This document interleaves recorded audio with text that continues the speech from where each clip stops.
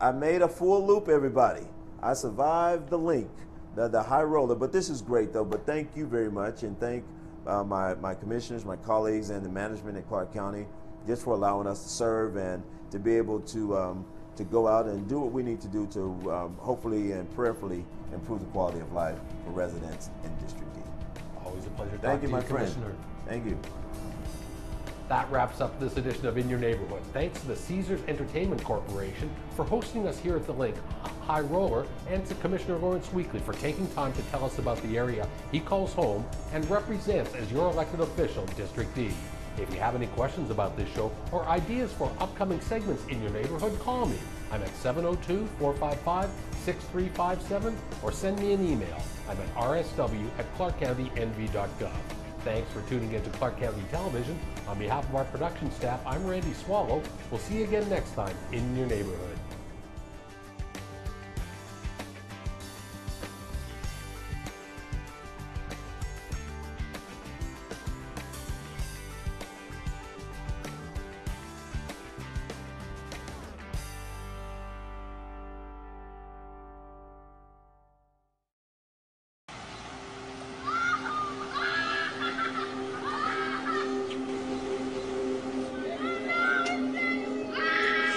Yep. Look, it's floating. The car's floating. There's a shelter pet who wants to meet you. Meet one today. Visit theshelterpetproject.org. Adopt. Our community, our home, Clark County, Nevada. Thanks for watching Clark County Television. Straight ahead on UMC Digest, we'll head into the classroom for a stuffed animal clinic, learning what happens when Jeffrey swallows a penny. Also, how this robot can perform surgical procedures more accurately than even human hands. And how you can help save a life by knowing exactly what to do in an emergency. The UMC Digest starts right now.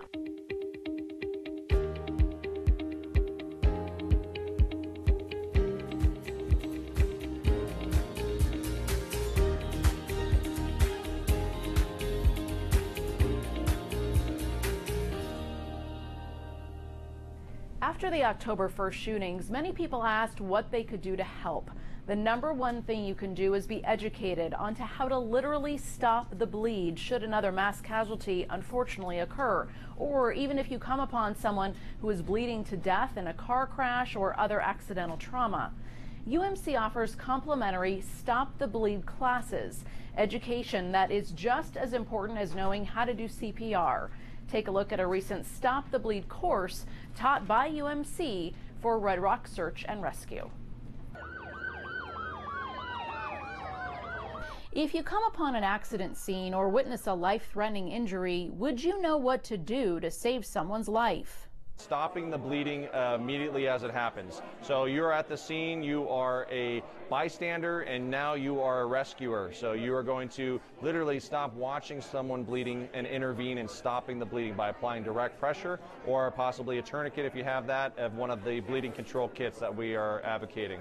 Knowing what to do before someone is literally bleeding to death in front of you could save their life.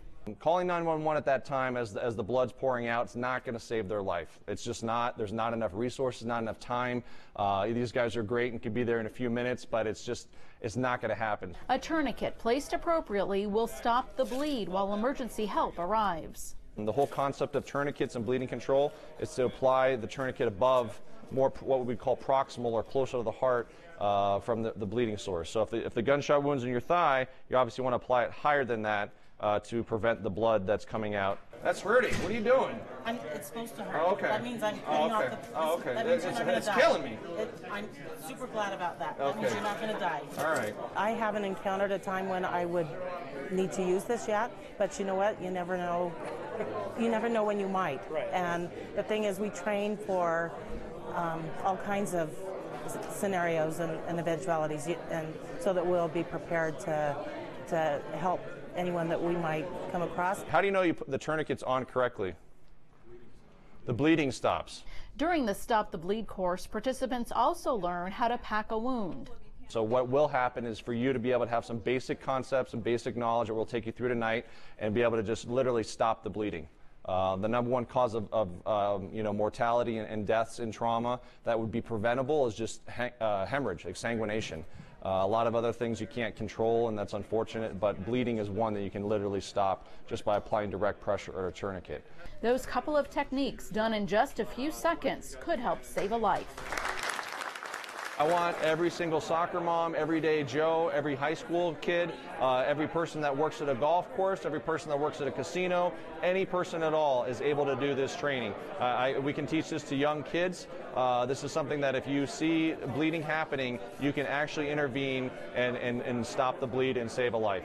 Here at the UMC Trauma Center, we have a 97% survivability rate, including patients who come to us with less than a 1% chance to live. We are very proud of those statistics and also aware that even with the best of medicine, sometimes patients are given a life-limiting diagnosis or, despite best efforts, are on a journey to the end of their life. UMC's Integrative Therapy and Tranquility Program helps to make those moments more comfortable for patients and their families. A little bit. Were you feeling that? In my stomach. In your stomach? At UMC, healthcare is about more than medicine and procedures. So let's not talk about the treatment part anymore. I just want to find out how you are. UMC's palliative care and integrative services takes our treatment pathway to a new level. We're not just going in, just pushing some meds and leaving the room. We're with the family, we're bonding. You find out the whole, for me it's holistic nursing because I'm a holistic nurse as part of the Tranquility Program too. So I like to think of the whole family. So when you go in and you're working with the family and finding out what was that person like, what were their goals, what did they want, what was important to them, who's their family members, who's at the bedside with them. It guides the family basically with the end of life choices. I mean, a lot of family doesn't know where to go. Most patients come in, doesn't have advanced care planning, doesn't have a living will, and they just listen to maybe one physician or a couple of the residents. Having Dr. Estrada and their team come over here pretty much explain what's palliative care, what's hospice. It's really needed. I mean, I'm glad that we have it here at UMC. Patients with life-threatening injuries or life-limiting illnesses such as cancer, dementia, cardiology, or stroke issues that come along with burdensome symptoms can all benefit from palliative care. The frontline teams are really great at having those discussions. They talk with families. As most of us know, when there is difficult news that is coming up, sometimes you hear a little bit of the news or parts of the news, or you just need some sort of gentle reinforcement. So we are the second line team that comes in to support the frontline team's assessment. We affirm prognosis, and then we let them know from a risk to benefit standpoint what is happening with treatment, what are the best treatments, what treatments may be more harmful than helpful, and what treatments could be contributing to a good quality of life. So we help them weigh the risk to benefit, and we help them make some very difficult decisions together. Lab tests and clinical observations can help physicians and families with those decisions. Then palliative care is used to care for patients and families. We're able to help families and patients understand the situation, and we look at how to make these moments the best moments possible for the patient. And if it's pulling back on some of the aggressive treatments to just honor whatever process is happening, whatever journey is happening, it makes for a better journey for them. We don't have to palliate symptoms caused by very aggressive, harsh measures if they're not appropriate. In a true end-of-life situation, they're walking that walk, and my team and I are walking that walk with them. That walk with Dr. Estrada turns from clinical to very caring. I can speak for myself and my team when I say that every time we approach a patient and a family, we approach them as if they're our own family. In a hospital where we are so proud of saving lives, it's equally honorable to create an appropriate end-of-life experience for our patients and their families. We figure out what they would want, the music, if they would want to be clean and fresh, or what blankets they'd want around in their pictures. And then we do everything we can to make sure they're very comfortable, to make sure that family's around and very close. No matter what we're doing, even if we're removing a patient off ventilatory support, we bring everyone close in there and we make sure they're holding their hand and they're with them, and then we take a step back. Those are important and sensitive moments for our families. I've always been very proud of my job and the job our team does. It's quite incredible, although death and dying can be devastating, as I mentioned. It's happening. It's something we can't control. One is being called to a higher power, to a higher place. And there's nothing any of us can really do about stopping that process. I mean, we try to sometimes, but there is also a way of honoring that process, so it's a change in thinking. It's a change in culture. That change in thinking, when everything possible has been done from a curative standpoint, honors the process of life and death. When you think about it, one is going on a certain journey, may it be a very difficult, burdensome journey with a serious illness or an end-of-life journey, the journey's happening. They can walk this walk with us or walk it without us. And luckily at UMC, they have the option to walk it with us. And if we do our jobs well, and we work so hard to do that, under our watch, they will not suffer. So because we can alleviate suffering and enhance one's quality of life, no matter what the situation is, it makes it the best job in the world. When we come back, we'll take you to UMC's newest primary care location, where you can have your own personal physician. That's coming up on the other side of this break. There's no time for downtime. Better get better, quick. UMC Quick Care has 8 locations, and you never need an appointment. So get in and get better. UMC Quick Care. Find a dock in my neighborhood. The nearest dock is the Port of Long Beach, 284 miles away. Find a dock. Doc! Calling Doug. Finding a family doctor in your neighborhood is as easy as visiting a UMC Primary Care. Locations valley-wide, there's one near you. Find nearest Thai food.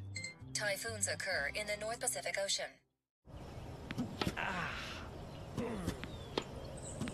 There's no time for downtime. Better get better, quick. UMC Quick Care has 8 locations, and you never need an appointment. So get in and get better. UMC Quick Care. Welcome back to UMC Digest. We're glad you're with us. UMC offers the full range of health care for your family, from our quick care locations where you can get in, get out, and get better quick, to our main hospital and primary care, your own personalized physician to take care of you even when you're feeling well. Hi, Kim. Hi, good afternoon. Dr. Tan has been Kim's primary care physician for 5 years. So you sit here? Right here. Primary care physicians serve as the overall director for your health. The primary care is the one who would treat the patient as a person rather than a disease. And preventative maintenance, just like you do with your car, is key to your overall function and health. Let's give an example about the 50 years old and above. So everybody, as in everybody, when they reach 50 years of age, needs colonoscopy. All female, when they reach the age of 40, they should have a screening mammogram. Blood pressure screenings and cholesterol checks can help catch the signs of cardiovascular disease before it's too late. They are making a gamble in their health. That's certainly. If you are not seeing your primary care, then you are missing the benefits of a health screening. Sharing your medical history, having up-to-date screenings, and yearly visits with your primary care physician helps build a meaningful partnership in your overall well-being. Patients can feel when they can trust their provider. Their demeanor, the way they interact with you. When you say things to your provider and then they pull through with their promises that I'm going to do this for you, I'm going to help you get to your goal in terms of your health. When everything gets fulfilled, I think that's how you build that bond. A bond that has helped keep Kim healthy for years. Dr. Tan always sits with you, always, make sure that before you leave the door, that we both understand that this is our goal, we're both gonna reach it, and you agreed, you put your opinion, I put my opinion, and then it's a collaboration between the patient and the doctor. UMC's new electronic medical record called UMC Connect helps you further stay connected with your health. You can easily view lab results and upcoming appointments. Children's Hospital of Nevada at UMC is the only children's hospital of its kind in Nevada. We're home to Nevada's only designated pediatric trauma center, offering the highest level of care available anywhere in Nevada. Last year, we saw a devastating rise in child abuse deaths, children coming to us with fatal injuries at the hands of a caregiver. So now we're reaching out and speaking out, educating our community on how to prevent child abuse. Dr. Jay Fisher is the medical director for Children's Hospital of Nevada at UMC's Pediatric Emergency Department. He cares for the sickest of sick, those with life-threatening illnesses. But the most heartbreaking patients for him are the ones who suffered their injuries at the hands of someone else. These young children are defenseless and at the most vulnerable part of their lives. They deserve the right to grow up. Shockingly, child abuse rates have doubled from 2016 to 2017. Any number above zero, of course, is too many, but we cannot stand by idly as a community or at the Children's Hospital of Nevada and see this number continue to rise. So we're calling upon all of you to help us to address this difficult problem. Oftentimes, it's a little-known caregiver creating a pattern of abuse. You should know that child abuse fatalities typically aren't an isolated incident. It isn't usually just one event. There's typically numerous events that have antedated these fatalities. Signs of abuse include malnutrition, poor hygiene, unexplained or odd bruises or burns, delayed development, or when a child appears frightened of a parent or caregiver. Be very careful who you ask or hire to watch your children. I would say specifically, obviously, that anyone with a substance abuse issue should not be caring for children or babies. That substance abuse can be alcohol or any of the other substances that you see abused in your community today. And all parents can always use a reminder about the importance of a timeout for themselves. We also ask caregivers to take a moment when they individually feel overwhelmed in their role as a child caregiver. We all here at UMC are mothers and fathers and aunts and uncles of young children.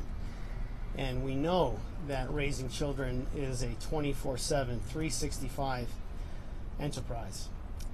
And that these stresses can make each and every one of us, no matter how strong, have points of weakness. We ask you to pause during those times and step away so that you don't become embroiled in a situation that could lead to a child death. When we come back, we'll head inside the OR for an up-close look at the Da Vinci robot. That's coming up on UMC Digest next. You never know when you can't really see whoops, coming. And sometimes you just can't avoid the old life is full of surprises. So when life pulls up, get to UMC Quick Care. For life's bumps and breaks, sneezes and wheezes, one of our Valley locations is ready and waiting to save the day. So you can get in, get out, get better, quick. UMC Quick Care. Mom, we're out of cereal. Can I go to Jennifer's tonight? No, you said you were going to take me to dance. There's no time for downtime. Better get better, quick. UMC Quick Care has 8 locations, and you never need an appointment. So get in and get better. UMC Quick Care. Welcome back to UMC Digest. UMC is home to the most advanced surgical technology with robotic surgery that allows for faster recoveries and better outcomes. Now UMC is one of the only places in the West to offer robotic surgery for children. This is the Da Vinci robot, capable of performing surgical procedures at the hands of a skilled surgeon actually sitting steps away from the patient. One of the nice things is when you put your head into the console, is actually when the robot gets activated. So if I'm out here talking, the robot's not going to do anything, even if my hands are here. And when a surgeon is at the helm, surgical procedures can be done with shorter hospitalizations, less pain, and less pain medication for adults and pediatric patients alike. The Da Vinci system translates the surgeon's hands at the console to very precise and fine movements on the patient. And by doing so, that decreases the tremor, decreases any abnormal manipulation, kind of increases the efficiency of a surgery. Which all leads to decreased complications. So we're less bleeding, less inadvertent injuries to other structures, the ability to do more complex surgeries with the robot in more precise fashion. Removing pancreatic and lung masses and kidney transplants can all be done robotically. Compared to open surgery, there's no comparison. Open surgery, you have big scars. And UMC is one of the only hospitals offering this caliber of surgical care for younger patients. 2 local Las Vegas families have gone above and beyond, donating so generously to Children's Hospital of Nevada at UMC. Jerry and Jenny Shear know too well what it's like to have premature babies in the neonatal intensive care unit, and it was important for them to give back.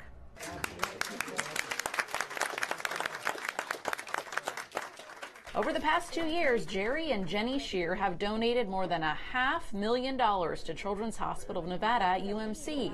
Part of that donation was used to buy state-of-the-art incubators called Giraffes for our tiniest patients. The critical care beds support healthy neonatal growth while protecting neurodevelopment. This is really used for resuscitation, so it's all integrated in one. You don't have to have any extra equipment. That very kind donation helped us to purchase 3 of the Giraffe care stations. You see now that they have state-of-the-art equipment to help care for children in the NICU, in the emergency room. It really does our heart good to know that other parents are going to have the best opportunity to see that positive outcome for their own children. In addition to that equipment, another donation from the Shear Family Foundation helped buy infant car seats for our babies going home for the first time and treated our patients, families, and staff to a big holiday celebration. My wife Jenny and I could not be happier to see this equipment here at Children's Hospital at UMC being put to good use.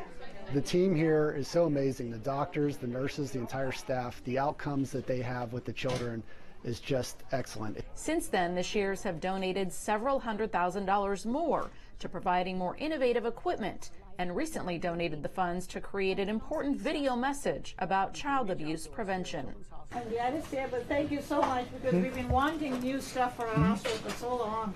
We provide excellent care here, but we were somehow not having the funding to be able to get the latest and do the best for our children in Nevada. And with you guys coming on board and becoming our partners, it has really helped us a lot. Today is a very happy day for us, but it's a happier day for the hospital and the Las Vegas Valley, and that's what's important to us. The Shear family donation is entirely appreciated by UMC staff and our patients and their families who benefit from your generosity. Thank you. Children's Hospital of Nevada at UMC hosts a stuffed animal clinic at local schools to help give children an inside and very fun look into the world of healthcare. Take a look at how Jeffrey the giraffe became our patient and how these students might become the next generation of doctors and nurses. Can you hear that? Yeah? Now let's listen to your giraffe's heart. Do you hear that? Does he sound okay? All right, you're my expert. A first look inside healthcare for these students is a bit less intimidating thanks to Children's Hospital Nevada's team who takes the stuffed animal clinic on the road. So we get the penny, we put it in a bag, and we send it to the lab. All right? So now he's fine. He's good to go. In this particular case, Jeffrey has swallowed a penny, which sends him to the hospital. Then all is well. Well, until he snaps his giraffe limb. So I took the picture. Now we come over here and that sends it to my computer so we get to look it up. And let's see if it's really broken. What do you think? Where's the break? Yep, that's it. That's a broken leg, all right. No worries though, Jeffrey gets a quick cast and he's on his way. Probably feels better now, huh? There's that, and then you're going to go over to the pharmacy. Toys R Us generously donated the giraffes for our clinic, and this little guy sure seems to get into a lot of mischief. He was really hungry, and his mother accidentally put a penny in his dinner plate, and he accidentally swallowed it, and now he needed to go to the hospital. We're hoping to introduce the kids in their own little atmosphere to the healthcare. So they'll be going through different departments, for instance, triage, respiratory, radiology, to kind of get them the feel of what a hospital visit would be like. And at the same time, these kids are our future. So hopefully we could get them into our healthcare and get them into being future nurses, doctors, respiratory therapists. Thank you for joining us for this edition of UMC Digest. For more information on all of the stories you've watched, please head to our websites. We have two of them, umcsn.com and childrenshospitalofnevada.org. You can also find us on social media. We'll see you next time right here on Clark County Television. Until then, take care.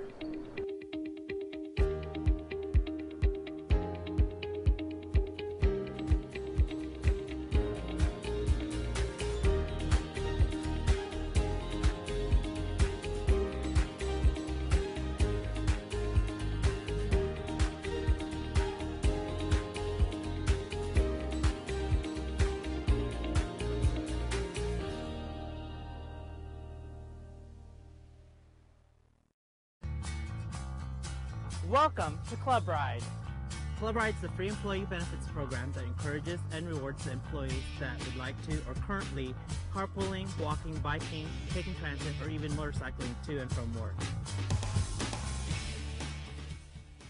Club Ride has excellent programs and services for commuters, such as Guaranteed Ride Home, Club Ride discounts, Easy Rider, and the monthly price drawings. Club Ride Rewards is a program that rewards commuters every month for clean, green commutes to and from work. As a Club Ride member, you can win cash and prizes every month. It's a great thing. Oh, we love winning the awards. We've been carpooling over 11 years now. We were doing it before it was the thing to do. I think I'm a better driver. No, I'm the better driver.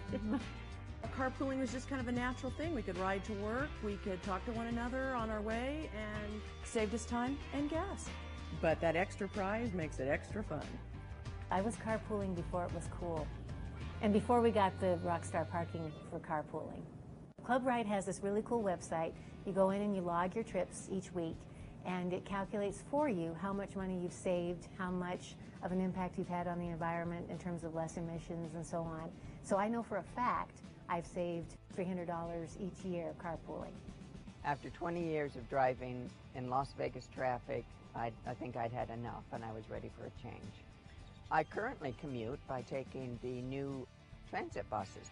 There's a new park and ride in my neighborhood, so I just drive over there and hop on the bus.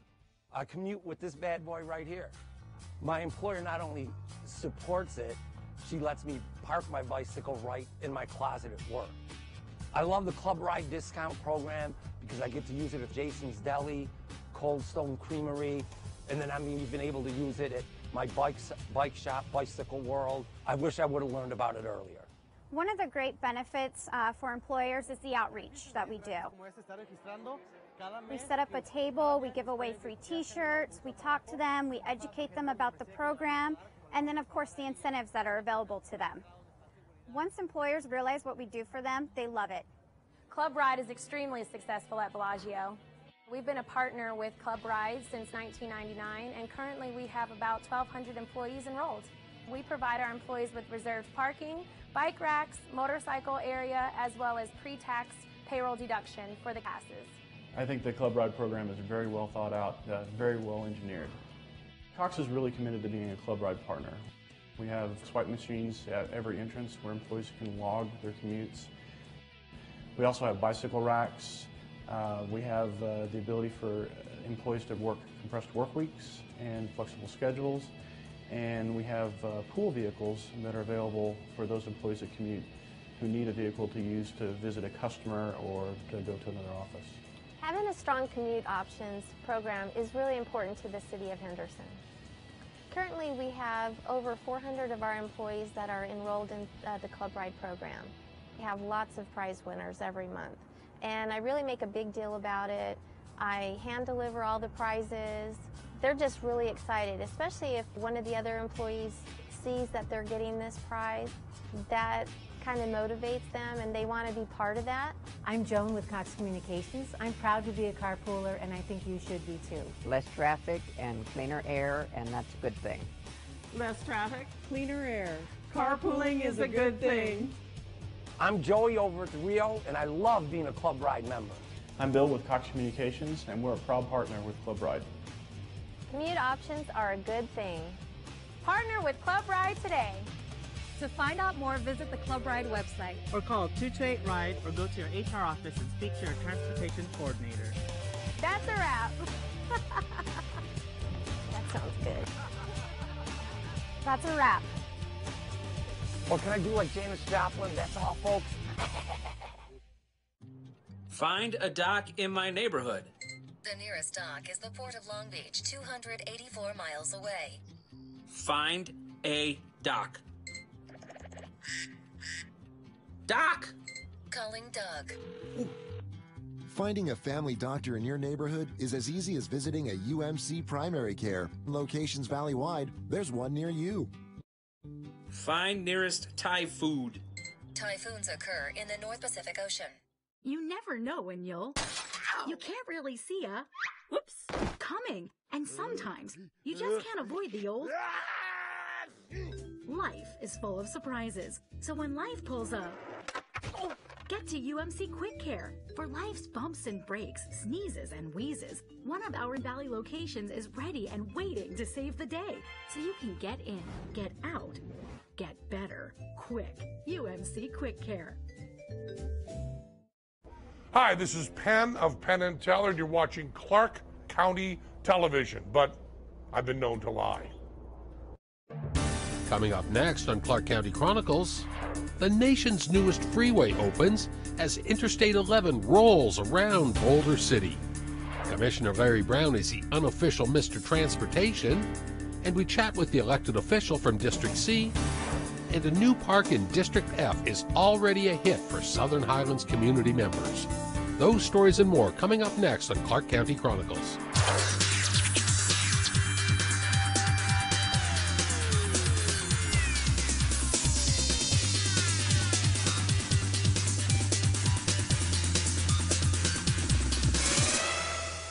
Hello, I'm Randy Swallow. Welcome to Clark County Chronicles.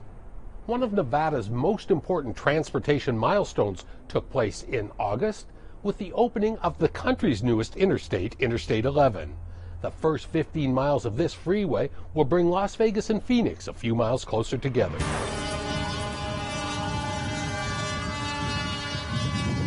A convoy of Las Vegas paving rigs and NHP Trooper pace cars signaled the official rolling out of Interstate 11 just a couple miles south of the Hoover Dam. Since April 2015, construction crews diligently created and carved out a highway in and around the El Dorado Mountains, an engineering masterpiece that created more than 4,000 jobs in design and construction. The 15-mile stretch links Railroad Pass south of Henderson with US 93 near the Colorado River. Federal Highway Administration is proud to have made $400 million available to make this Interstate 11 a reality. The project has many benefits, including removing truck traffic from Boulder City and giving our truck drivers a safer, better, faster, and more direct route around the city. Built at a cost of $318 million, the federal project was split by the Nevada Department of Transportation and the Regional Transportation Commission of Southern Nevada. You've heard that someday, from the borders of Mexico to our south, to the Canadian border to our north, I-11 will be complete. But you today are part of where it all began, right here in Boulder City. And RTC Chairman Larry Brown hosted a few hundred guests and a few bemused bighorn sheep at the grand opening ceremony. The festivities took place right on the interstate at a scenic overlook with an expansive view of Lake Mead. Transportation officials eventually expect I-11 to run from Mexico to Canada. Investing in infrastructure such as I-11 creates long-term commerce and economic growth. As you probably know, Boulder City contributed most of the land for this project, supplied all the water, coordinated construction with NDOT, with RTC and all the contractors, and endured the many years of backup and bottlenecks that got us to this point. Many of the invited speakers spoke of how this 4-lane highway will help or harm Boulder City. Most of the estimated 34,000 daily vehicle trips will bypass Boulder City, but will alleviate traffic in town. But using I-11 will save motorists about 30 minutes of travel time. Fascinating, isn't it, that a construction project, a good construction project, can bring so much economic benefit to our area and to our valley.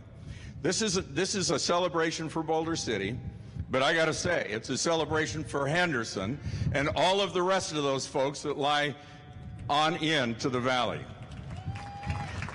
We're thrilled to death. Boulder City residents, including State Senator Joe Hardy, insist the little town by the dam will be just fine. People have called it the Boulder City Bypass. I would like to call it Boulder City's gateway to Nevada.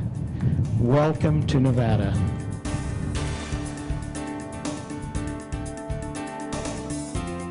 In his role as the chairman of the RTC of Southern Nevada, Commissioner Larry Brown is an expert on all things transportation. I recently had a chance to sit down with the commissioner and talk about I-11, fuel revenue indexing, and much more. Commissioner, thank you very much for joining us here today. Obviously, we want to talk some transportation issues, starting with I-11. That was a huge day, it's going to be a game changer for two states, a lot of cars. You emceed the event. What a great day. No question. Historic event in that Senator Joe Hardy, representing the great city of Boulder City, talked to me before the event and said he had first heard of the plan in 98 or 99, and then it certainly got momentum. The biggest thing was when Congress designated the corridor as an interstate. And as we heard from many of the speakers, Las Vegas and Phoenix are the two largest metropolitan areas that do not have any interstate connectivity. So when it was designated, then both Arizona and Nevada geared up as far as how we could best go about it. Now the critical part in Nevada was our ability to take people from the dam heading into town and go around Boulder City, because it's always been a traffic nightmare, especially during the busy time of the year. Has had a tremendous safety impact on Boulder City. So that was where the focus was. And that stretch of I-11 now complete is literally the first real tangible piece of I-11, which is why, again, it's historic. As we stated at the event, it may take 20 years, maybe longer, to go from the Mexican border to the Canadian border on the I-11 corridor. But the fact that we have opened up our I-11 segment is where it all begins. Everything starts in Boulder City, and ideally Arizona will get their piece done. And we're right now looking how we get I-11 designated through the valley. There's 2 or 3 options they're looking at. And then when you get out into the northwest, past the Paiute Reservation, then certainly they'll take a corridor up through Reno and ultimately out of the state. So a big event, wonderful speakers. The entire delegation was there. Had a lot of state legislators, community leaders, past electeds that have been involved in the decision. The Chamber of Commerce, Mary Beth Sewall spoke. But it was significant because it highlighted the collaboration between not only the RTC, but the Department of Transportation and the federal delegation. That kind of collaboration results in a project like that. And what was interesting, there were actually 2 projects, one built by NDOT and then one built by the RTC of Southern Nevada. Yeah. It was FRI, which I'm sure we're going to talk about, enabled us. We have an infrastructure pot of money now that will enable us to really accelerate the needed infrastructure, road and highway infrastructure in the valley. But for the fact that fuel revenue indexing money became available, we would not have been able to accomplish that in the time period that it was done. Commissioner, talk a little bit about some of the FRI projects in your district, District C. I know there's some improvements around Lone Mountain as it connects to the 215 in and around those areas. Very much so. It's interesting, when we first got enabling legislation to do a test FRI, and the County Commission approved it, there were commitments made, not only by the Clark County Commission, but the RTC, to the community that if you enable us to raise the gas tax, we will dedicate that money to specific projects.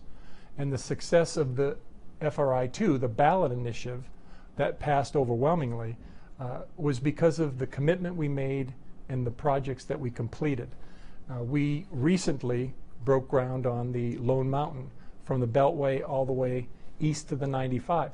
That was the first project of the FRI2 money, and we have a report card on the FRI1, and the RTC and the community and our member agencies deserve an A, because what we promised 3 years ago, we delivered on.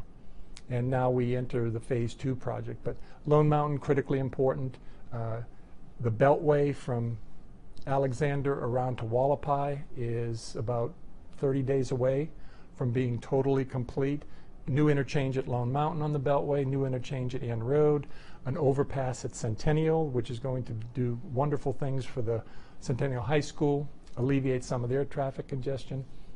So FRI has been a game changer in that the investment we can make in infrastructure now, we've never had the ability to this degree any time in our past.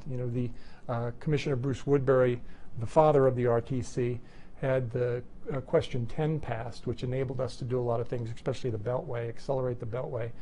But this FRI money gives us a 10 to 15 year, possibly longer window.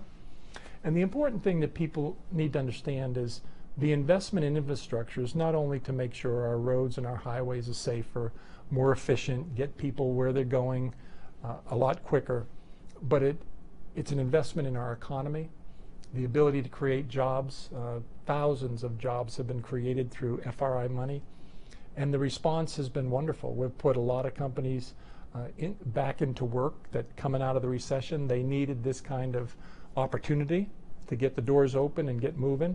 We've seen a couple of the companies start to grow their employee base, and that's all good news. And it comes down to the fact that the community as a whole supported FRI, and I strongly believe that that support came from us fulfilling the commitment that we gave on the initial FRI1 money.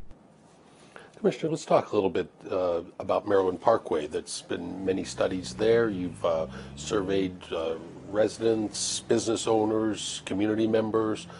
What is happening on Maryland Parkway? What would you like to see happen to improve that? Maryland Parkway, first off, was chosen because it's certainly one of our busiest north-south routes on the RTC fixed route system. This pilot program, or the study that was the pilot study, took it from the downtown area, UMC Medical District, all the way up Maryland Parkway through the university, ultimately to McCarran Airport. And the importance of picking that corridor is because it also serves as almost the backbone of all the other routes east-west. They all connect in or through Maryland Parkway. And what we certainly looked at is what are the next generation options? Is it heavy rail? Is it light rail? Is it BRT, which we've seen successful down in the downtown area? Is it just expanding the roadway and increase our bus service? That was what the study looked at, is what are the best options? And they certainly came down to a light rail and a BRT option. The advisory committee recommended light rail. A lot of the justification was light rail is more permanent. That in turn hopefully will bring business investment down there, the redevelopment of the whole corridor. But it's also a chance to see what a next-gen transportation system is going to do. Does it increase ridership? Does it increase efficiency? Does it reduce congestion? All these things are going to come to fruition as far as knowing what's next in the overall transportation network. We look forward to seeing what continues on there. Let's talk a little bit about mass transit. specifically RTC. Obviously, it was a win for the Vegas Golden Knights games that they had dedicated buses, and I'm sure that little stadium being built there, shuttling 65,000 Raiders fans, are going to rely much more on mass transit, and that is going to be a big part of the transportation picture. It was amazing that what started out as, hey, why don't we try this, turned out, originally we were going to do up at Centennial Hills, a service from that area directly to the stadium. Then I picked a southern point just to see if we could have people come park in our lots and ride the bus into the games. Well, that expanded quickly because the response was overwhelming. And it was another indication that we have to remain creative. The old way of doing things, getting in your car, driving, trying to find a parking spot, especially down in that strip corridor, that was a great foreshadowing of what I think will happen with the Raiders Stadium and other transportation. That's a piece of it, the express services from the RTC, but now you introduce whatever we select on Maryland Parkway, the impact of Lyft and Uber, the autonomous vehicles. There's talk about doing something different on the strip. We don't know what that is, but looking at ways and the technologies that are going to, again, reduce congestion and increase efficiencies. And it's not a selection. It's not a light rail or a BRT or an express route. It's multimodal. There's going to be a lot of pieces of this puzzle. For instance, the monorail, which ideally people wanted to go down the strip to downtown. Ultimately, they had to go back of the house on a lot of the properties to the convention center. But now they're talking extending from MGM to Mandalay Bay. And what does that do? Is that going to increase ridership as far as our everyday passengers? Probably not.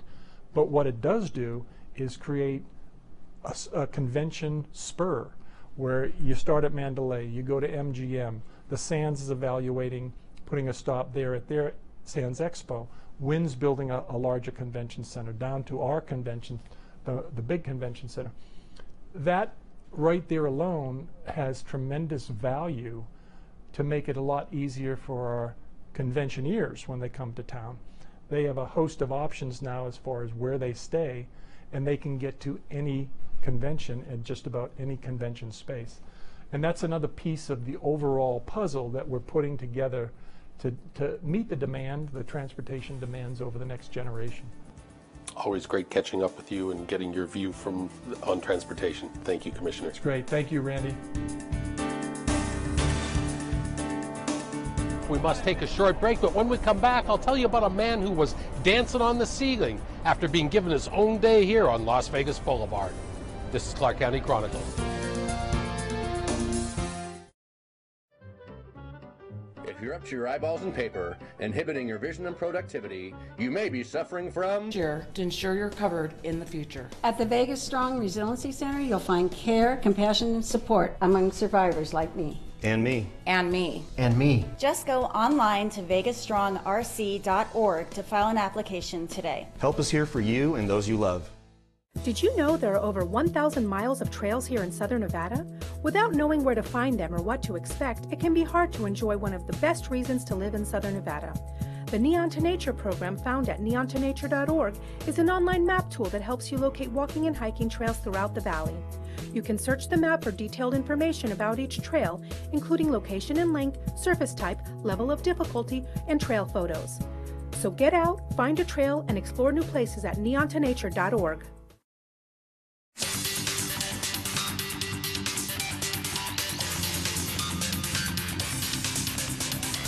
Our crime-fighting heroes from the Las Vegas Metropolitan Police Department teamed up with Commissioner Jim Gibson to deliver supplies to 10 local schools. Wow, look at all that stuff. A group of Metro officers and personnel spent some time in school. And they're all full. They're full. Several schools, in fact. Well, thank you so much. All right, thank you. As they handed out books, backpacks, and other supplies. Yes. On this picture-perfect morning, they met with the staff at J.M. Ullum Elementary, one of a handful of Southeast schools selected by Metro. We went through with the Stop Coalition. We identified 10 schools that were in essentially desperate need of school supplies.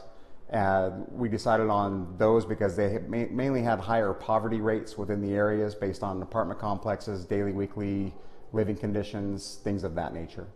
This effort is part of the STOP Coalition. That's Safety Through Outreach Prevention, a proactive approach for law enforcement interaction with the community and citizens in the Southeast Area Command. The STOP Coalition has many different groups involved with it. It has everything from business representatives along Boulder Highway. It also has our county commissioner liaisons. It also has faith-based groups that are involved that come out and support us. All of that together, we identify problem areas that we can go work with.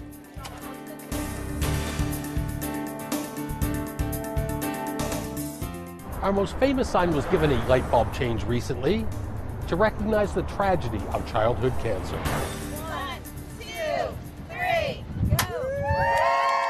A pair of county commissioners joined representatives from the Candlelighters Childhood Cancer Foundation of Nevada on a golden morning at the Welcome to Las Vegas sign. The gold light bulbs signal awareness for the Candlelighters' annual Shine Gold campaign every September. Today is a very special day for us as we continue the momentum of our 40th anniversary year of service to the community and the official kickoff for our 3rd annual Shine Gold campaign. Shine Gold Month is an opportunity to draw awareness around childhood cancer and support our superheroes along their journey. Please remember them, not only the month of September, but every day. The Board of County Commissioners presented the Candlelighters a proclamation in recognition of their 4 decades of serving kids in our community. The organization's dedicated staff support more than 600 children affected by this horrible disease each year. It's almost like you can't get the right words. And the reason is because when we speak about cancer in children, what could be more important than saving every life? And I mean every life.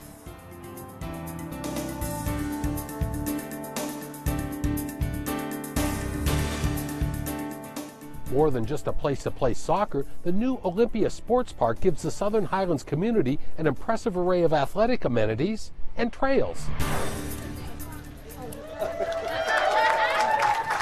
Southern Highlands executives joined Commissioner Susan Brager in opening the Olympia Sports Park. 3 lighted soccer fields that can be used for other athletic purposes are nestled in the foothills and provide a stunning backdrop for the park. Several miles of trails offer vista views and individual exercise stations for recreation and hiking. 6 basketball courts are already being used by young hoopsters, and one of the county's most unique playground splash pad areas will cool and delight park visitors. The sprawling 17-acre park is the latest gem at Southern Highlands, which last year was named the best master plan community in Clark County. Standing here today feels so good. You know, we had that downturn for a while and we weren't able to do a lot, and now we're able to have a park. And not just a park, but a park that serves a community. And it brings people together. Today, just seeing all of you out here just is heartwarming. Hey guys. Olympia Chairman Gary Goet gave away dozens of soccer balls to some youthful future stars. Set, go. Olympia Company is a developer of Southern Highlands, and they constructed the park, which will be turned over to Clark County and become a benefit to the public. And this park that you're looking at has cost us $8 million, and we think when you walk around it, hopefully you'll see the great value in it. And I think the design's been good, and we worked heavily with the county to make sure we got it all right.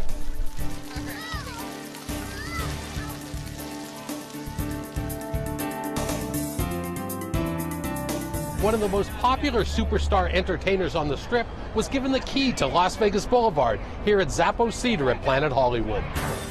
I am proud to officially declare tomorrow, Wednesday, August 15th, Lionel Richie Day. After Commissioner Jim Gibson declared the day Lionel Richie Day, the musical giant planned to celebrate. He sold more than 100 million records, has won Grammys, an Oscar, and Golden Globes. And the multi-platinum artist is winding down his stay at Planet Hollywood. We are also incredibly honored and proud to present you today the key to the Las Vegas Strip. The icon also received another honor, the key to the Las Vegas Strip. All the hits, the Las Vegas residency. His show, Lionel Richie All the Hits, gives audiences a magical musical journey from hello to dancing on the ceiling. To get this honor in this town, which is the toughest town in the world, because you have to bring it when you show up here. And the fact that I'm receiving the key to the city, if someone will please show me where the vault is, where I can use that. After thanking his original bandmates from the Commodores, Mr. Ritchie recalled a valuable piece of guidance from the legendary George Burns on how to have a long career in showbiz. Tonight, I'm just honored to be here and to be a part of this Las Vegas story. And many more years to go, according to George Burns, who gave me the best advice in the world, which is stay booked, kid. Stay booked.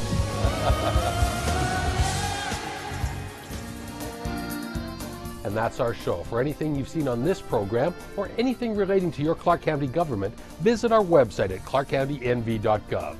On behalf of all of us here at Clark County Television, I'm Randy Swallow. We'll see you again next time here on Clark County Chronicles.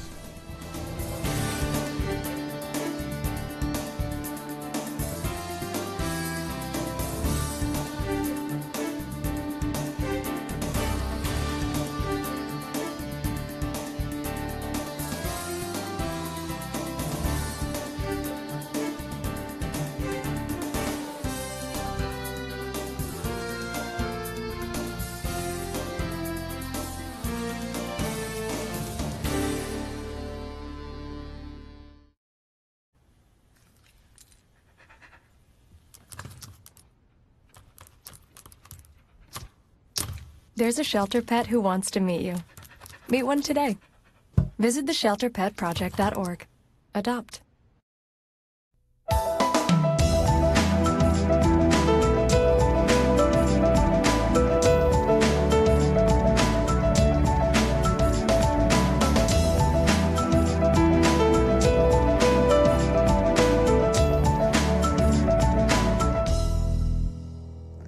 Since the earliest days, entertainment played a part in the hotel casinos of Las Vegas, but it was in the 1950s when Las Vegas gained the reputation as the entertainment capital of the world, and the dancers of the chorus line were at the center. The bomb was not the only thing to explode in 1950s Las Vegas. Showroom and lounge entertainment became the hot attraction that brought customers to the casinos over and over again. Hundreds of women danced their way to Las Vegas as members of chorus lines.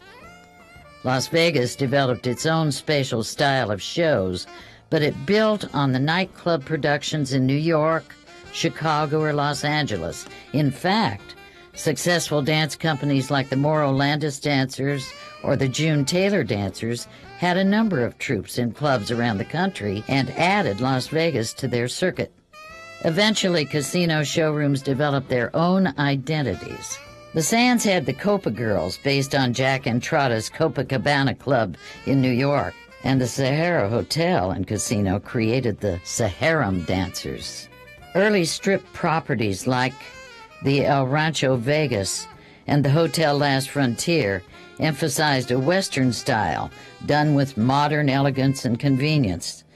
Cowgirls and glamour girls promoted that theme at the property and its advertising around the world. Many of the women who came to dance in Las Vegas were hired in other cities. Los Angeles was a frequent audition spot, but dancers came from across the country and from overseas. Dancing for a touring company gave many young women a chance to work in their chosen field and led to lifetime careers for some of them. The explosion of showroom entertainment of the 1950s and 1960s occurred during the last decades of racial segregation in the United States. Black or Latino performers might appear as an act in the showroom, but not within an integrated cast. At the same time that notable entertainers worked to end the segregation, others found a chance to work in the racially separate venues that slowly became integrated in the 1960s. Nudity became a greater focus of showrooms by the late 1950s. Minsky's had partial nudity in its burlesque shows. But the Lido de Paris at the Stardust and the Folies Bergère at the Tropicana introduced a new style and a new icon, the Las Vegas Showgirl. The post-war Playboy era welcomed gladly the nude and the semi-nude showgirls and dancers. The size and spectacle of these newer productions marked a distinct shift that changed showroom entertainment for decades. Of course, female performers did more than dance and appear in burlesque shows.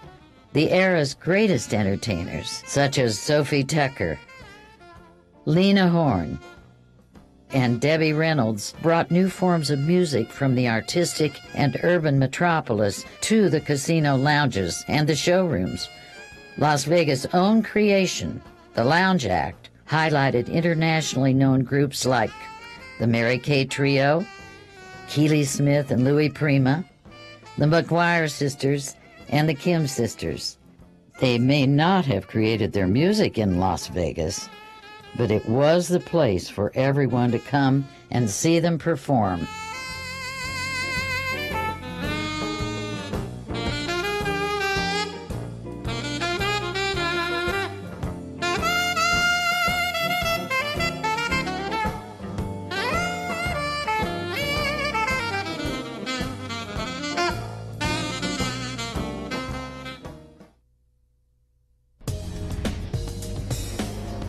You're watching Clark County Television, our community, our home, Clark County, Nevada.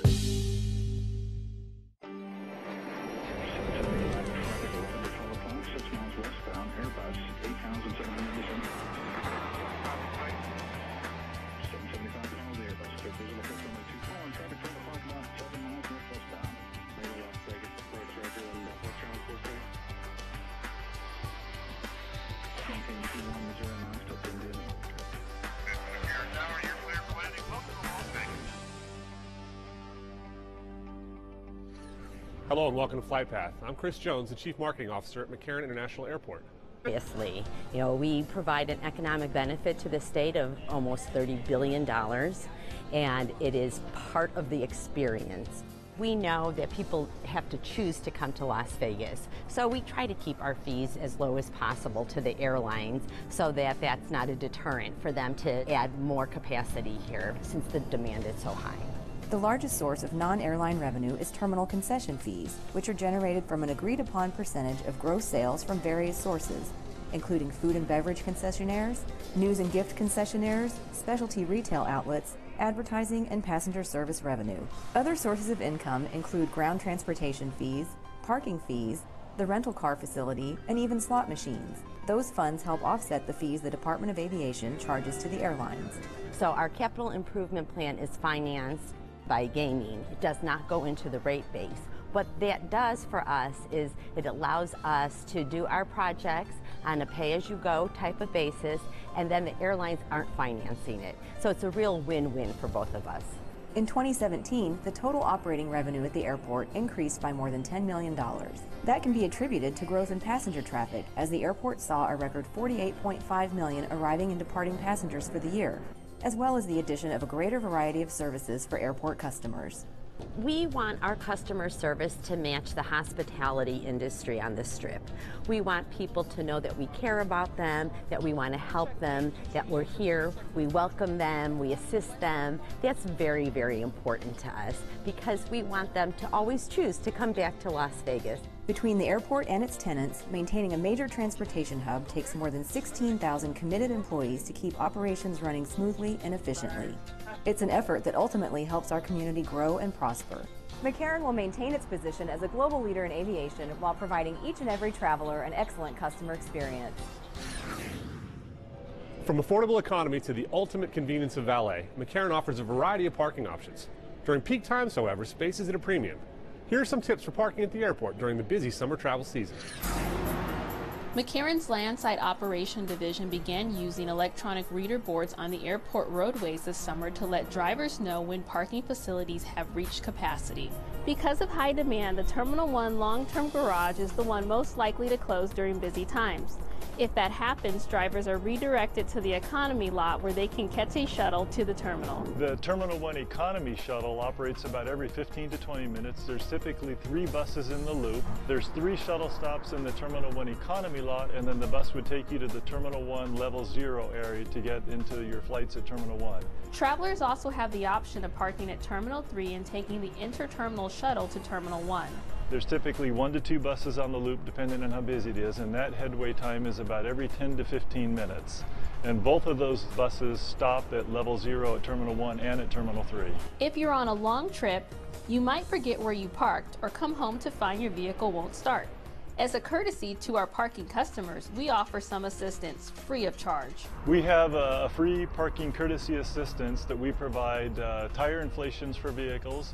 We'll do battery jump starts for vehicles, as well as help you locate your car if you can't find your car. If you choose not to drive yourself to the airport, there are several options available, including taxis, city buses, shuttles, and rideshare apps Uber and Lyft. Rideshare drivers will find the pickup areas are easy to navigate thanks to the addition of a red light, green light system similar to those used in hotel parking garages.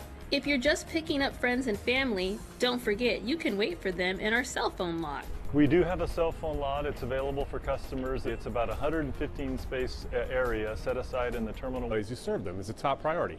Here's a look at a few projects that help prevent you from feeling the Vegas heat.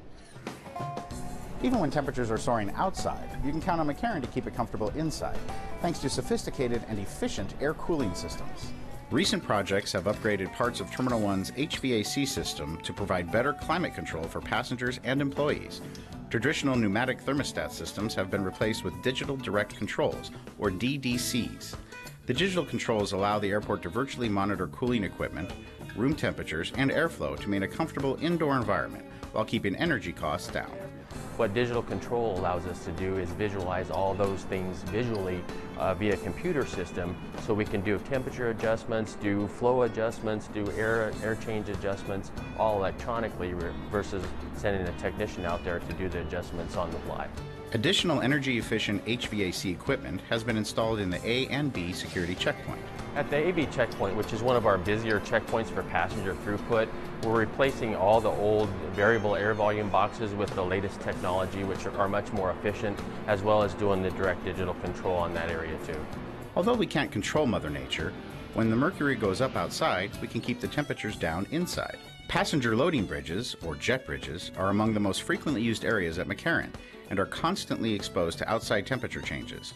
2 recent upgrades to these structures will help cool them in innovative ways. We did ceramic coating on all the outside so they reflect the heat, as well as doing what's called a PC air unit for those that's going to be 15% more efficient than the units that are on there now. You multiply that 15% efficiency over 114 bridges, and we're saving a lot of energy just doing that. In the D-Gates tram station, McCarran is addressing energy efficiency with a unique product. High-volume, low-speed fans installed in the ceilings help circulate the air and supplement the HVAC delivery system. And this area is a glass wall area, and it has trains coming in and out that push the hot air, especially in the 100-degree days, in and out of this facility. So we looked at a way to increase the flow of air in here without running our air conditioning system harder. New high-capacity mini pleat air filters in Terminal 3 increase energy efficiency while saving time and money. The filters capture small particles and can last 16 months to 3 years. Compared to old filters that needed to be replaced every 3 months, it's a great reduction in material and labor costs. McCarran has more than 30 dedicated employees working round the clock 365 days a year to operate and maintain the systems that keep indoor temperatures and our customers cool and comfortable. Las Vegas continues to be one of the world's most popular travel destinations. As a result, some airlines have increased service to meet that demand and provide more ways to get people here. Let's take a look at some of the recent additions. So far this year, the team at McCarran has been pleased to welcome additional international air service, opening up the entertainment capital of the world and all it has to offer to more visitors from around the globe. Brazil's LATAM Airlines launched new nonstop service from Sao Paulo to Las Vegas in early June. This is the first scheduled non-stop service between Las Vegas and Brazil.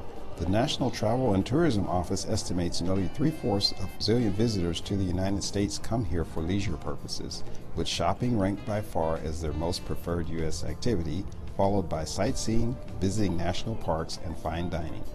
LATAM's summer seasonal service will run 3 times a week on Tuesdays, Fridays, and Sundays through September 30th. South America, and more specifically Brazil, is a market that we've been working on in Las Vegas to bring service to for more than a decade. Last year, more than 150,000 Brazilians visited Las Vegas by air, one of our peak years. To finally have the new nonstop service from LATAM is a big win for Las Vegas. McCarran International Airport is the gateway to the United States for travelers from Europe. British Airways resumed 3 times weekly service from London's Gatwick Airport to Las Vegas this spring. And German air carrier Eurowings began new nonstop service from Munich, its second Las Vegas route. Europe is always one of our key markets into Las Vegas for international traffic. Our partners at Eurowings expanded their service this summer. This is in addition to their already running Cologne and Las Vegas service. Domestic carrier Frontier is also expanding its reach in Las Vegas, adding nonstop flights to Calgary, Canada. These new and additional services are perfect for both the leisure visitor who wants to start their U.S. tour in Southern Nevada and business travelers who come to Las Vegas, the world's leading destination for meetings, conventions, and trade shows. As airlines continue to expand their air service offerings, McCarran will continue to do its part to provide a warm welcome to travelers from around the globe. Airports are self-contained cities, complete with conveniences and cultural offerings you'd expect in a traditional metropolis. McCarran's concourses are home to a variety of shops and restaurants and other businesses which enhance the customer experience and create economic opportunities for local entrepreneurs. Here's what the airport is doing to help those interested in doing business at McCarran. A mix of more than 150 concessions throughout the airport makes McCarran an ideal location for business owners who want to get their products or services into one of the nation's busiest airports.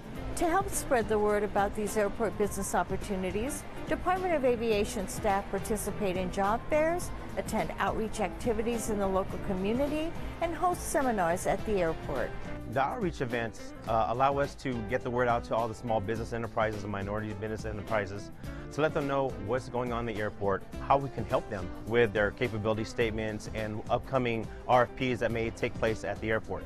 A concession program in an airport is an integral part of the whole operation. During outreach programs like this, airport staff provide valuable information about the requirements for operating in an airport environment, explain how McCarran's request for proposals or RFP process works, and discuss how business proposals are evaluated.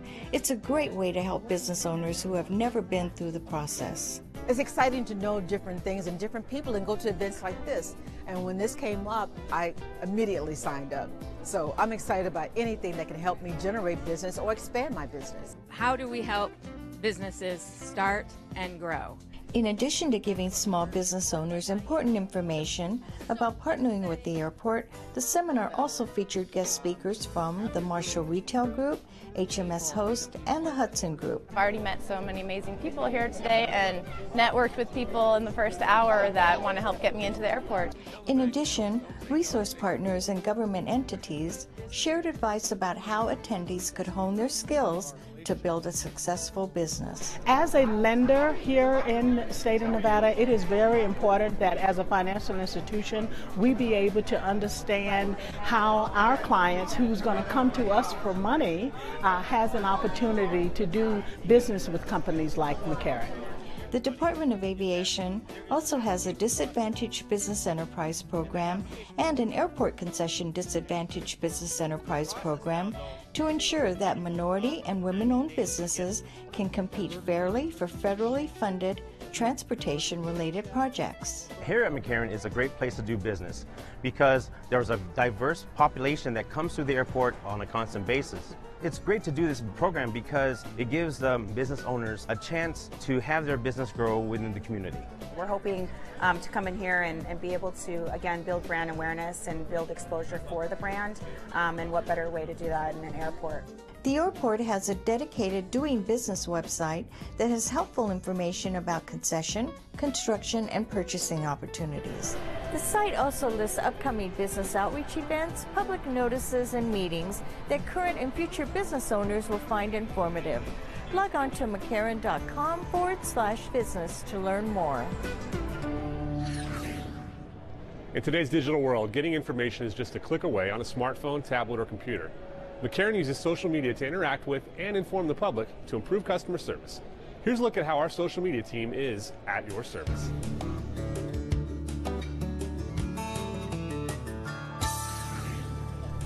Each day, more than 1.4 billion users log on to Facebook, and 500 million tweets are sent every 24 hours. McCarran International Airport launched Facebook and Twitter accounts nearly 10 years ago with just a few hundred followers.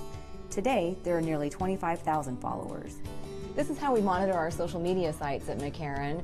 We encourage customers to follow us on Twitter so they can receive updates about things that might be happening at the airport and provide us with feedback about their experience here. McCarran's social media sites are excellent resources for the public. Travelers can view airport updates on everything from construction projects to new retail and restaurants.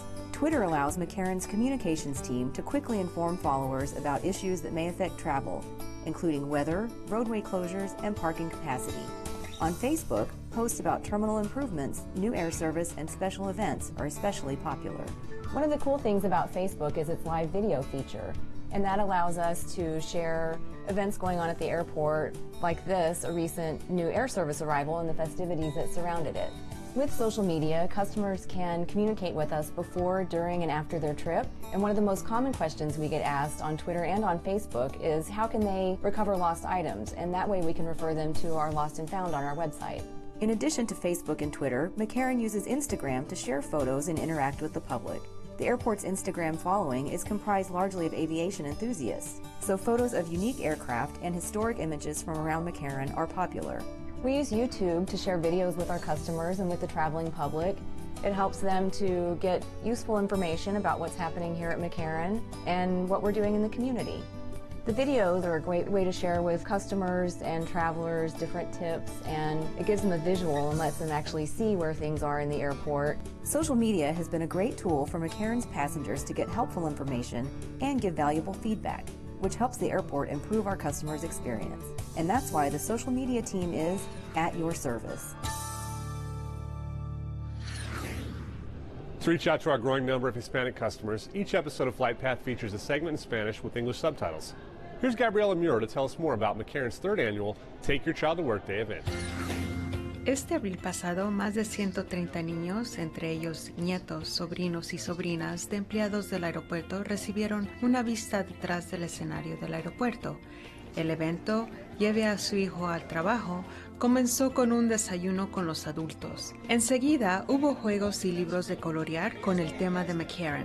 A lo largo del día, los niños aprendieron que el aeropuerto es un lugar dinámico y emocionante para trabajar.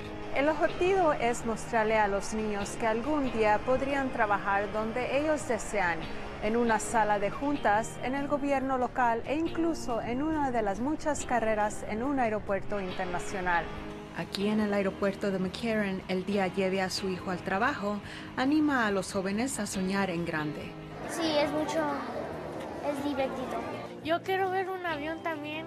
Algunos empleados sirvieron como guías y llevaron a los niños a una gira por el aeródromo que incluía una parada en la estación de bomberos McCarran número 13. Allí vieron demostraciones del equipo y extinción de incendios diseñados para mantener el aeropuerto seguro. De allí pudieron subirse en un avión privado 737, visitar al piloto y a la tripulación del avión e incluso se sentaron en la cabina. Los niños fueron introducidos a las carreras en la aplicación de la ley cuando visitan a la policía del aeropuerto, que demostraron las herramientas que utilizan para mantener la seguridad. En la planta central de servicios públicos, aprendieron que se necesita mucho equipo especial y personal cualificado para calentar y refrigerar el espacio interior del aeropuerto. De regreso en la ventana de entradas, aprendieron sobre la tecnología de identificación por radiofrecuencia y los sistemas informáticos que ayudan a las aerolíneas en la organización del equipaje de salida. También conocieron a la unidad canina de McCarran, perros especialmente entrenados para usar su increíble sensato de olfato para detectar material peligroso. Los niños disfrutaron un tiempo agradable con sus seres queridos. El día terminó con un almuerzo. Yo quiero ver donde mi mami trabaja porque I miss her. Yo la quiero y yo la quiero ver qué está haciendo. El objetivo del día Lleve a su hijo al trabajo en el aeropuerto McCarran es mostrar a los niños la importancia de conseguir una buena educación y explorarlos a la variedad de oportunidades de una carrera en la industria de la aviación. Passengers who use McCarran's D-Gates will notice some new additions in retail, as well as improvements to existing facilities. From specialty shops to a new duty-free, here's a look at what's in store. McCarran's D-Concourse opened in 1998. Since then, the area has constantly evolved to keep up with an ever-growing number of passengers. A new duty-free store opened in the northeast wing of D-Gates in late April. The 6,500 square foot store is a modern, walk-through design, conveniently located in a passenger's natural path of travel to their gates. The store enables the airport to offer enhanced shopping options to D-Gate's international passengers, while expanding the available retail offerings to domestic passengers. Shoppers will find a mix of food and liquor items, as well as fragrances, cosmetics, sunglasses, and watches, from brands such as Superdry, Seconda, Daniel Wellington, and Bulova, to name a few. On the lower level between the tram stations, the runway shops offer customers some great new variety. Shoppers can enjoy browsing for casual timepieces at McCarran's first ever Swatch store, or selecting a new favorite pair of designer sunglasses at 5th and Sunset. Southern California favorite M. Frederick showcases the latest in its popular line of chic, fashionable clothing. And Tech on the Go helps travelers stay connected with everything from portable chargers to fitness tracking devices. In addition to these new shopping options and amenities in the D-Gates, the Department of Aviation is updating existing restrooms with sleek, modern finishes and installing new, eco-friendly water bottle refill stations. By providing passengers with a variety of amenities and top-notch facilities, McCarran is able to give Las Vegas visitors an outstanding first and last look at Las Vegas. McCarran kicked off 2018 celebrating the completion of improvements in Terminal 1. Keeping that momentum going, work is now underway to remodel the A-Gates cluster buildings. To improve passenger experience as well as increase efficiency and sustainability, crews at McCarran are busy working to bring Terminal 1 up to a modern design standard.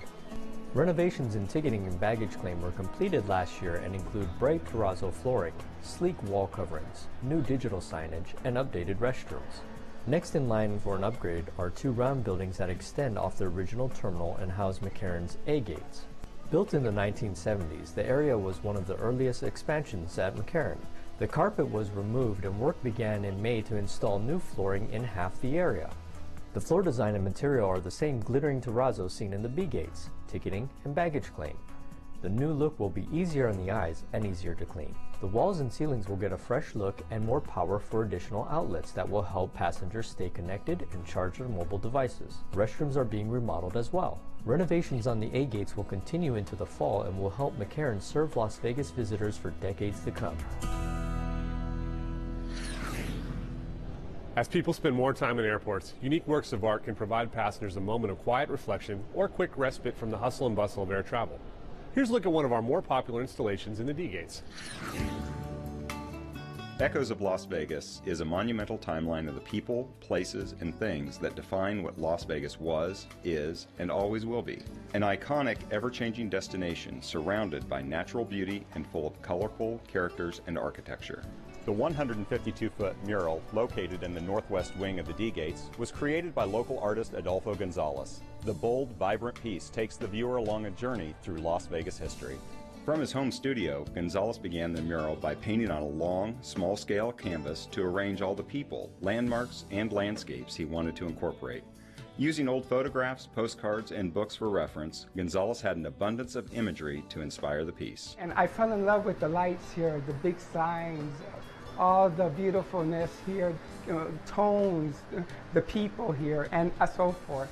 Gonzalez then painted a version on 15 medium-sized panels, adding in the important details. So here's where I began to just place all my small glass more and all my trees, my signage and everything from piece to piece. Gonzalez enlarged the medium-sized artwork onto several large canvases, which he mounted on the wall high above the gate area.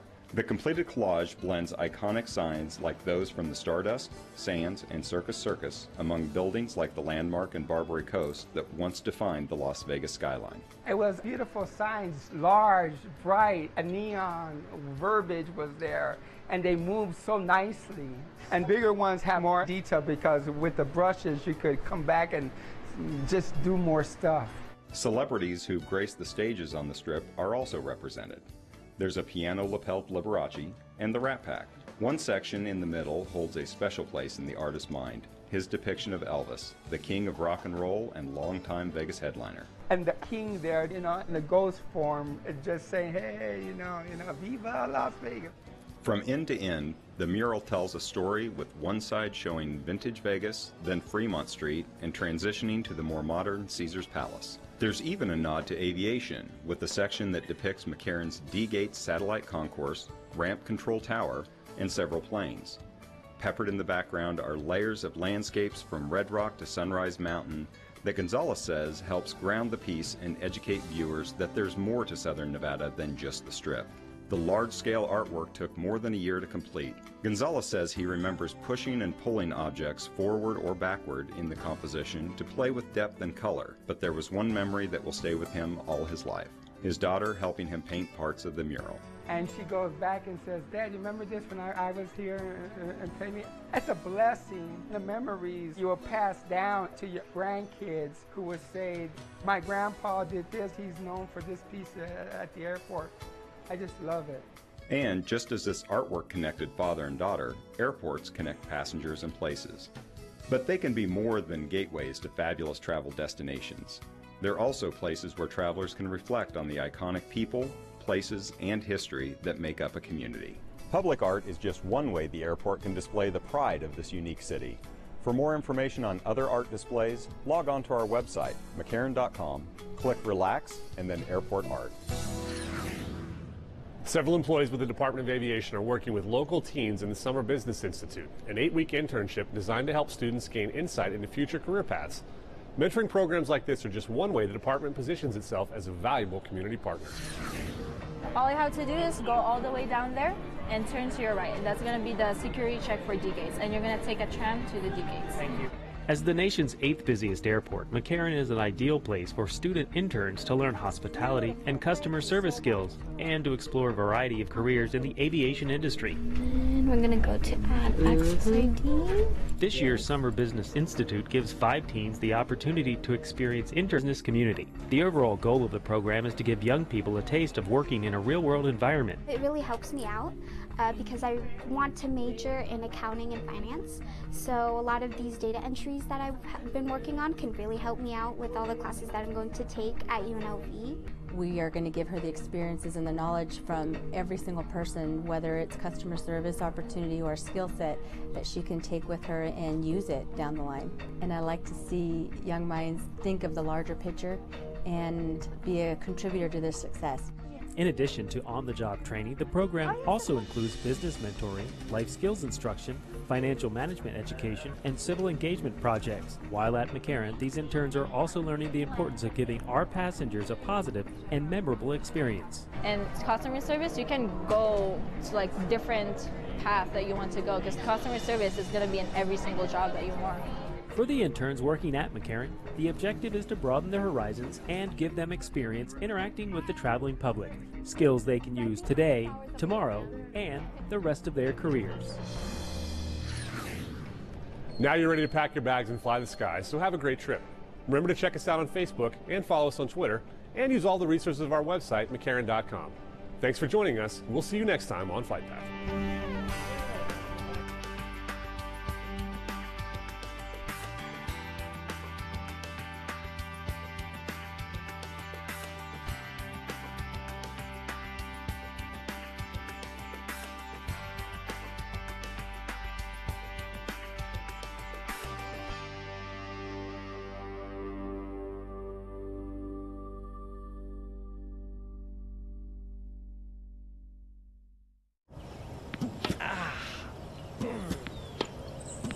There's no time for downtime. Better get better, quick. UMC Quick Care has 8 locations, and you never need an appointment. So get in and get better. UMC Quick Care. You're watching Clark County Television. Our community, our home, Clark County, Nevada. This is where fun happens. Pooches take over the pool during the annual Dog Days event. The popular Zap Art program offers whimsy and flair on masterpieces painted on utility boxes. And you can relax on J.K. Russ's art in the Rotunda Gallery. Those stories and more coming up next on Where Fun Happens. Clark County is enriched by parks, facilities, programs, and services. And Clark County's Parks and Recreation Department proudly offers all of these to you. But most of all, we are... Where Fun Happens!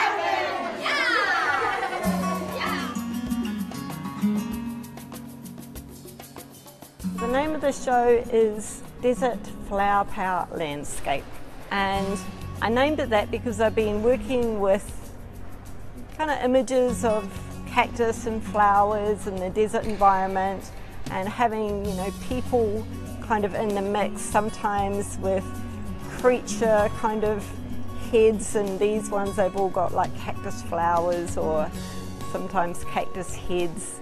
So it's kind of mixing up the, I guess, in the natural desert environment elements and the people who are living, you know, in this environment as well. I guess for me it's a statement. The power comes into it because becoming part of your environment, making yourself a natural element of it, is quite a powerful thing that we can do when we're existing and hopefully thriving, you know, in this quite tough environment.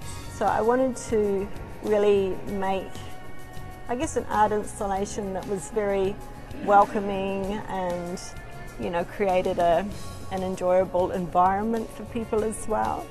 So the process here is that the background with the rocks is all like ripped paper. So this is photographs I made while out at Red Rock Canyon, and then I've torn up the paper and I've assembled it, collaged it together, and then I've added another layer which is my photographs of people. And I've then added a digital layer with these extra, the figures and the various cactus plants as well. So I've kind of got a daytime section here, they're kind of bright orange, and then the blue ones are kind of my nighttime, you know, more of a blue light, more of a subdued. So it's kind of a day and night. I really enjoy making work that's not just static, that other people are contributing to it. There's this extra layer coming into it when people come into the space, rest on the bean bags. So it's not just the figures on bean bags, there's the other layer of, you know, figures of people here as well. So adding to it all the time. It's probably a little unexpected for most people if they're just coming here on a business errand, to find that there's an area where they can just relax and have a conversation, or, you know, do some texting or whatever it is that people like to do. Just take a little bit of time out and slow down for a moment.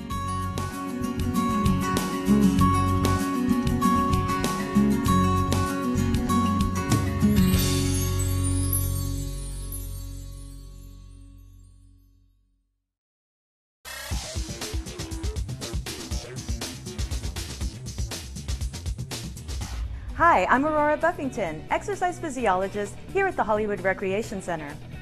We live in a three-dimensional world, and as such, our body moves along 3 different planes.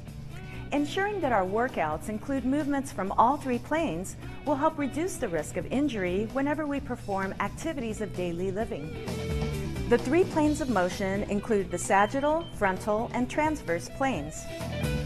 Today, Emily will help us understand the planes of motion by demonstrating some common movements and exercises.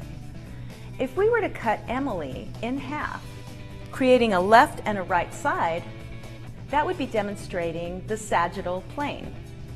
Movement occurring in the sagittal plane is forward and backwards, and includes flexion, where the angle of a joint decreases, and extension, which is the opposite and increases the angle of the joint. Most exercises work along this plane. For example, lunges, bicep curls, and walking or running, to name a few. Now, if we created a line that split Emily into front and backward halves, we would have the frontal plane. Movement occurring in the frontal plane is in a side-to-side motion, such as is seen in abduction, where movement is away from the midline, and adduction, which is opposite and towards the midline. Some examples of exercises in the frontal plane include side leg lifts or lateral hops, lateral dumbbell raises, jumping jacks, and grapevines. Finally, if we created a line that cut Emily into a top and a bottom half across her waist, that would be the transverse plane.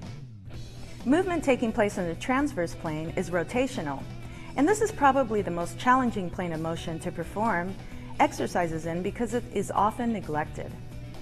Examples of exercise in the transverse plane include wood chops, medicine ball twists, rotating knee lifts, and cross punches such as those seen in kickboxing.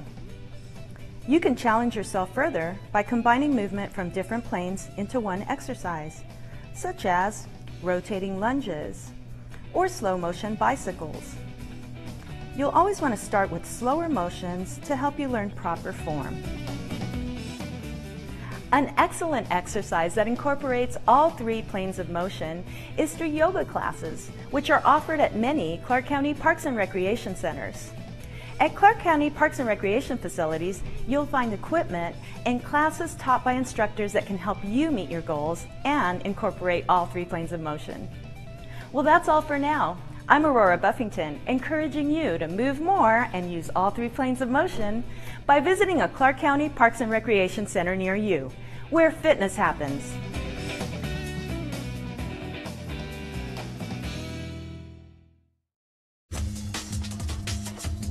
It's the best cultural center in all of Clark County. Welcome to Winchester.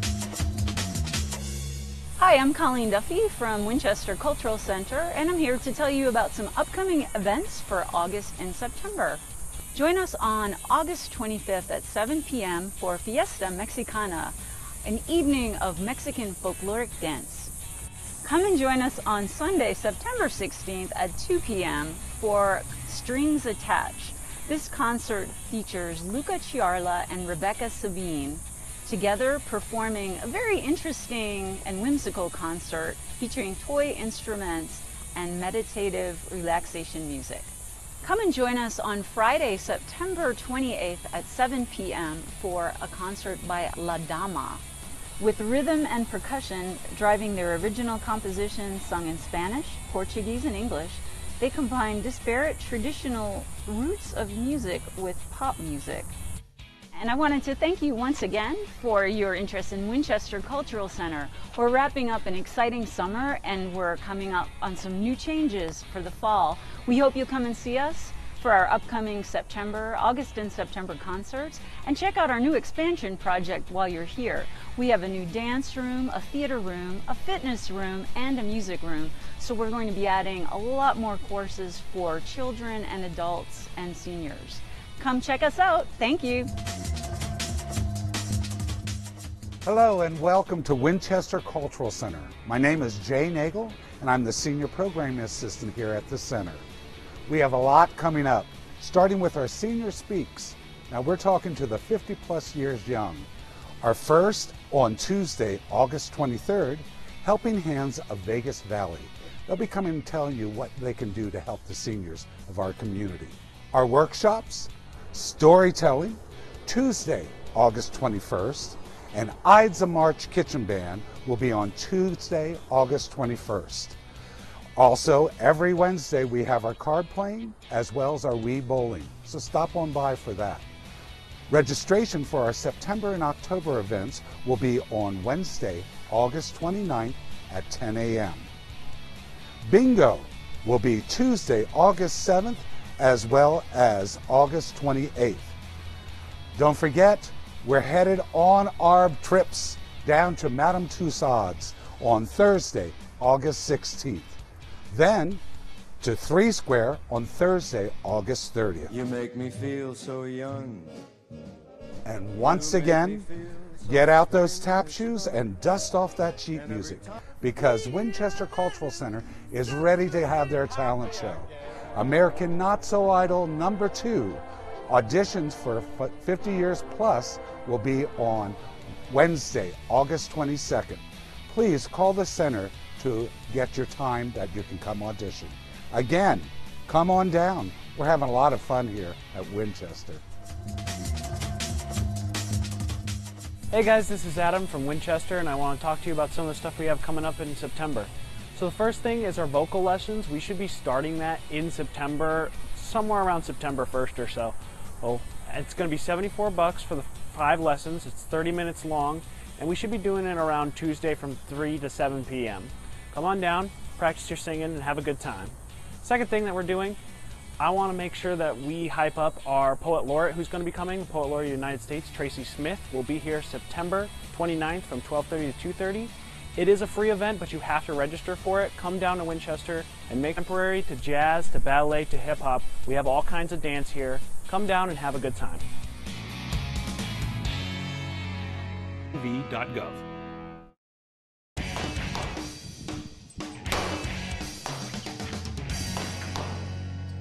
Hi, I'm Doug Miles, Program Supervisor of the Clark County Shooting Complex. I'm here today. I want to talk to you about a few new events we have coming up.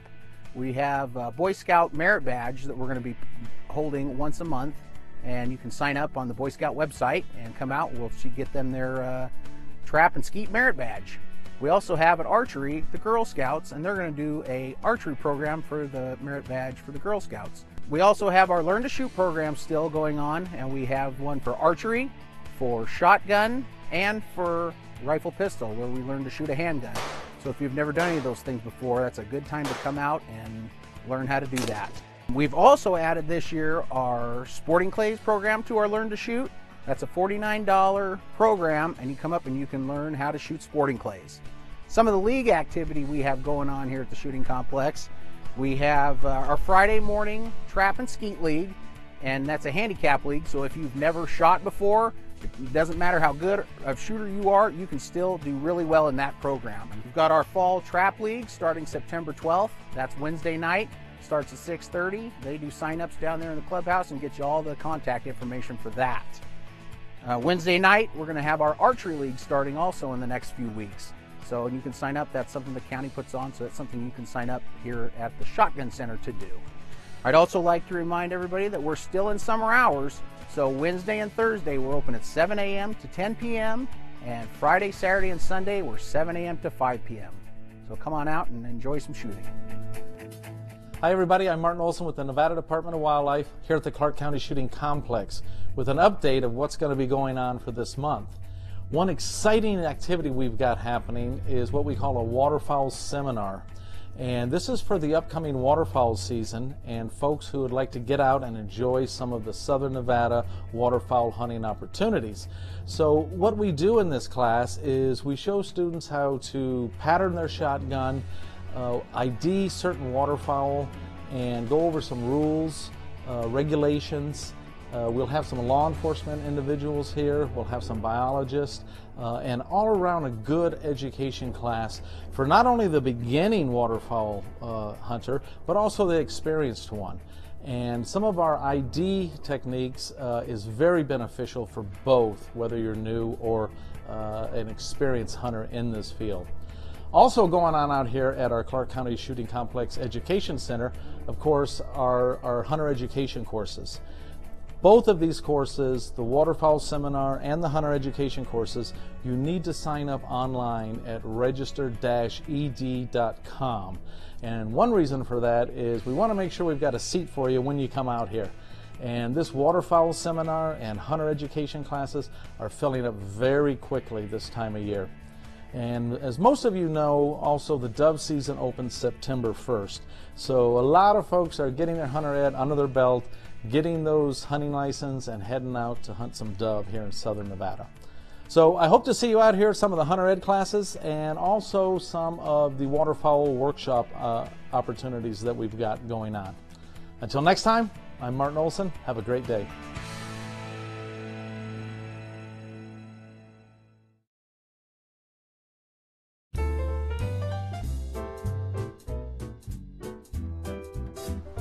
Hello, I'm Mark Hall-Patton. I want to welcome you to the Clark County Museum.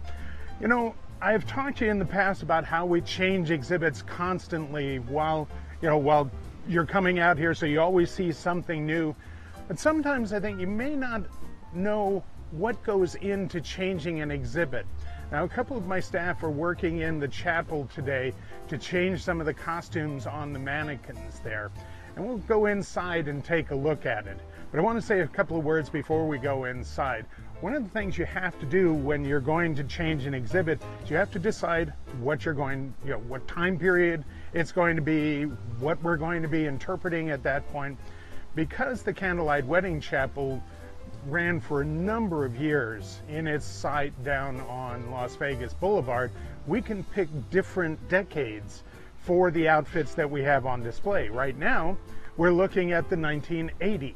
Now, you might not think that the 1980s is long enough ago to be historic, but around here it really is. What we're doing now is actually finishing up on one of the mannequins. What you may not think about is when you're trying to dress a mannequin, they're not really helping you out at all. They are just solid and standing there. So you have to be very careful with how you're doing it. You have to, as you can tell, put the sleeves of the shirt down through the coat before you ever put on the arms. Now, I wouldn't advise doing this at home. Don't take your arms off when you're putting your shirt on. But when you're doing a mannequin like this, you have to do that. Plus the fact that all the outfits that we show here are historic pieces. These are all part of the museum collection. So we are constantly having to be very careful how we do this, how carefully we handle both the mannequins themselves, but more especially the clothing that we are putting on there. Now, as you can tell, we're just putting an arm on. But you wouldn't think about that. You have to take the arm off to begin with, make sure it's the right arm for that side. In this case, it is the right arm, not the left arm. Now, one thing you might notice is my staff is not using gloves while they're handling the clothing, while they're handling the mannequin, and that is on purpose. One of the things that we found is if your hands are freshly washed, it's all right to handle the clothing and that it doesn't leave any residue. And by not wearing gloves, they have much better control over their fingers. There's no chance of slipping. So they have a better chance of not damaging the clothing that they are putting on the mannequin. And once all of that is together, then they have to button everything up, make it look right, so that, as you can see with our bride and groom here, you have to have everything looking like just natural. That's how you would wear this. But all of this has to be done.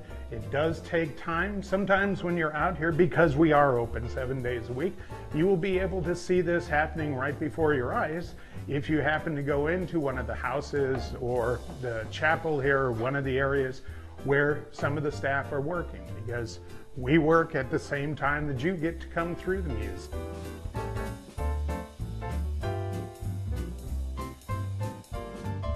Well, I hope you enjoyed that little look behind the scenes of what we do here at the museum. Now remember, we are only open 7 days a week from 9 to 4:30. It is $2 unless you're like me and over 55 or under 18. Yeah, I go in the over 55 side, and then it's $1. So please come out and join us and enjoy this wonderful site.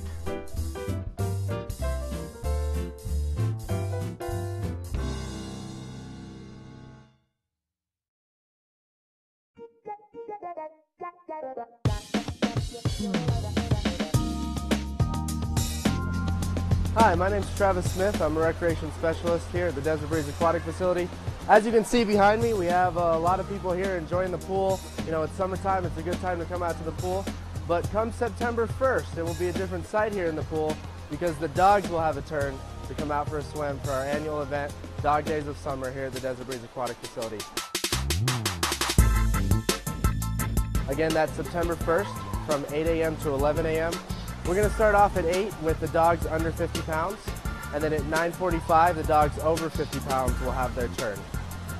It's relatively easy to register for the event. You can register online or here at the Desert Breeze Aquatic Facility beginning Tuesday, August 7th at 7 a.m.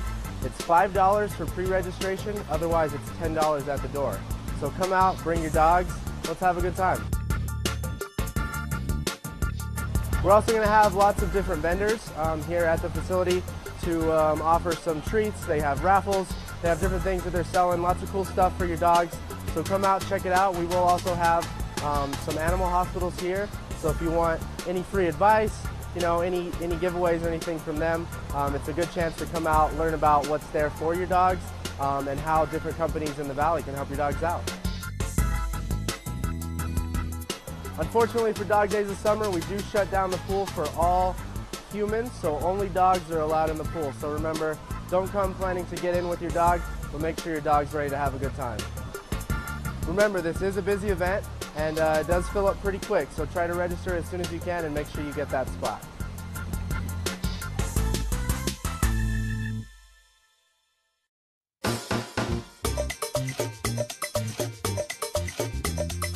Hey, my name is Henry Morales. I'm a local Las Vegas artist, and I am painting today outside for the Zap 10 electrical box project. Hi, I'm Lois Esparza out here painting here on Walnut in Cheyenne with Jesus Orozco, my assistant, and we're painting the Fiesta for family and friends. Hi, I'm Emily Alley, and I'm one of the artists for Zap 10. Hi, Shala Art, S-H-A-L-L-A, Shala Art, and I'm doing these beautiful murals for Zap 10. Hi, my name is Abby and I'm a local artist here in Las Vegas. I'm out here doing Zap 10 and I hope you'll be able to come by and see the boxes. People are just asking questions of like why I'm out here, if it's legal that I'm out here.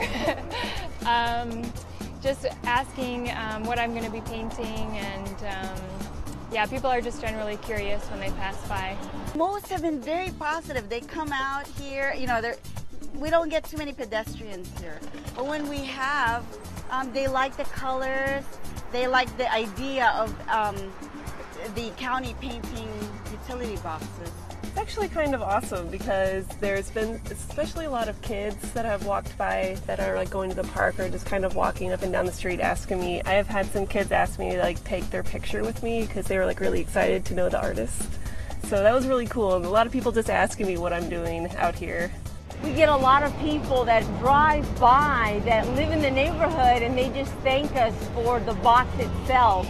You know, thank you for doing the artwork. We've been following you as you've been progressing. We drive by to see where you're at today.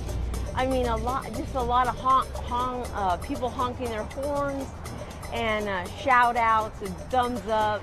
You know, it's really been nice. This one's really hidden, so honestly, just people just get surprised by this one. But the ones over at the streets, some people stop by like, oh, what are you doing? And I explain to them, and like they're really interested, and it's pretty fun, you know. Sometimes you get like the screaming people like, hey, what are you doing? they kind of surprise me sometimes, but I mean, it's all fun and stuff. So. Honestly, the hardest part of doing Zap 10 is the heat. Being out here in July, I've had to come out here pretty early in the morning, and I can't really work more than like 2 or 3 hours before it gets too hot. But I try to stay cool. I have my umbrella and cooler. I go sit in my car for a few minutes at a time in the AC. But other than that, it's been a lot of fun. Well, this is our last day pretty much because we're just putting the clear coat on it. No, usually I'm wearing, well, you wear what you can get away with as little as you can because of the heat. And we try to get here a lot earlier. The earliest I've come out here is, I left my house at 3:45, so I got here about 4. And that was pretty nice. And then I stayed till like 8 because it got really hot that day. Jesus Orozco's my painting assistant who started with me from the very beginning. He's a friend of mine that we both met at the Left of Center Art Gallery, which is a gallery in North Las Vegas.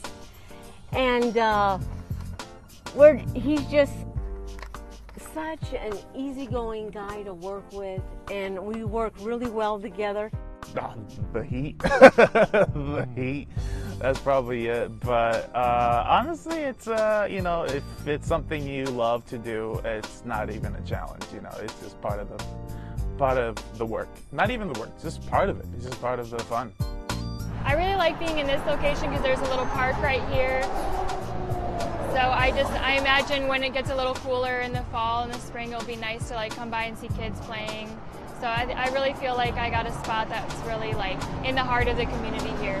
And then the words are so large, you know, relax and beauty and love, and so something inspiring, something, you know, when you're driving from work or to work and you're, whatever you're feeling, pressure, whatever, responsibility, you know, they can look at this, like a glance, quick glance, and just remind them of, you know, to relax. The Papel Picao has significant images on these paper artwork. This butterfly, and it's the first one, is a memory of my dad. Whenever I see butterflies, I think of my father. And I have a very good friend, Clark Beltran, whose father passed away shortly after my dad. So I put a hummingbird, because a hummingbird always visited Clark's dad. And me, my symbol is a sun. We have a toucan woolly mammoth. Right now I'm painting a deer lobster. So all the hybrid animals are actually representations of these, the people that I've met in Las Vegas that means like a lot to me. And so I've taken their first and last initial and created a hybrid animal based on that person. So each side will have, you know, a different hybrid animal, you know, based on those people. My boxes are located on the CSN Cheyenne campus, and they're significant to me because I just recently graduated from CSN. And as a student of CSN, I was given the opportunity to paint and literally just give my art to an institution that has helped me build myself as an artist, and that has been really great for me because as an artist, I'm able to just give back to what they've given me, not only to the college, but to Las Vegas. I usually paint really small, like on 8 by 10 pieces of paper. So it's a lot different from doing like a small sketch to actually doing it on like a big box like this. I've done a couple murals in the past, but this is probably my biggest project so far, because some of the murals I've done have been downtown just on small walls. So it's really fun. I like working big though. It's really fun to get to like dive in a little deeper. Well, I have actually done murals for companies as well. So I've also done, I do everything. I'm an artist. You know, there's a lot of police officers that come by, and you know, we have a beautiful cupcake, and I think instead of donuts, they're going to be wanting some cupcakes instead. Super windy, and so like the paint is just flying across the panels, and it's kind of frustrating, but you know, it's all about, you know, the process, the experience, so you know, I can enjoy it.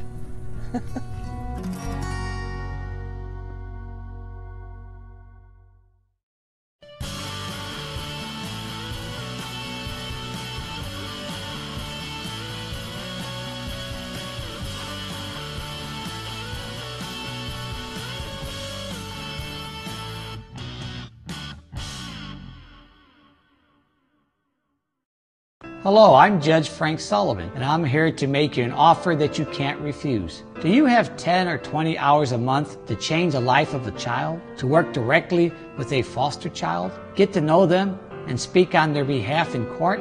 Become a CASA volunteer. Why? By being a CASA volunteer, you give that child a voice in court. When you give them a voice, you give them hope. When you give them hope, you give them a future. Give a foster child a future. Be a CASA.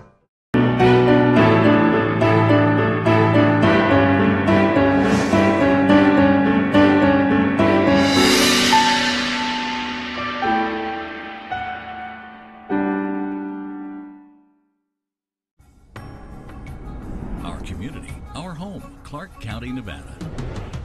Thanks for watching Clark County Television, the best access to your local government.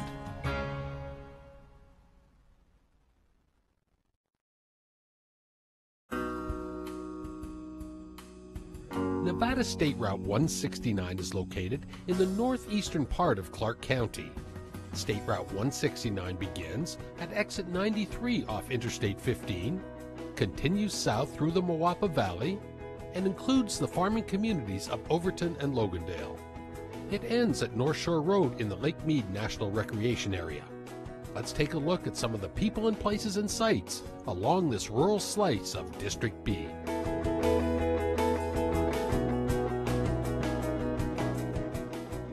And just a few miles west of 169 is the Logandale Trail System.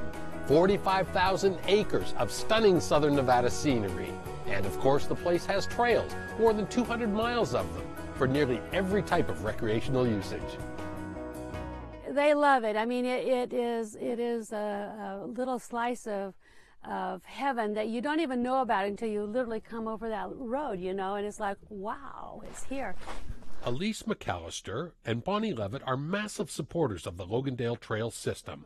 The pair are employees at Partners in Conservation, a non-profit organization that bridges the gap between rural communities and government entities to develop recreation and promote conservation on public lands.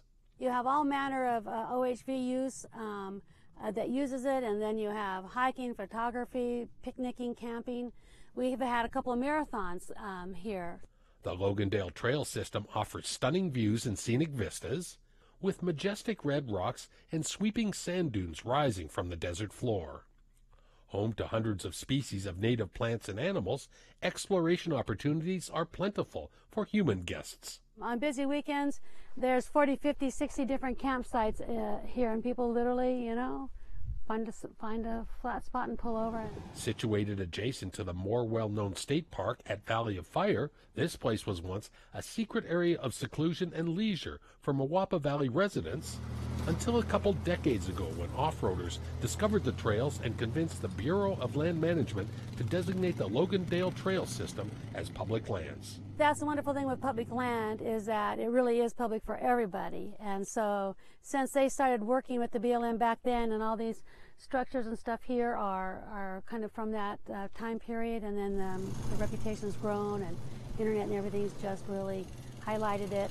Hardcore Jeep and rock crawling enthusiasts are frequent visitors, but any four-wheel drive vehicle will reward a Sunday driver with spectacular panoramas and a bouncy crawl over well-trod trails. Clark County Public Works is responsible for the road leading up to the trailhead, but improving and maintaining the Logandale Trail System is truly a cooperative effort. Volunteers work with Elise and Bonnie on cleanups and routine maintenance. In the past 15 years, more than $2 million worth of infrastructure, including global positioning, indoor restrooms, fencing, and blazed trails, are just some of the man-made amenities found at this Clark County gem. And we like to use volunteers to, to do as much of the work as possible, and that way we like to have what we call horizontal education, where people get involved in something and they learn while they're doing it. The Logandale Trail System is located just an hour away from downtown Las Vegas.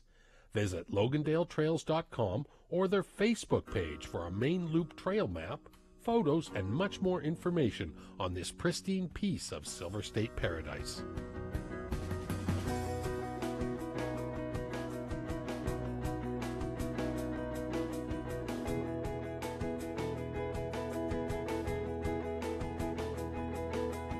State Route 169 is in essence the main street in the communities of Logandale and Overton, and there's a lot of Nevada history in this area. Interesting people with interesting stories. Let's learn a little bit more about this place, the old Logandale School. And Lou Adams and Lillian Frainer Adams, they donated all this property. They donated the property to put the building on. The Logandale School opened in 1935, a learning facility for elementary school students in the Mowapa Valley. Today, the stone building is still used to teach lessons, as a preschool for Valley children. Local members of the Art Guild meet weekly in an old classroom, but most notably, the old Logandale School is a museum chock full of cultural and ancestral photos and artifacts, remnants of the rich history in the area. And once you know me, when I set my teeth in something, I'm like a bulldog. Virginia Lanny Tobiason, known to one and all as Beezy, is a one-woman walking, talking Wikipedia of Muddy Valley history. Can you believe that? Beezy and Robin Mon are the driving forces behind the Old Logandale School Historical and Cultural Society, an appropriate acronym of OLSHACs. History is so important, and this valley still has so many old families that live here that we're finding there's such a disconnect from our young people to their ancestors. We're finding it even among the school and the pirate pride that we've always had. And so what we're trying to do is just bring it back, that these were real people. They gave you your heritage. His name was Hugh Lord, and he was bound determined that that water would never ever come up to his house. OLSHAC's mission is to restore and preserve the historic buildings and artifacts in the community. Less than 20 years ago, the old Logandale School was slated to be torn down. Just another forgotten and neglected lost slice of Nevada's pioneering past.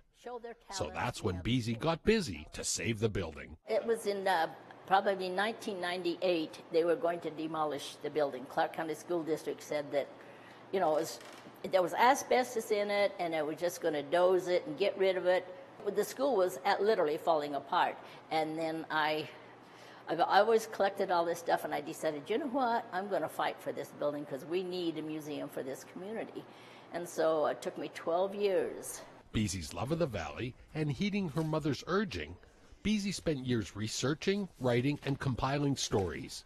She co-authored 3 extensive books about the people and places in the Muddy with her friend, Georgia May Bagshaw Hall. Do you know that you have a ghost in this building? And I said, well, yeah, I do. I know it, yeah. Like many old buildings, the old Logandale School is said to be haunted. A young girl who drowned nearby is said to lurk in the school. You might expect her to be located in the hair-raising basement. Instead, she's a friendly apparition and spends her time spooking visitors in the main hallway. Well, and we've had a paranormal group contact us. They love the old buildings, and they've been going around the valley, and they called me and asked if they could come. They've come twice, and the report I get afterwards is don't be afraid, that everything's very friendly, and we did have action, but it's all friendly. And now I don't mind being here, and I can be here alone. My husband will not come here at night with me. The old gymnasium still looks much like it did when the boys' basketball teams were winning championships in the 1930s. It's now a meeting place, wedding hall, and gathering spot for the entire community. This room here is something that I've always wanted to do because it's a Native American. This room is dedicated to the contributions of the Native population. The Paiutes and Mawapa tribes played formative roles in early development in the valley. Indians were such a part of this valley. They worked and first hassled right along with the settlers here, and then became very much a part of their lives. The old Logandale School and Museum is open to the public Monday through Friday from 10 a.m. to 4 p.m. Just an hour's drive from Las Vegas, this place is located at 3011 North Mawapa Boulevard in Logandale, Nevada. It's a great way to learn more about this remarkable part of the Silver State. From everybody that's come in, I've never had one person say, oh, this place is no good. You know, it's junk. It's beautiful. We're real proud of it.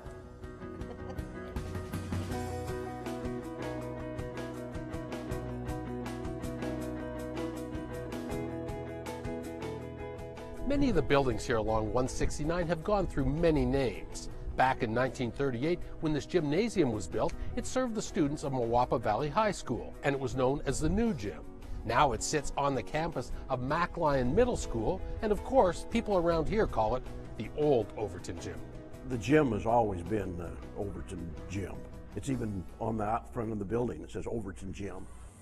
I played football, basketball, baseball, and track. During your years on the court there, I hear Virgin Valley used to kick your butts quite often. Oh, not that often. We held our own pretty good with Virgin Valley.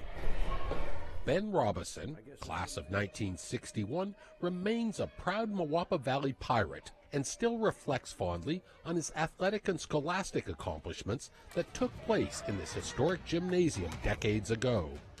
Constructed in 1938, the old gym's Italian Renaissance Revival architecture was a classic design. For more than 40 years, the gym was home to all high school and community athletic events, until the new Overton Gym opened in 1964. Today, the stately structure hosts Clark County School District and county parks and rec programs nearly every day, and remains a vital part of the fabric of the Mowapa Valley community. Unless you have been in a small town and understand small town community and relationship to schools, you won't get a feel for what the school means to a community. Dr. Larry Moses' Mowapa Valley roots aren't quite as deep as Mr. Robison, but the longtime educator was the principal at the new Mowapa Valley High School for 7 years before retiring from the Clark County School District. Dr. Moses was one of the original members involved in a nonprofit organization dedicated to saving the place called the Society for the Preservation of the Old Overton Gym, or SPOOG. I think Ben and some of the guys came to me and said, you know, we have the old Overton Gym, which is they're threatening to tear down, and we need to restore that. That was 2001. Over the next few years, the members of SPOOG raised nearly $900,000 through fundraisers and government grants. Thousands of hours of work, mostly by local volunteers, helped bring the old gym back to life. Much of the successful restoration was due to the community's sweat equity, and in Dr. Moses' case, a few drops of blood. Because I've never been in construction in my life.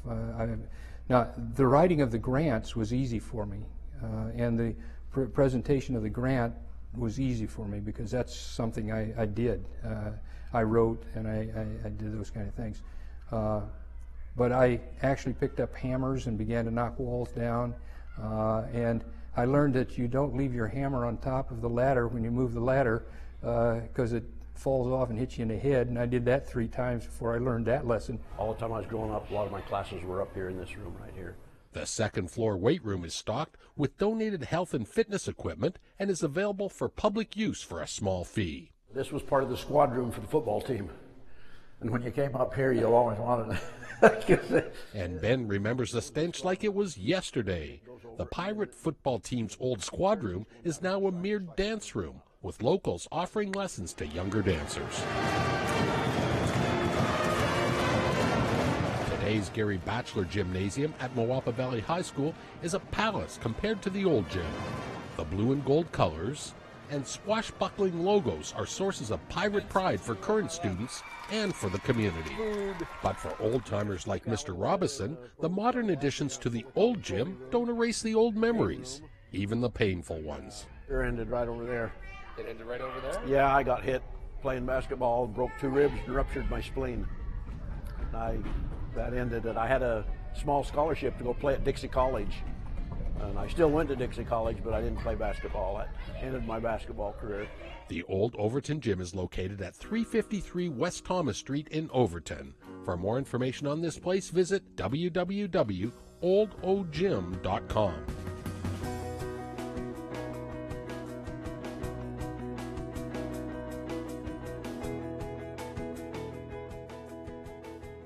The town of St. Thomas lived a glorious life and died a glorious death. It started out as nothing and eventually became submerged, part of one of the largest man-made lakes in the world. St. Thomas is named after Thomas Smith, who was sent by Brigham Young. Despite her lofty name, Skye McLean is more comfortable digging her boots into the ground. The National Park Service ranger leads hikes to the fascinating St. Thomas site, which was once a thriving Old West town. It's now a ghost town in the Silver State, rising from the depths of Lake Mead, which once covered the entire valley. In January of 1865, the Church of Jesus Christ of Latter-day Saints leader, Brigham Young, called Thomas Smith to lead an expedition. Mr. Smith's hardy pioneer pack consisted of about 9 or 10 men and 3 women, and settled in this area to grow cotton and provide a friendly respite for Mormons traveling between Salt Lake City and Los Angeles. St. Thomas was established in a strategic location less than 20 miles from the Colorado River. The nearby Muddy River provided water that was used to irrigate crops, and an established canal system delivered water to the town. What we're walking around right here. Hiking the well-trod Tamarisk Line Trail for a mile or so leads to the 47 features that still remain from the lost city of St. Thomas. So this is one of the most prominent features here at St. Thomas. This is the Hanig grocery store and ice cream parlor. In 1870 or so, the original St. Thomas settlers were stunned to learn that their village wasn't located in Utah, but in Nevada. Lincoln County officials demanded back taxes from the pioneers, who were faced with a difficult decision to leave or pay the levies. They had to go back to their leader, Brigham Young, and ask what to do. And so he told them they could vote, and if they voted to leave, he would release them from their mission. And in fact, that is what happened, and only one family, Daniel Benelli's family, stayed behind. 10 years later, in 1880, other Mormons returned to the area, and the town was reborn. Cisterns were dug and installed, which provided drinking water. Over time, people were still faced with communication issues. There were no cell phones or telephones. There was no electricity. They had to communicate with each other by word of mouth or the mail that might come in. They also had no plumbing, no running water. They would go to their cisterns that held about 6 months worth of water and draw water out of the depths of those 15-foot deep wells. Around the turn of the century, St. Thomas continued to grow, and these artifacts are reminders of the early hardships and triumphs. This is a 150-year-old community, so a lot of things came along and went, and then settlers would return. And as the railroad arrived in 1912, that brought their abilities to actually build the schoolhouse and build the hotel out of brick. Some of the homes were built from wood. Initially, many of the homes were just out of adobe and mud, and they made bricks out of that. About 500 people lived in St. Thomas. Streets were constructed, businesses were born, including the Gentry Hotel. And of course, town founders needed a place for education. Well, I actually hear some school bells ringing, so I'm thinking maybe that's where our next stop should be. Let's head off here to the left, and we'll go down to what is left of this 3-story school. The rounded Art Deco steps from the old St. Thomas School are still remarkably preserved. One can imagine students going to class in the 2-story brick building. Built in 1915, the school continued to educate students from grade 1 through grade 8 until the early 1930s. Ranger Sky McLean quotes a former student, Marva Ray Perkins Sprague. I remember all my teachers, dear Anna Arnold, Miss Birch, and Vera Whitover, were special in my life. The many parties at school, church programs, classes, Christmas was looked forward to. Mr. Peck, a railroad official, always brought cases of huge oranges. How we eagerly awaited that treat. Far above the crest of any other dam yet built by man, or likely to be built for years to come. The beginning of the end of St. Thomas was Hoover Dam. The massive federal project miles away created the floodplain that would eventually submerge this valley and force residents to abandon their town, their homes, and their way of life. People seemed very happy to live here. Of course, they were faced with the change that happened when the Hoover Dam was being built in the early 1930s, and they had to give up their lands through the appraisal process that the government established. And so they reluctantly accepted their fate, that yes, the little town of St. Thomas was going to be no more. It did take about 5 years for the waters to eventually reach St. Thomas.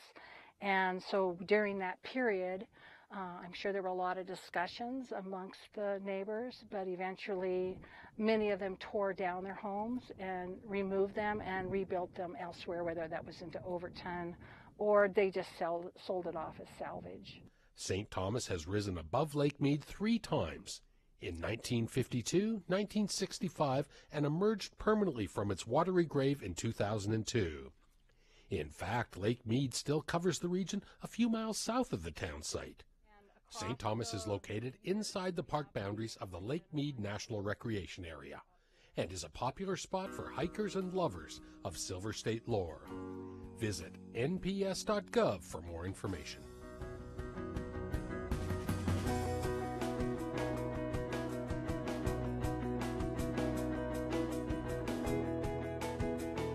Probably the most stunning location along 169 is this place, the Valley of Fire, a Nevada state park this place is on its way to a record-setting season. Park officials estimate 600,000 visitors will visit the Valley of Fire this year. Dedicated in 1935, the world-famous Valley of Fire is the oldest Nevada state park. Its name is evident by the magnificent red rocks and sandstone formations that were shifting sand dunes since dinosaurs dominated the landscape 150 million years ago. So over the years, erosion from wind, but primarily water, has continued to shape the landscape into what we see today. As I touched on, this is Aztec sandstone. That's considered the softest sandstone, so that's why we get so many strange, whimsical, and carved out pockets and formations here in the park. Coming to work at the Valley of Fire, Chris Johnson's office is one of the most unique places on the planet. The undulating landscape is a stunning sensation. The vivid colors are electric and can seem to be ablaze. This recreational paradise is a destination for everyone, from hardcore hikers and campers to short-term shutterbugs. So the most popular activity is definitely going to be hiking, camping, picnicking, and just enjoying the scenic vista points, enjoying the visitor center / museum. And this park really attracts a wide variety of people. Some of that probably due to the proximity to Las Vegas. You get a lot of people out here that might not normally go to a national park or a state park, so it kind of introduces them to that whole world. And this has really become a internationally known park at this point. A large chunk of our visitors are actually from European countries, Asian countries, so we get a lot of people from abroad as well. Popular with Hollywood producers, this Silver State gem has graced the silver screen many times. Numerous filming projects here, and the professionals probably had the biggest impact on the park, if you will. Star Trek Generation, I believe that was '94, the one where, spoiler alert, Captain Kirk infamously dies, falls off the bridge. That was filmed in the Fire Canyon area. Transformers was filmed in the park. I believe there's some shots from Casino. And these days, numerous car shoots, fashion shoots. Many of the daily visitors make the short 58-mile drive from the glitz and glamour of Las Vegas to enjoy a different style of stunning visuals. Are you seeing it? Do you get the elephant? Is that his trunk? Yeah. Elephant Rock is one of the many popular locations in the park. The namesake pachyderm seems to be soaking up the sunshine in his craggy home. This is the Rainbow Vista overlook. We're looking down at what's commonly referred to as the White Domes area. Generally, that's considered the most scenic part of the park now to a lot of people, probably the most unique part of the park. As we can see, it's where you get all the multicolored formations, really stark contrast to what we see down on the valley floor. And the White Domes area was once inaccessible to many until a road was constructed in 1994. Providing an exceptional park experience for all ages to enjoy is a vital part of the Nevada State Park's mission. Valley of Fire's harsh setting means only hardy desert plant species survive, and the expected rattlesnakes, lizards, coyotes, and foxes dominate the animal population. But the most asked about Valley of Fire critter is, of course, the bighorn sheep. Yeah, a lot of people are shocked to hear there's any kind of wildlife at all out here, and what looks like this bare and incredibly harsh climate. I guess the most exciting for most people is going to be the desert bighorn sheep. Pretty commonly asked question is, well, where do we see the sheep? Where are they at today? Where are they hiding? Short answer is you can see them all throughout the park. I mean, I've seen them down here where we stand. I've seen them on the west side of the park. They're generally more active at dawn, but still, it's just kind of right place at the right time. Some people camp here for 2 weeks, don't see any. Some people drive straight through and see a big herd. For more information on the natural beauty that is the Valley of Fire, visit parks.nv.gov. We hope you've enjoyed this look at a few of the features along Nevada State Route 169.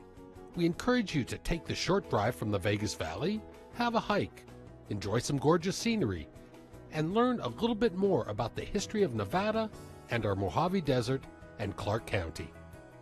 I'm Randy Swallow.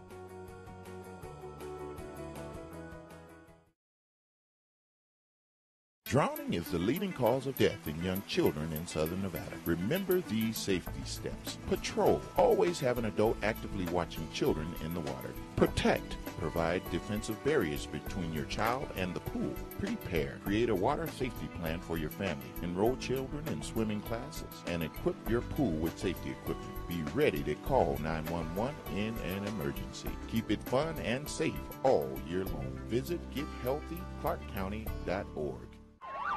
Thank God that I was able to just get a warning before something major happened. I ran a red light. It's so easy to get distracted. If we're just a little bit more careful, I think it'll prevent accidents. It's really important to focus while you're driving to save lives.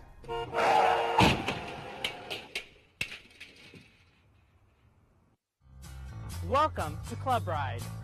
Club Ride is a free employee benefits program that encourages and rewards the employees that would like to or currently carpooling, walking, biking, taking transit, or even motorcycling to and from work. Club Ride has excellent programs and services for commuters, Such as Guaranteed Ride Home, Club Ride Discounts, Easy Rider, and the monthly price drawings. Club Ride Rewards is a program that rewards commuters every month for clean green commutes to and from work. As a Club Ride member, you can win cash and prizes every month. It's a great thing. Oh, we love winning the awards. We've been carpooling over 11 years now. We were doing it before it was the thing to do. I think I'm a better driver. No, I'm the better driver. Carpooling was just kind of a natural thing. We could ride to work, we could talk to one another on our way, and saved us time and gas. But that extra prize makes it extra fun. I was carpooling before it was cool. And before we got the Rockstar parking for carpooling. Club Ride has this really cool website.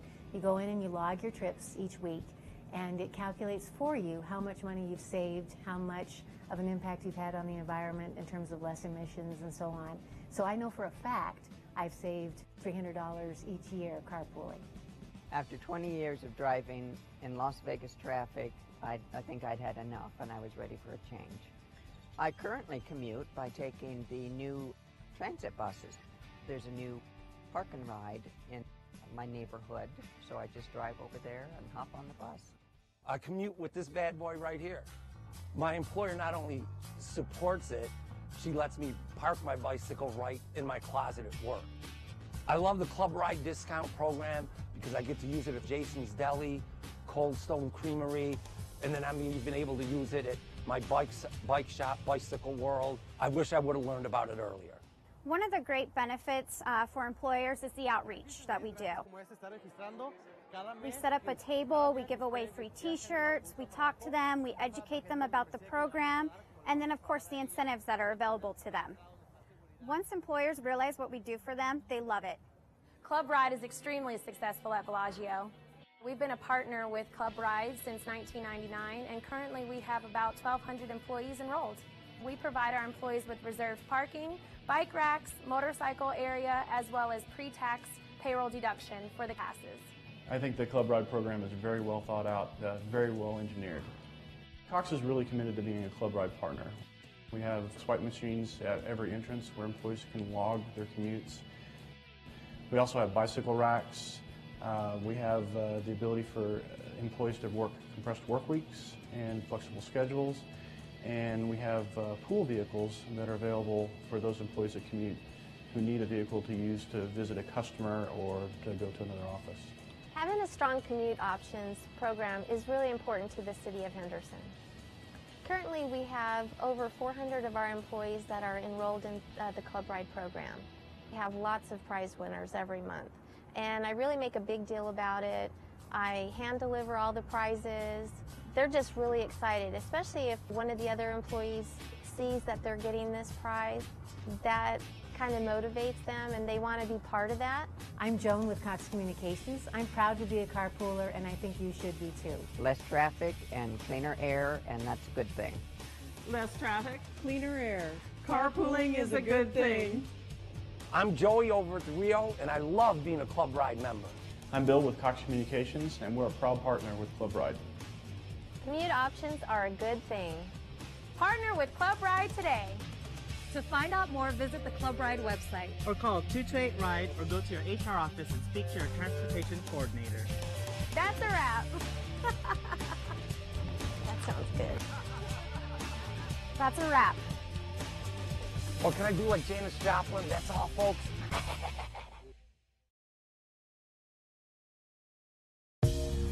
You're watching Clark County Television.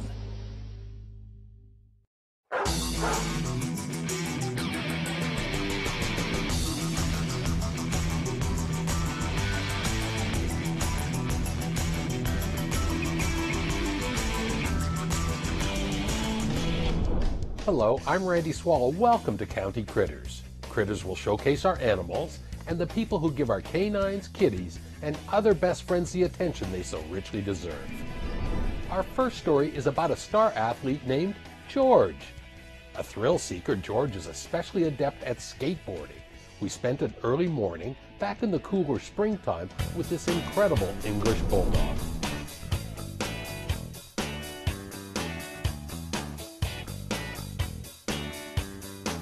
George is an English bulldog.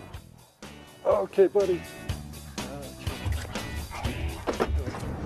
He just turned 5 years old, and he is just obsessed with riding the skateboard.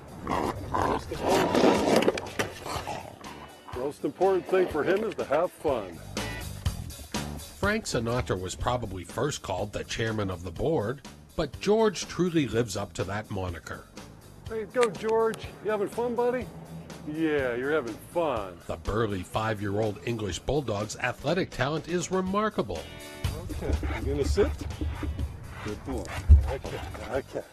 There you go. Early in the morning, before the shoppers arrive, Marcus and Nadine Single take George out to his favorite makeshift skate park, the massive parking lot at RC Willey.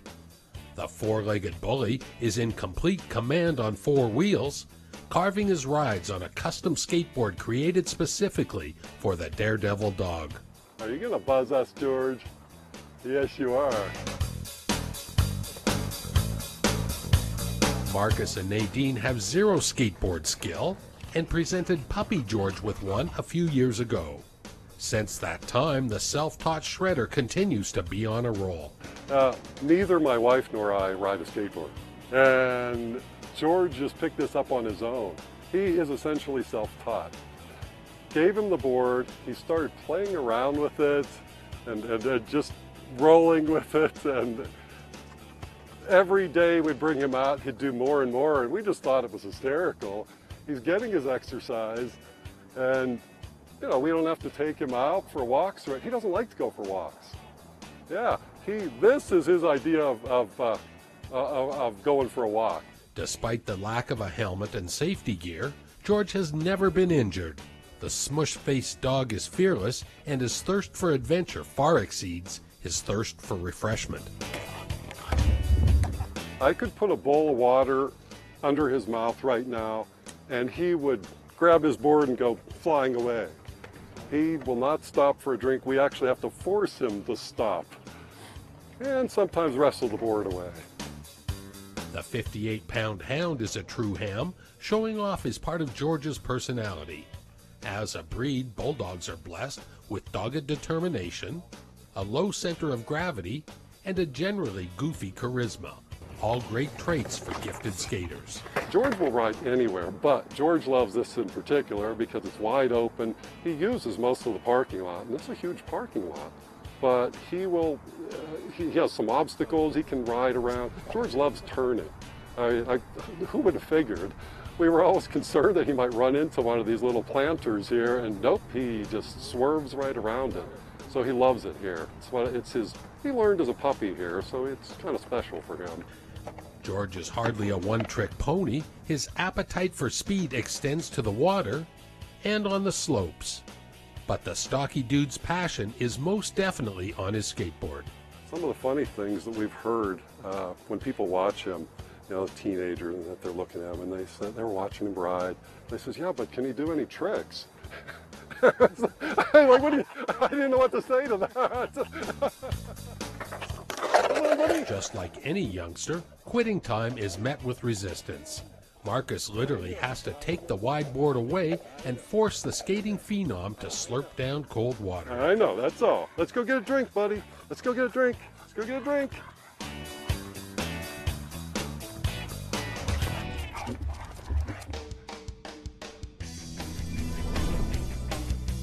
To learn more about this amazing pooch, go to georgeskates.com, which has all the links to his social media platforms, Instagram, YouTube, and Facebook. Let's move on. Our desert climate, especially in the summertime, can be excruciating for our pets.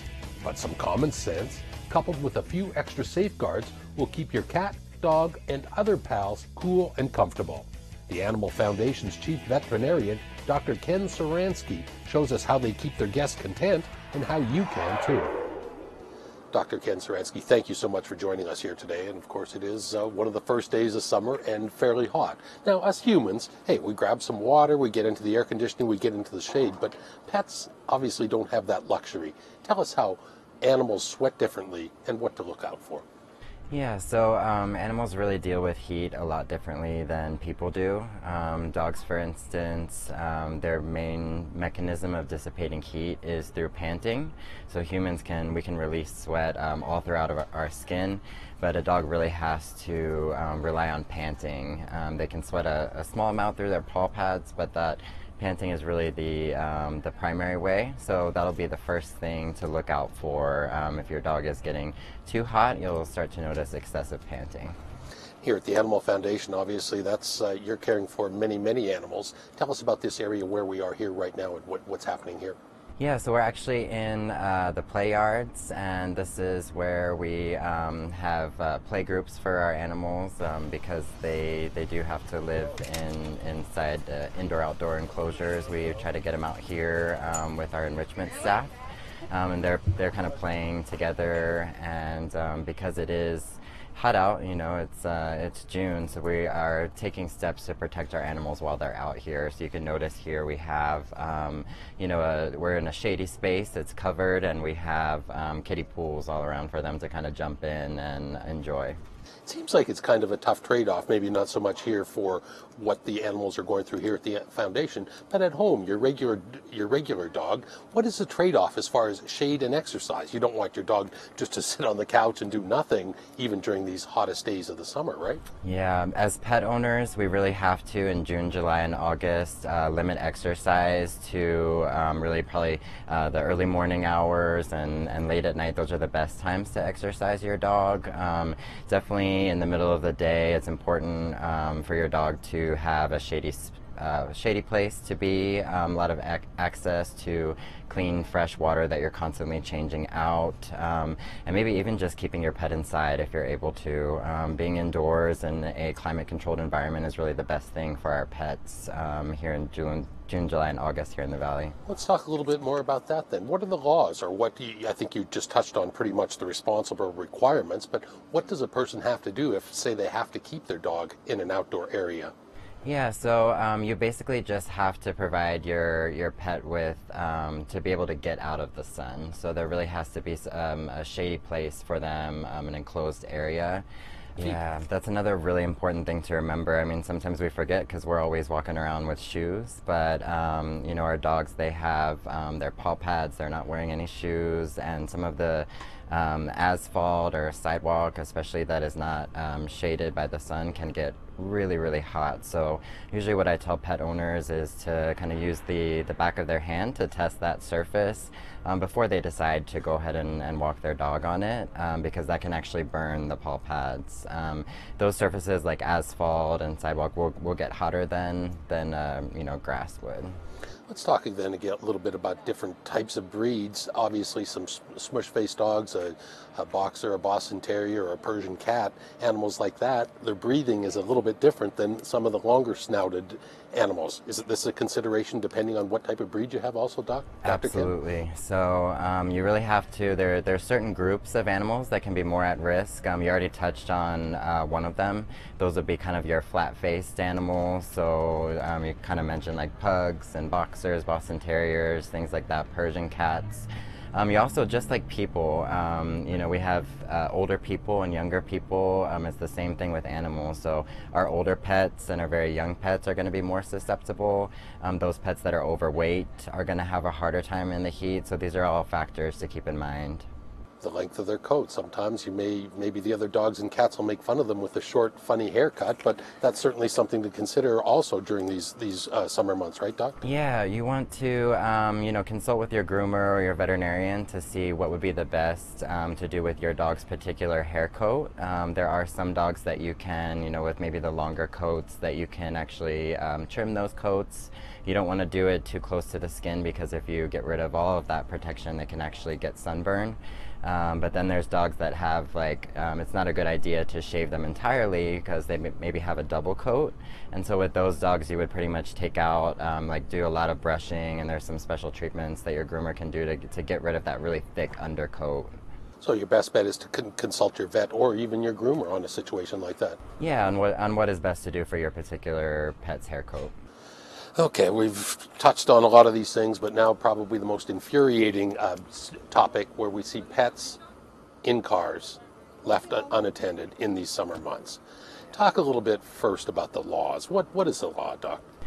Basically, it is against the law to leave your pet inside a car that's not running. So it's really something that, I mean, we know that a car that does not have the air conditioning running gets hot really quickly.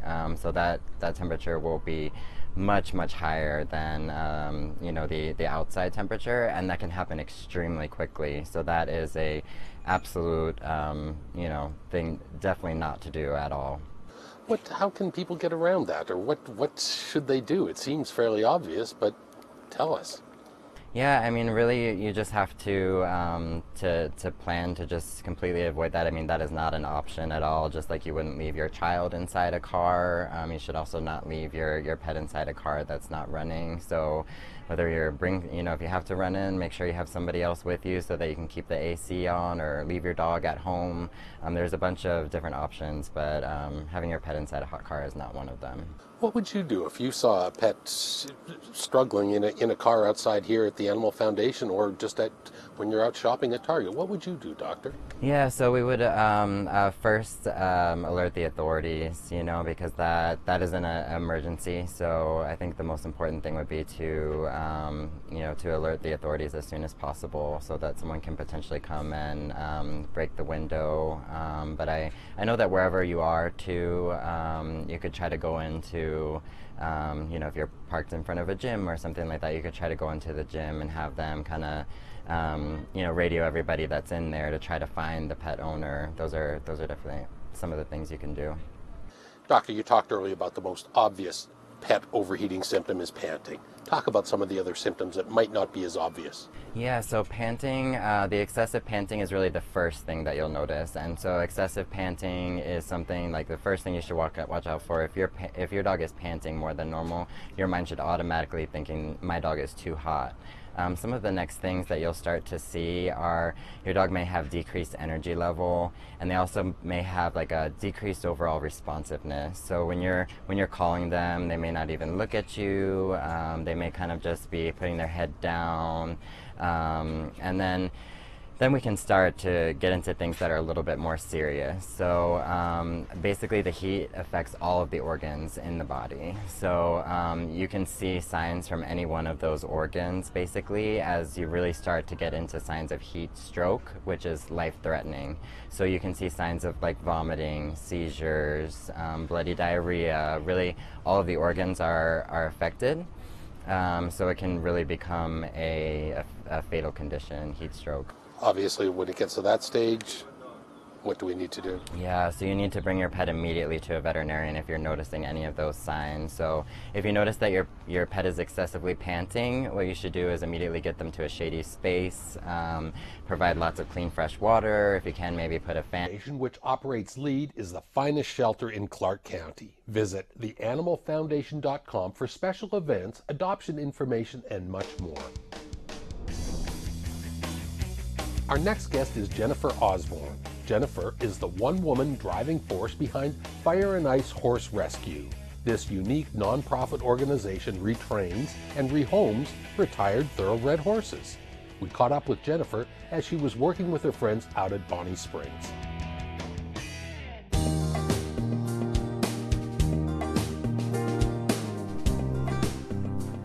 So this is the newest horse. Good boy. Oh, your nose. Hi, sweetheart. Hi, baby. These horses, they're kind of the pit bull of horses. They get a bad reputation, but meanwhile, they're really, really, really good horses. His name is Alex. Jennifer Osborne cringes when she's called the Horse Whisperer. But the remarkable founder of Fire and Ice Horse Rescue has savant-like skills in gaining the trust and training the feisty thoroughbreds who come galloping into her care. Racehorses, thoroughbreds, they tend to be what's called more reactive than maybe say a cow horse or a quarter horse. They're not as relaxed. They'll tend to react a lot more.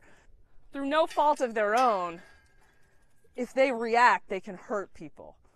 And so where I come in is, I'll come in and do all this training with them and teach the horses how to interact with the people. And then the new step for me that's really helping the rescue, that kind of sets me apart from other rescues, is you can't just rescue the horse, you have to rescue the people too. Just recently, in the last maybe 2 to 3 years, I've been working with people, working with them. And that's been probably the most rewarding thing of all, is getting to watch other people bond with the horse and grow with the horse and really, I mean, the look of just relief and just happiness on these people's faces when they finally get to be free and ride with their horses, which they weren't able to do before because they, for one reason or another, couldn't ride them. It's just, that's amazing to me. Jennifer, I gotta ask, I'm sure when you tell people you have Fire and Ice Horse Rescue, they say you don't look like a typical horse person necessarily, right? Yeah, most people look at me and they're like, well, what could you know about horses? And the thing is, I mean, I've been riding horses I'm 41, I've been riding horses for, boy, since I was 4 years old, so I'll let somebody else do the math on that one. But I have a bachelor's degree in equine science. I've done, I can't even count how many clinics I've done with upper level professionals and stuff like that. And so basically in life, I guess you shouldn't judge a book by its cover, you know? The horsewoman literally saves these retired athletes from slaughter, and her day job requires life-saving abilities too. Yeah, so the Fire and Ice name came from me being a firefighter, of course, and also Clark County Fire Department, of course, right? Clark County. Clark County, yeah. Clark County is the best fire department out there. So I've been with Clark County for 11.5 years, and I've been an engineer for 5.5 years. A lot of times thoroughbreds are described as being what's called hot because they're so reactive. So that, in the horse world, they call it hot. And so that's the fire. And then I think of myself as the ice, because I come in and I relax them, I make them calm. And so it's like the yin and the yang, the fire and the ice together. I've always loved horses, and this breed of horse was the horse that was popular when I was growing up in the 80s and 90s. And I actually like that they're sensitive and wonderful. And to me, it's just such a waste to see such good-minded, great horses just go to slaughter. Just keep in mind that a couple years ago, a former Olympian was saying, hey, this horse is almost unrideable. He's so crazy and out of control. He wasn't wrong. He was out of control. But as you can see, just from, it seems so simple, just by putting him in the round pen and working with him and getting him to trust me, he's able, I can get on him bareback and ride him pretty much with no reins. But it takes a lot of work. This doesn't happen overnight. Jennifer's ultimate mission is to get these animals adopted or placed in a law enforcement agency so they can become working animals. His paper name is Craft Brew. He actually did race. He's 3 years old. 3 years old and already washed up. Not washed up, I mean, he's gonna have a nice long life. We're actually hoping to get this horse on with Border Patrol. He'll be a really good addition because he's actually kind of quiet and relaxed, like especially for a baby. Yeah, they would get shipped to either Mexico or Canada, and they would end up just being slaughtered. So, and they found, I know, dude, they found former Kentucky Derby winners at slaughter. There was a horse called Fusaichi Pegasus. He won the Derby, I think, sometime in the 90s. And then he got sold to stud in Japan. And I think about 10 years later, when he wasn't getting any more money for his stud fee, they found him in a slaughterhouse. And that was a Derby winner. And you can't really fault the racing industry because it is what it is. They breed a certain amount of horses every year, and not all of them are going to be winners. It's kind of up to us as a society to then step in and take these horses afterwards, you know, because the racing industry is more than happy to say, hey, just take this horse. But there's not a lot of people out there who have the know-how to really work with these horses and not get hurt. And one of the first things you have to teach horses is how to respect your space. And so I teach them certain cues, how to get out of my space. That's the first thing you start teaching these horses, how to get out of my space. So I need to teach him a cue to say, hey, back up. Now you can do whatever you want, because at the distance he is now, he can't touch me. I can touch him. He can't touch me. And so we teach him several things in order to get him out of my space. So we teach him that one, that's the first one. And then we teach him wiggle the rope. That's the second one. And then we teach him marching. Good boy. Good boy. You're all right. And then after we do what's called sensitizing, which that was, I'm sensitizing him to my movement. I want to desensitize him and make sure he doesn't fear me or the tools. And so I'll take the tool and I'll rub him with it and I'll tell him, hey, look, everything's okay. It can't hurt you. So now it's the same concept with the rope. I'm going to point and he should move off. So now I'll point and I'll cluck and I'll get him trotting off. Once again, I'm just telling him I'm moving him with my body language. I mean, yeah, I have this, but it's more my body language. And so when I want him to stop, I'm going to look at his butt. Good boy. And he should turn and face me.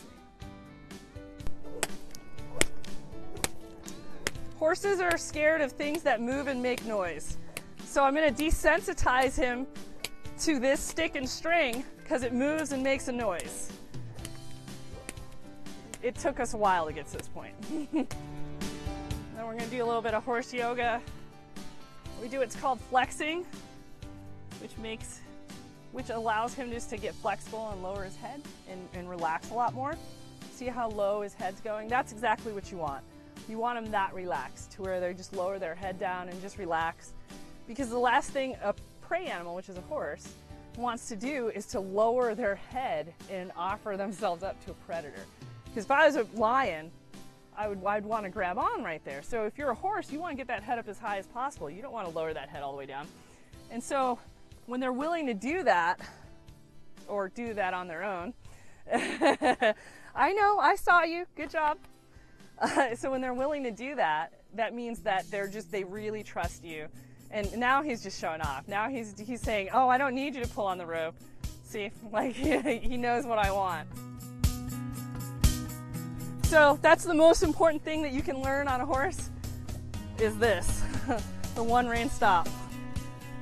Because once you bend a horse's head around, they can't just keep galloping off with you. And so it's my job to teach these racehorses who just want to gallop that, hey, when I go like this, I need you to stop.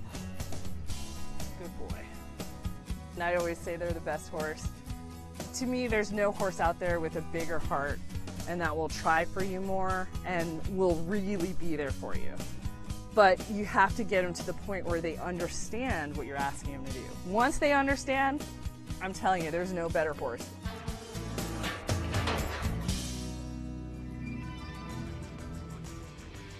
Visit fireandicehorses.org for more information on the organization and videos of Jennifer and her pals. Well, that's our show. Thanks so much to Dr. Marcus and Nadine Single for introducing us to George the Skating Bulldog. Jessica Osborne from Fire and Ice Horse Rescue, and our good friends at the Animal Foundation for their tips on keeping your pets cool. And finally, we leave you with our Critters of the Month, Cleveland and Chanel. These stunning Flame Point Siamese cats are the loves of the lives of Claire Jane and Chris Vranian of Las Vegas. The 12-year-old siblings are nearly inseparable, love car rides, and days of relaxation lounging near the backyard pool. Their breed is known for their mellow temperament, loving personality, and intelligence. I'm Randy Swallow. We'll see you again next time right here on County Critters.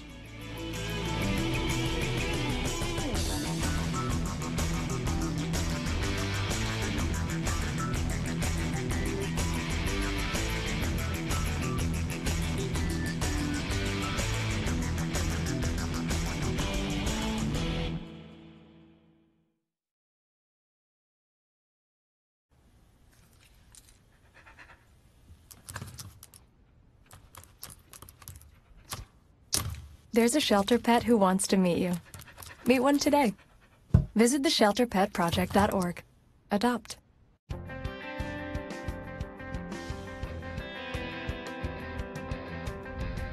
After the sun sets, the shooting complex comes alive on Wednesday and Thursday evenings during the summer months. Located at the end of North Decatur Boulevard, the incomparable field lighting illuminates the base of the Sheep Mountain Range and can be seen for miles around. This provides recreational shooters the opportunity to take advantage of evening hours to escape summer's oppressive temperatures. The ranges for rifle and pistol shooting, along with trap, skeet, 5-stand, and archery, come to life and are available until 10 p.m. for your shooting enjoyment. Our vigilant range safety officers are always on hand to assist and keep you safe. Seasonal league activities are also available for archery, trap, skeet, and rimfire. All leagues are structured to be social, family-friendly, and ideal for breaking into the recreational shooting sports. While at the complex, take advantage of the renowned John Mull's Roadkill Grill. Located in the Shotgun Center, their kitchen provides some of the finest naturally smoked meat selections, such as brisket, ribs, and hot links, accompanied by unique and delicious homemade side dishes. It just doesn't get any better. Gather up the family, friends, neighbors, or business associates, and come out and see us on a Wednesday or Thursday night real soon at the Clark County Shooting Complex, Nevada's only 5-star rated outdoor recreational shooting facility.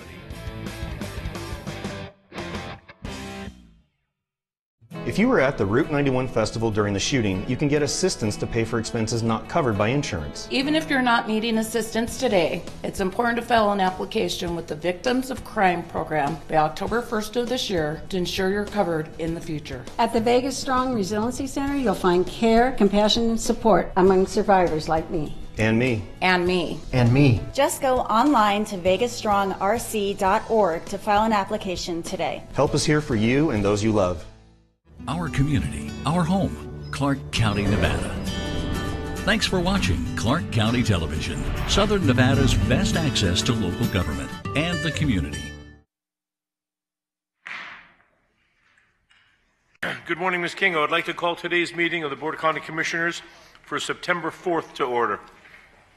Good morning, Mr. Chairman and Commissioners. The first item we have on the agenda is the invocation from Chaplain Victoria Camp from the Messages of Faith Ministry. Chaplain, welcome.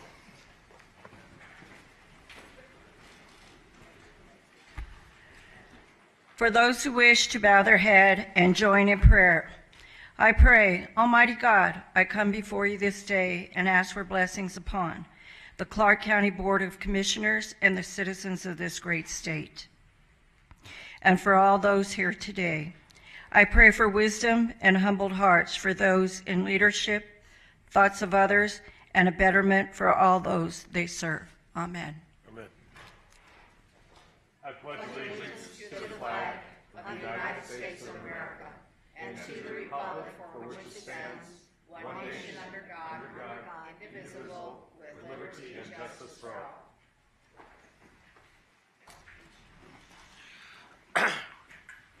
Ms. King. Item 1 is public comment. This is the first time set aside for public comment for anyone wishing to address any item, wish to address the board on any item on today's agenda. Items on the agenda, please step forward, identify yourself for the record. Comments will be limited to 3 minutes. Ms. Coleman. Good morning, Commissioner. Good morning. My name is Margaret Ann Coleman, and I'm addressing item 26, in accordance with the NRS 210 and 354.22 through 354. Approve, adapt, and authorize the chairman to sign a resolution to authorize refund as shown in Exhibit A. I am entitled to refund due to the fact the course in which I took concerning a collective case that I have presented to you continuously since 2001, a court order A20494 that had went into collection by you as a chairman of the gaming establishment and distributed through the Board of Commissioners. So that is one reason why I am here. It was given to you upon collection for me to receive, but I was denied in a white environment situation, whereas it became a biased case through a deputy clerk called Shannon Moore Hughes. This is a garnishment concerning wages, an attachment of bank. From Steve Wynn establishment at the time, 1981 to until now. It goes into exemptions. The decision was rendered 1981. The matter has been heard and petition for court has taken the matter under advisement and decision rendered by the review board denied. Claim is reversed. So due to that, the decision had minutes for me to receive. The president went in, President Trump went into office signing 13 orders of collections due to this notice of execution. And I know you know of it. This is a writ of execution information that was given to me to give to the Sheriff Department.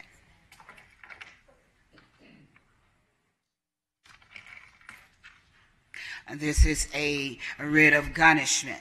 That was the steps in which I had to take in the to process service on my collection due to the fact I am credited due. I am credited due Washington Avenue projects over here on Martin Luther King as a garnishment or concerning property. Thank you very much for your time. Next speaker. My name is Margaret Ann Coleman, and I wish you would contact me concerning this issue. Thank you, Ms. Because it is Coleman. important. I am a homeless victim and victimized due to the discrimination. Thank you, Ms. Coleman. Appreciate it. Next speaker, please. White on white. Mr. Evans, good morning. Good morning, Chairman Sisolak, members of the board. For the record, Kenneth Evans, President, Urban Chamber of Commerce. I'm here this morning to say that we are very pleased with McCarran Airport and the disparity study that they have prepared. What we want to say is that we greatly appreciate the fact that from its onset to conduct this study, they engaged our chamber. More importantly, they engaged several of our small business owners to make sure that when they were doing their universal study, as well as arriving at potential solutions to any disparities that may exist, again, they definitely engaged our chamber. What I want to say, it is quite clear to us based on the debrief that we received a few weeks ago that the consultant as well as staff made every effort to ensure that they properly investigated all avenues in order to prepare the study. For example, what we appreciate is that they've identified several areas of improvement in terms of procurement opportunities and creating procurement opportunities, and they've worked with the consultant to come up with several recommendations. What we'd like to recommend is that as McCarran moves forward, they continue to work on these improvement areas, and we are prepared to continue to participate and, more importantly, help provide solutions or work on the recommendations for solutions in order to address some of the areas of concern. So overall, I want to definitely congratulate Ms. Rosemary Vasiliadis for the leadership that she has given during this study, and at the same time also want to say thank you very much to Ms. Amy Shaw for the leadership that she has displayed and the manner in which she's worked with the Urban Chamber of Commerce, often going above and beyond to create business and procurement opportunity for our small business members. Thank you very much, Thank you, Mr. Mr. Chairman. Evans. Appreciate it. Mr. Chairman. Commissioner Just Weekly. real quickly, Mr. Evans, I want to thank you very much because I know that when I arrived here at Clark County and we looked at the participation, it was absolutely horrible. And to see the strides that have been made, you're absolutely spot on. I want to thank Mrs. Vasiliadis as well as Scott Kickline and the entire airport staff who understood the importance of inclusion and giving everyone an opportunity. Are the numbers where we like to see them? Absolutely not. But are they better than where they were? Yes, they were. And that goes to the participation of you and several others in the community who worked very tirelessly with Amy and Mrs. Vasiliadis and their team to ensure that we not only have individuals exposed but prepared to be able to take advantage of opportunities like this. So thank you very much, and your leadership as well. Thank you. Thank you, Commissioner. Thank you, Mr. Chairman. Thank you, Commissioner. Thank you, Mr. Evans. Director Vasiliadis and her team are here taking this in, so we appreciate it. Thank you. Appreciate the compliments.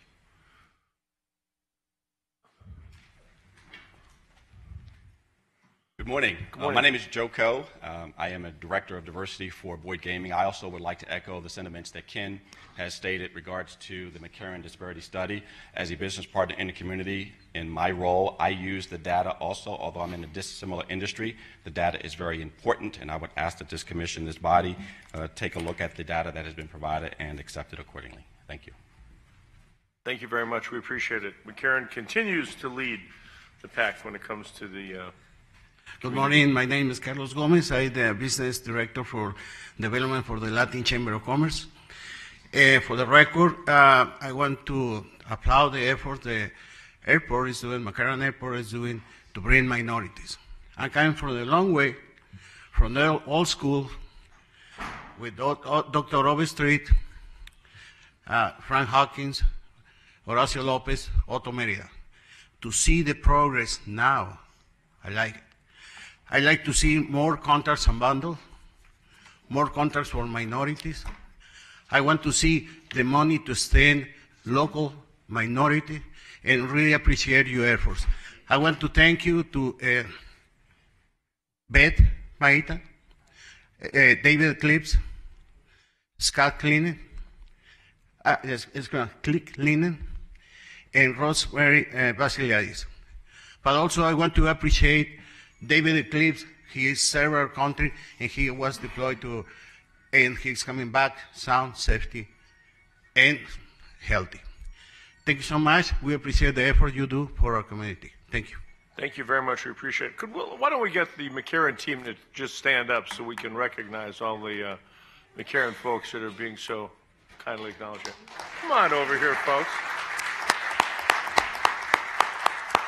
Atina, you guys, you didn't stand up when we said the McCarran team. If you want, thank you. Appreciate it. Thank you. Anyone else wishing to participate in the first portion of public comment? Anyone else? Seeing no one, we will close public comment and turn it back over to staff. Item 2 is approval of minutes of the regular meeting on July 17, 2018. Commissioner Brown moves approval. Any discussion on the motion? Please cast your votes.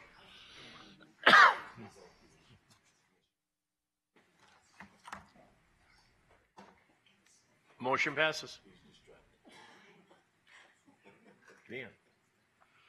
Item 3 is approval of the agenda with the inclusion of any emergency items and deletion of any items.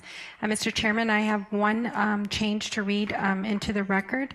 For the I would like to read a correction on item number 10 under your consent agenda. Under the item, the recommendation and background, the ownership percentages should read Robert Fleckenstein at 85% and Scott Harris at 15%. And those are all the changes that I have to the agenda at this point. Do you have a motion to approve the agenda with the exception of the correction made with the correction made on agenda item number 10? Commissioner Gibson moves approval. Any discussion? Seeing none, please cast your votes. Motion passes. Section 2 of the agenda is your consent agenda. Please note that items 4 through 50 comprise of your consent agenda. I do not have any items to be taken separately nor deleted at this point in time. Did any board members wish to take an item separately off routine action? Anyone in the audience wishing to take an item separate off the routine action items? Seeing no one, do I have a motion to approve routine action consent agenda items 4 through 50? Commissioner Brager moves approval. Any discussion? Hearing and seeing none, please cast your votes. Motion passes. We can now move to section 3 of the agenda, which is your commissioners, county managers recognition. Item 51 is to present a proclamation to recognize the Las Vegas Aces Little League baseball team for their successful season. Do you want me to trail? Commissioner Brager. I believe the coach got stuck in traffic. If we can just trail it for a few minutes till he's here would be great. We're going to trail item 51 to the call of the chair. Commissioners, we can now move to section 6 of your agenda, which are your business items. Item 55 is to identify emerging issues to be addressed by staff or by the board at future meetings, to receive updates on activities of the various regional boards and commissions, and direct staff accordingly. We're going to start. Commissioner Brager. Thank you very much. One item that I have is Southern Highlands Park is open. And look, yeah, I know, really. And look, thanks to everybody up here. And staff, design team on both sides of it. They were amazing. It's an amazing park. The walking area that's for your exercise is incredible, and I'm really grateful for that. The other item that I'll bring up is, and I hope Commissioner Kirkpatrick, I'll mention her name and she can speak for herself, but we went to the Turn the Fabulous Las Vegas sign gold for candlelighters. And what an amazing group of people of what they do to work with our children that have cancer, to not only benefit them here, but take them where they need to go and just, surround them with their love, compassion, and care. And I think it was an extraordinary time and really appreciated going there. So thank you for that. Thank you. I promised Councilman Dan Stewart that I'd mention that October 8th through the 10th, the APA, the Planning Association, is coming to Las Vegas, and they would like us to spread the word and make sure that we could send some of our staff potentially to it. It's a planning conference, and you can go to planning.org is what he suggested. So all the entities have been invited to participate. And yesterday was the last day of game for what I still call the Stars, and it was a great game. And the pitcher, because they don't pitch hit in the Nationals, right? They actually won the score, the 4-3 place. So it was kind of fun. There were about 5,000 people that were out there at the Cashman Field. So signing off on Cashman Field, going into soccer. So take care. Thank you. I've got two brief ones. One is just what Commissioner Giuliani spoke of. The baseball team is now moving into the county at downtown Summerlin, under their new facility that they're constructing there, which is a magnificent facility, and look forward to getting everyone in there and enjoying that with their families. It's a very family-friendly facility. The other one is I have worked a little bit with Commissioner Brager, and we made some reference to it at an Asian American group and the sheriff to potential opening up a substation in Chinatown, which is long overdue to have the language barrier somewhat broke down with getting some people trained in Cantonese and Mandarin and the different languages that the Chinese Americans face. And we've had a little bit of an uptick in crime in Chinatown, and we want to make sure that the services are provided to them as well. So the three of us are working together on that. So that's all I've got. Anybody else? Yes. Commissioner Weekly. Real quick here, I was hoping Commissioner Kirkpatrick could expound on it as well. The NACO item, we had a NACO board meeting last week, and we had a presentation from Mike Wilden in reference to a Medicaid issue that I know that our county manager is on top of, and Jessica has been actively involved in. But I'm hoping that at some point there could be some update in terms of a possible mandate that would come down to us. And I think Commissioner Kirkpatrick, if I'm not mistaken, I think you said that could be anywhere in the tunes of $7 million. That would help fill a gap. And so for many of the NACO members, particularly those from the rural counties, are extremely concerned in reference to this mandate that's coming down from the governor's office in reference to all counties getting engaged and involved. And Commissioner Kirkpatrick, I know that you gave a compelling argument to Mike Wilden, and I appreciate you stepping in and helping with that particular item. But if you would shed just a little bit more light from a legislative side of it, I'd appreciate it. Mr. Chairman, through you, if that's okay. Commissioner Kirkpatrick. Thank you, Commissioner. So I guess I'll just broadly talk about it, and it's something that we've been dealing with at the county on a variety of issues. And Medicaid is, as you've probably read in the paper, there's a shortfall. So with that shortfall, then it gets passed down. And Mike Wilden said either they got to cut or we got to cut was basically the conversation. And so for Clark County, it could be anywhere between 7 and 10 million. Washoe County closer to 2, but then some of the smaller counties, even 500,000 is a huge hit to their budget. So what I had asked Mr. Wilden to do is, maybe we can kick it to the first part of the legislative session where they can do a supplemental so that we have time to figure out where do we go from here. How do we plan? How do we ensure that we're giving all the proper services? Because neither the state nor ourselves want to cut. There's definitely a need for services out there. So my understanding is that Mike Wilden is going to have a meeting with county staff and NACO in the next few weeks to talk about where do we go from here. But this is a statewide problem for all of us when it comes to services, and especially for Clark County, we take the brunt of the hit, and we desperately are in need ourselves. So thanks for bringing it up, Commissioner, because it really is something that we all got to pull together to figure out what's the best answer and determine what's in the best interest of those that need the services. Absolutely. Thank you very much. And also, Mr. Chairman, I'd like to just report from the Southern Nevada Regional Housing Authority. I'm very proud to announce that through their collective bargaining, they were able to work with SEIU and reach a tentative agreement on their CBA. And so really excited about that. It gotten extremely contentious amongst the employees and their management, but they've been able to do that with our new executive director there, Mr. Chad Williams, and so I think that's great news as well. So those are a couple of my, and by the way, I want to thank the Sam Boyd School of Law, as well as my staff, Kelly Benavides and Will Covington and Monique Perkins. They worked very tirelessly with this team. We hosted a Project Reset, and it was a day where we turned the Doolittle Community Center into a courtroom, and there were over 1,000 Clark County citizens who were able to get either back on calendars with judges, or their warrants were squashed. And what a huge difference that made for a whole lot of people who are suffering with a whole bunch of unnecessary fines in the judicial system, and be able to bring that amount of people together.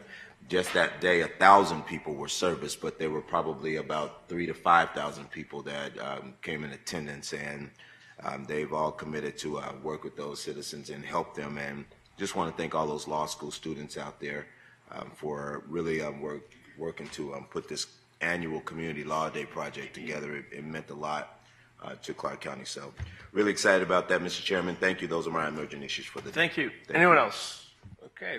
Well, Commissioner Kirkpatrick, you got one?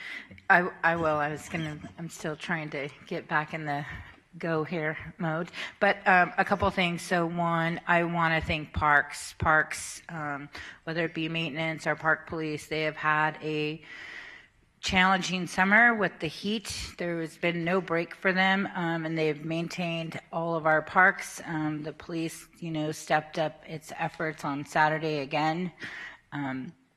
And I think that sometimes we forget what the parks people do in our community. But I stopped over there on Friday just to tell them thank you for what they did. And, you know, we take for granted the 3-digit temperatures that are out there. So they're out there when it's 110 all the time cleaning up. So with that note, the health district is going to take up October as being illegal trash dumping month, and we're going to go after those folks. So the health district can actually fine folks up to $100 each time for all the trash that they put out, and we're finding that that's a really big issue as a whole.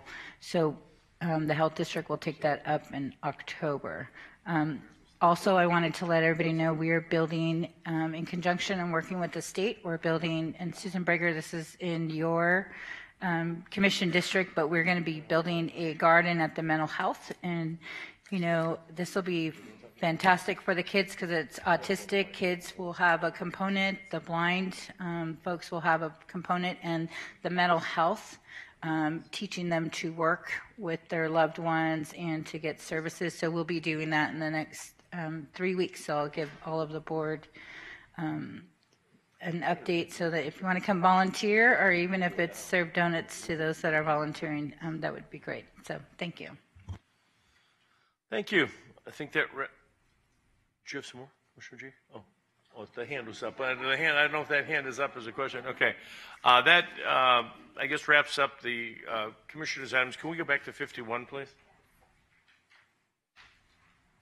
Item 51 is to present a proclamation to recognize the Las Vegas Aces baseball team for their successful season. Commissioner Breger. Thank you very much. If I could have the coaches and the team come down here with us, that'd be fantastic.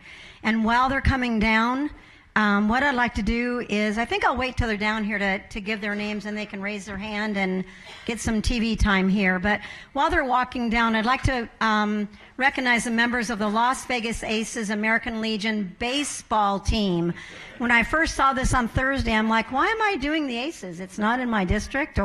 And then it dawned on me, and I'll shake all your hands in just a minute here, that we have this amazing American Legion team that was the Aces before we had the women's basketball team. I'm going to step up here. I'll end up not being seen. Anyway, the Aces, which overall finished second, while you guys are greeting them, that's okay.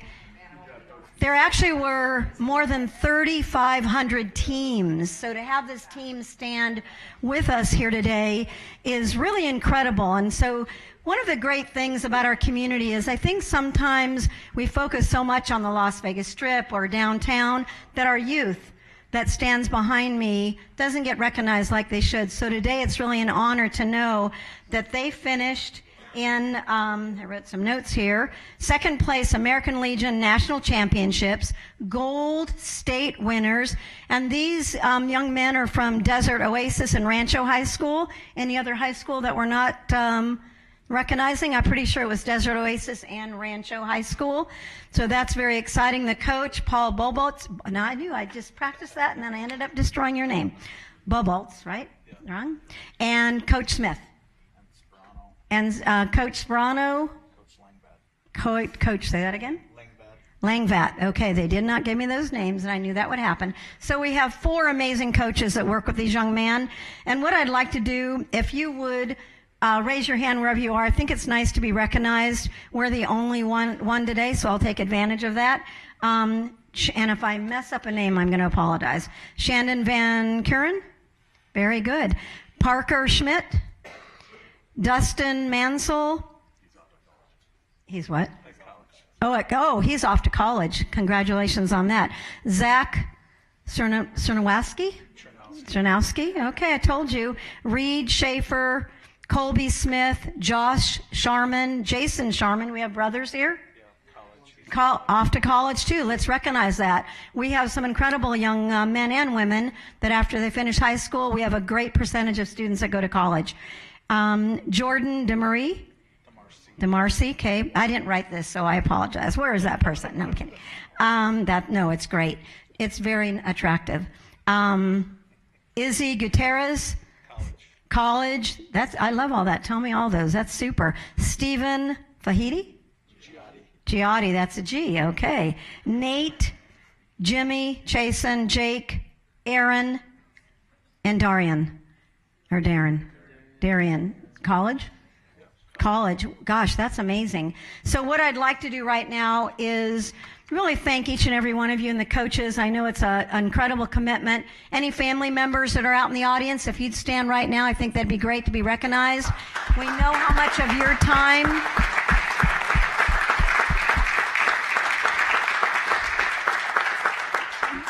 that it takes when the boys want to be committed. It's even more of a commitment for those family members that help them with travel, with monies, and just encouraging them. So it's greatly appreciated. To all of you and to the coaches, a proclamation from Clark County stating that the Las Vegas Aces Baseball Day is being recognized today, and that we just really appreciate that you make an incredible commitment to our community, and that continue going off to college, continue your education if you're still in high school. And I'm going to turn it over to you so you can say a few words. We just want to thank everybody for their support, just watching us on TV and on ESPN. The games are televised, and just for the support that the community did, and want to thank these guys for the phenomenal season. So congratulations. Thank you. Who's your thank you, you're ahead of me. Who's the captain of the team? Who's the second captain? Who's the captain that's here? Jason. How about a few words? We know you're going to be good at that. Okay.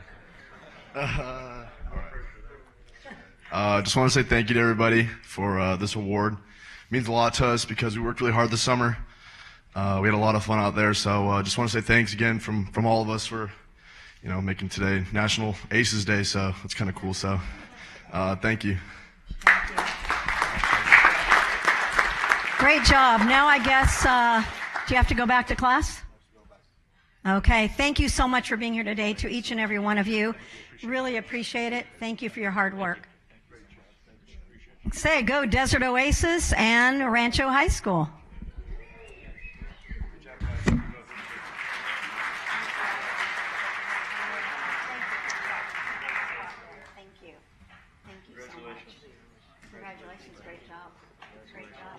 Do it next year. Congratulations. Thank you. And it looks like one of our employees has a son on the team. The new guy in Public Works. Oh, I didn't see that. Oh, he stood up.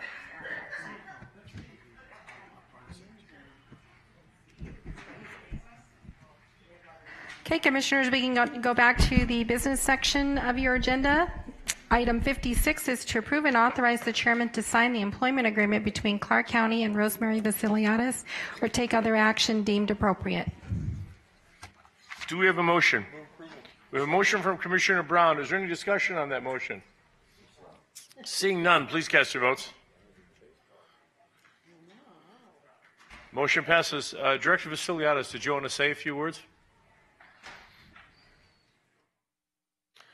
We continue to have one of the only female directors of aviation in the country, and we sincerely appreciate your efforts and what you've done for the airport. Well, I wish that was true, but I am the first female director for McCarran. I do want to thank Yolanda for her confidence and her trust. It's been amazing working with her and for her. I also have to thank you for your support, but not least of all, I have to thank my staff. They are the most dedicated, loyal, hardworking group of people amongst this county, and they just keep on striving for that operational excellence, and we'll just keep on going and get better.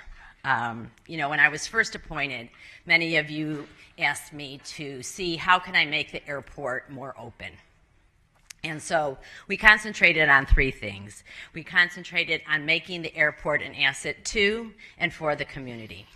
We concentrated on enhancing customer service. We'll never forget that the airport's the first and last look of almost 50% of the visitors here in the community. And we concentrate on making it inclusive and transparent. And through my staff's very hard work, I'm really proud to say we've been recognized for all three of those things. Now, we're not going to stop. We're going to keep on going. We're going to keep on getting better, and we're going to just be the best we possibly could be for this community. And I thank you for your support and your vote. We thank you very much.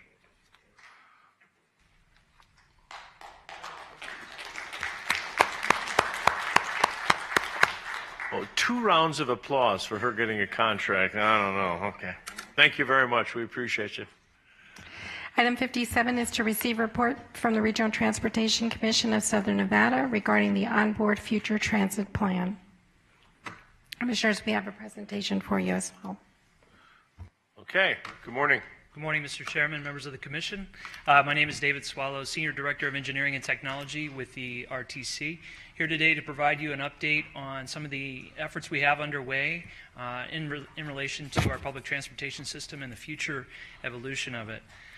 If I could, I'd first like to acknowledge and thank the county staff, particularly Public Works, Planning, and Department of Aviation staff who have all been working with us as we've gone through this process and a number of the related efforts that I'll go through this morning.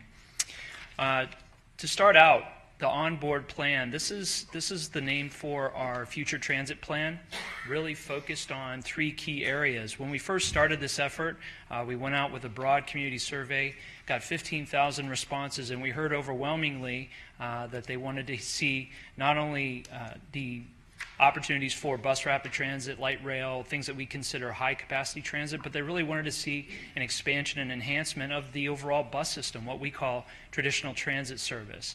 Finally, there's a number of key technologies that are coming into the marketplace now, and really some disrupting transportation overall, but we certainly want to capitalize on those technologies where we can to provide better service to our customers. So these are the 3 areas that we're focused on as part of this onboard plan. Now, onboard has a number of key inputs coming from the larger community.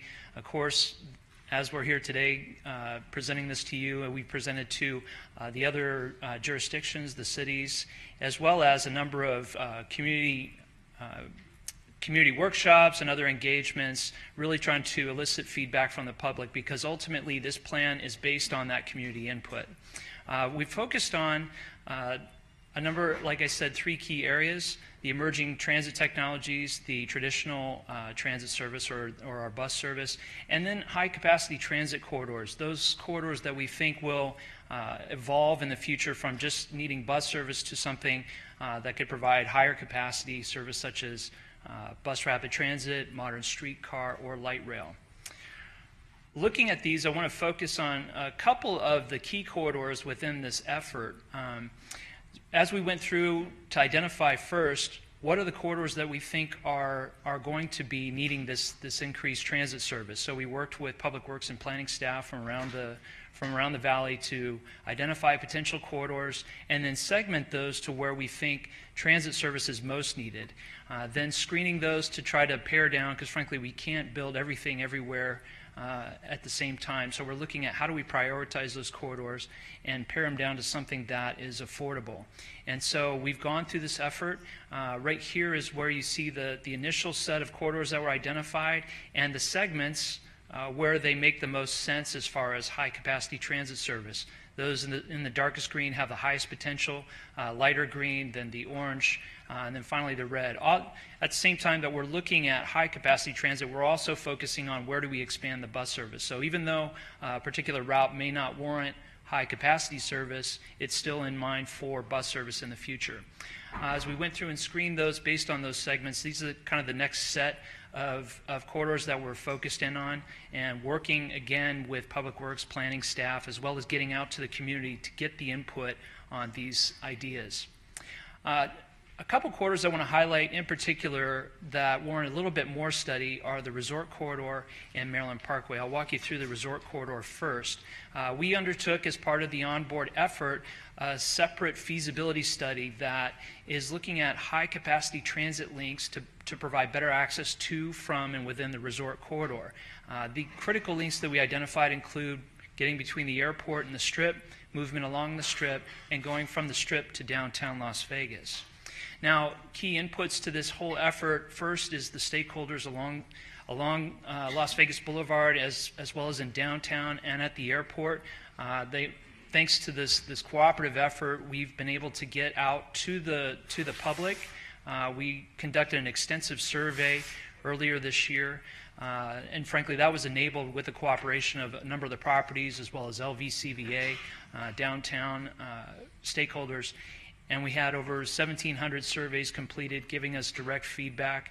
Thanks also to the Department of Aviation, who put the survey up on their Wi-Fi service to enable their patrons to participate in the survey effort.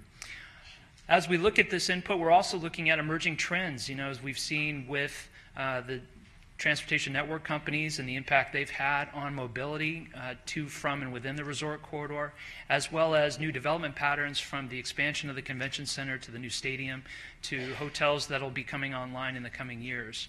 And focused on those to identify what are the key mobility concerns and customer expectations, because frankly, that's the customer expectations are what we need to satisfy.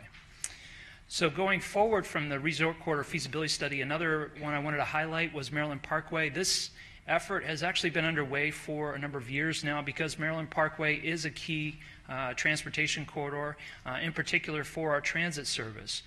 We've had underway an environmental assessment that we're planning to wrap up this fall and present to the public. And I want to highlight why we're looking at Maryland Parkway. First, it's a key connecting corridor for our transit network. It connects to 21 of our 39 routes. It's also our highest productivity corridor outside the Las Vegas Strip in terms of the number of passengers per hour, the number of passengers per mile, fare box recovery ratio, things like that. And part of the reason it's so successful as a transit connector is for the various destinations along there that I'll walk you through. You can see here by the numbers, within a quarter mile of the corridor, we have over 85,000 jobs and over 90,000 residents. But beyond that, the key destinations on the corridor need to be connected to the larger part of the valley. And so what we're focused on here is the proposed route. Currently, Maryland Parkway goes between McCarran, or South Strip Transfer Terminal through McCarran Airport to downtown Las Vegas to our main transit hub at the Bonneville Transit Center. We're proposing as part of this effort to extend the service over to the Las Vegas Medical District, where you have UMC Valley Hospital, as well as UNLV Shadowlane campus, enabling kind of a one-seat ride between the UNLV campuses, between the hospitals and the medical school. On Maryland Parkway, you also have Sunrise Hospital, you have Boulevard Mall, and of course, UNLV's main campus with over 30,000 students. So this is a highly productive transit corridor, but one we think could benefit from enhancements to that service, as well as overall transportation improvements. So when we look at the environmental assessment, we have three options that we're planning to present to the public and to get that feedback on. One is enhancing the bus service that is there today. Second is really implementing a bus rapid transit line similar to what we've done on Sahara or Boulder Highway. And third is looking at a concept of urban light rail, otherwise known as modern streetcar, as an option. So walking you through just real quick, the enhanced bus route, what we would look to do is speed up the service by reducing the number of stops, maybe spacing them a little bit further apart, upgrading the shelters, and working with the Public Works and Planning's departments from the city and the county to see if there's other improvements we can get to help enable faster service along the corridor. The second option, Bus Rapid Transit, would propose to reconstruct Maryland Parkway to convert the two outer lanes running along the curbs to dedicated transit lanes. These lanes would still be available for cars to use for right turns, preserving that portion of the traffic capacity. The other part we're looking at is moving bicyclists out of the roadway to separated bike lanes that are behind the curbs, next to and at the same elevation as the sidewalk. This provides what we think is a safer place for bicyclists to ride, also creating a buffer between where people are walking on the sidewalk and where the traffic is passing by. The third option is urban light rail or modern streetcar.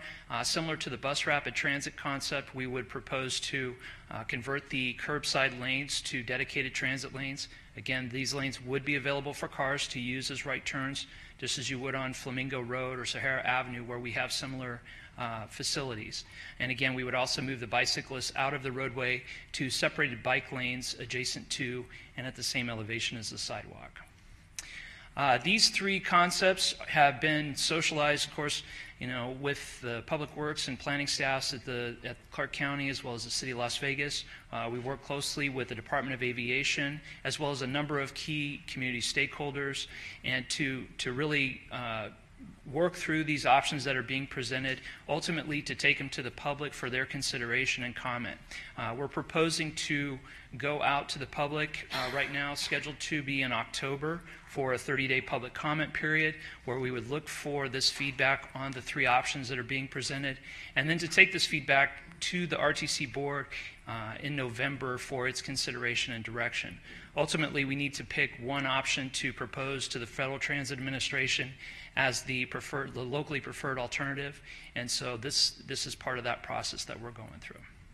Ultimately, Maryland Parkway and the Resort Corridor feasibility study findings and results will be incorporated into the larger onboard transit plan. This transit plan requires and is going to be built upon community input. We've conducted surveys in the past. We're getting ready to go out again this fall with a number of community engagements, not just online surveys, but really going out to the community where we can. We have a refurbished bus that we've taken out as kind of a mobile workshop for these engagements. We go to different community meetings, making sure we have the presence there to get the feedback and offer information on the plan. So with that, I'd be happy, Mr. Chairman, to take any questions. Appreciate the presentation. Questions? I've got a couple. If you go back to your picture of your bus shelter there, which was, a little further, there. Mm-hmm. Has there been some discussion about putting bollards in front of those bus shelters? We've spent millions of dollars on Las Vegas Boulevard to harden those, and every year we have one or more tragedies in it. Have you looked at that? Yes, Mr. Chairman, we are looking at that, and I think, correct me if I'm wrong, but we are looking at doing a pilot program, considering a number of shelters throughout the valley to look at this type of, unfortunately, level of protection that needs to be added. When are you looking at instituting that? I think this fall we're looking to initiate. Yeah. Ms. Quigley can come on up. I'll defer to my boss. Okay. That's okay.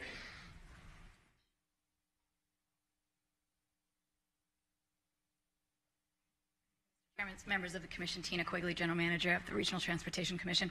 And actually, yeah, we've been partnering and watching how Clark County has implemented their bollard program, and we actually are working with their consultant, and we'll be bringing an agenda item to our board. I believe it's either next meeting or the meeting after.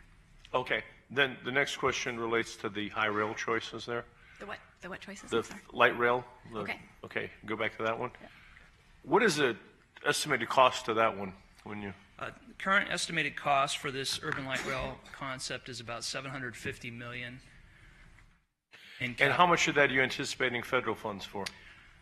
We're looking to get somewhere between 30 and 50% in federal New Starts money. We're also looking at, we do receive congestion mitigation air quality money on an annual basis that working with the Public Works and Planning departments to see if we can include some of that funding for Maryland Parkway. So those are the two federal funding sources we're looking at. So if you think you get 30-40%, that's incredible, because when I met with the Secretary of Transportation, they said it's under 20, you're lucky to get 10. So have they upped it? So the current New Starts program is 50% right now. Competitively, they're at about 30% for New Starts by itself, and then the additional federal funding that could come in. So we're awarded the two systems that they have awarded to that are new systems in the United States have received 30%. The systems that they've awarded that were extensions were 33 and 36%. Where would we get the other $500 million? So that's something that we're exploring right now. We have different opportunities we're looking at, frankly. Local sales tax is part of it. Part of the revenue. What was it? Local sales tax that we already... Sales tax? Yeah, a portion of the sales tax we already collect for our transit service, as well as roadway-specific improvements may be funded with fuel revenue indexing money, but again, that's restricted to roadway-specific improvements. And then the other parts we're exploring.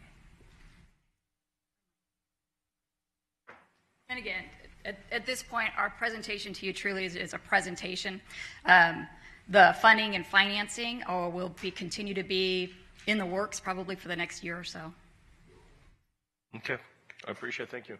Commissioner Weekly. Quick question in reference to the surveys. I see here under community engagements and next steps that you guys are going to be doing a 30-day public comment period. So with that, are you taking the data that you collected from the previous surveys that you had gotten to what? That's how you'll put, or are you having an additional neighborhood meetings to come up with this public comment? When we go out for Maryland Parkway specifically, they will be public meetings specific to Maryland Parkway, but we also are looking at online survey tools specific to the project during that public comment period, so we can have very focused feedback for the environmental assessment. Okay, and then the other question that I have for you, this PowerPoint that we have here today, I have the other one that when I met with you and Angela, which was more in depth than what we have here today. I was looking at the survey that you had taken, particularly in, I believe it was 89106 and 030. And I guess some of the concerns that I had is I think you had something listed where 87% of people from those communities use the public transit system. Where did you get that? Who did those surveys, and what community centers were you getting those surveys at? Because we took a minute to just kind of randomly ask people, you know, how are you getting around? And lots of people drive. They have cars. Whether they live in public housing or whether they rent in an apartment or they're a homeowner, they have cars. So I'm wondering, where did you get that data from? 'Cause that seems to be a little bit too high. Sure.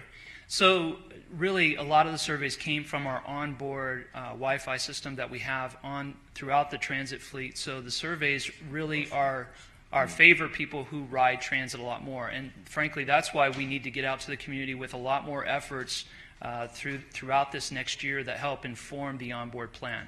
So, you know, part of that was that initial data collection, but really we need to go out to the community in person and working with you as well as the other representatives to identify how best to connect with your constituents to get that feedback. Okay, I appreciate that. Thank you very much, and thank you and Angela for the meeting. It was very informative and helpful for us. Thank you. Commissioner Kirkpatrick.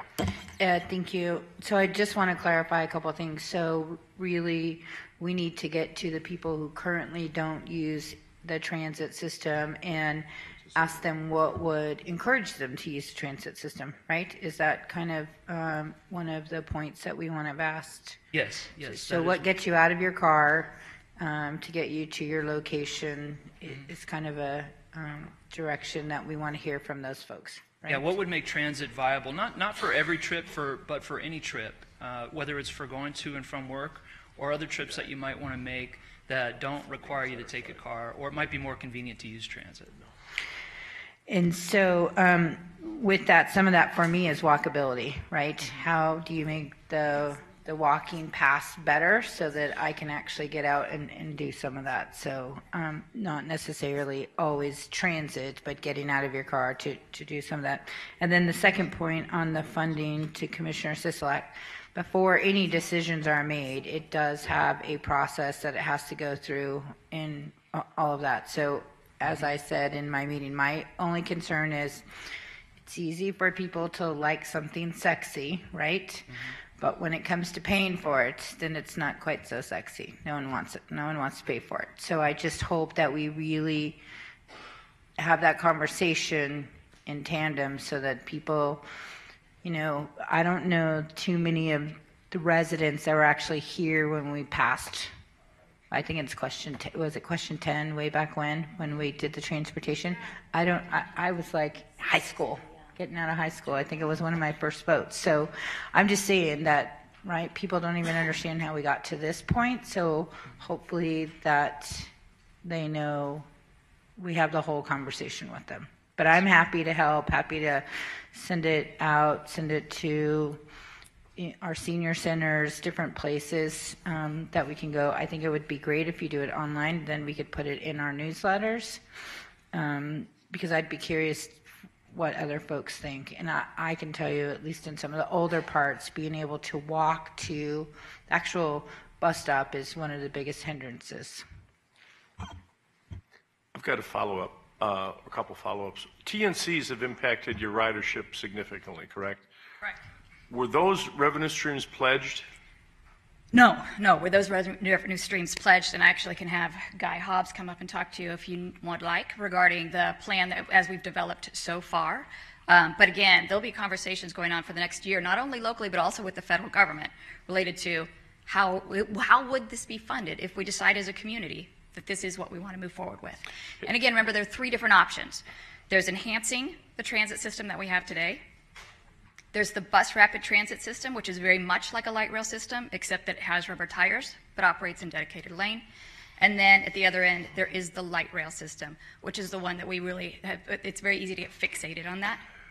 But again, we do have three alternatives that we'll be bringing forward into the community. Your initial projection when you first brought the light rail in the ridership was pre-TNC. Have you adjusted those ride numbers down? True. Was it pre-TNC? Yeah, but Go ahead. if we could, I think it's important to note where we've seen the most dramatic impact on ridership from the transportation network companies is in the resort corridor. When it comes to the regular residential-based routes, we've actually seen growth in transit.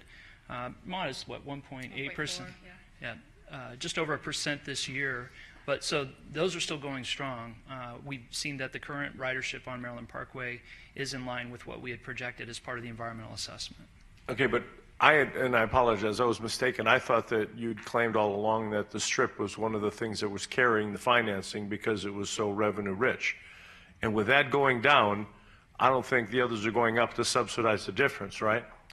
Or am I wrong? Yeah, you tell me they are going that's up? valid. No, that's valid. Yeah, I mean, I would say the nation as a whole is going to be having a very large conversation, and is having a very large conversation about what is the point, what is that magic point between continuing to invest in public transit systems and recognizing that TNCs are here and are growing.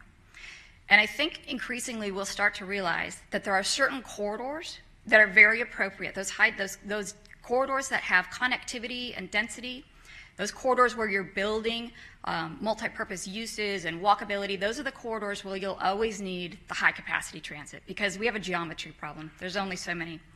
But in those areas where there is not a need for the frequency of service, there's not the higher ridership demand, or where TNCs can have the ability to serve or what we call micro-transit, which is an evolving, emerging transit type service, certainly there's going to be just a blending and a change in what the role of public transit is for a community.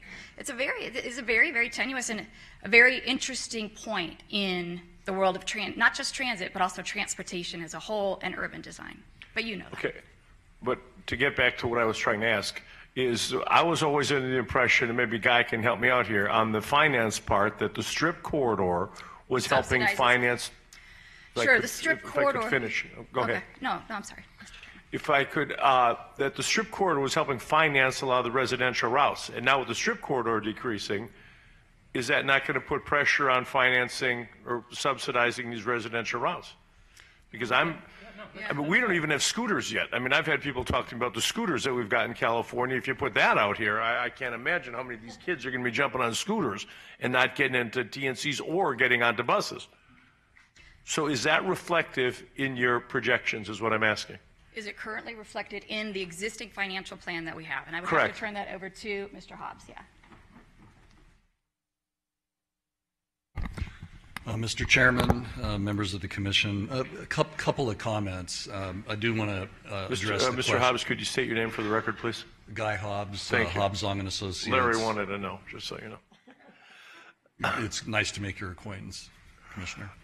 A couple of things. You know, clearly the TNCs have had an impact on the Strip Resort Corridor ridership.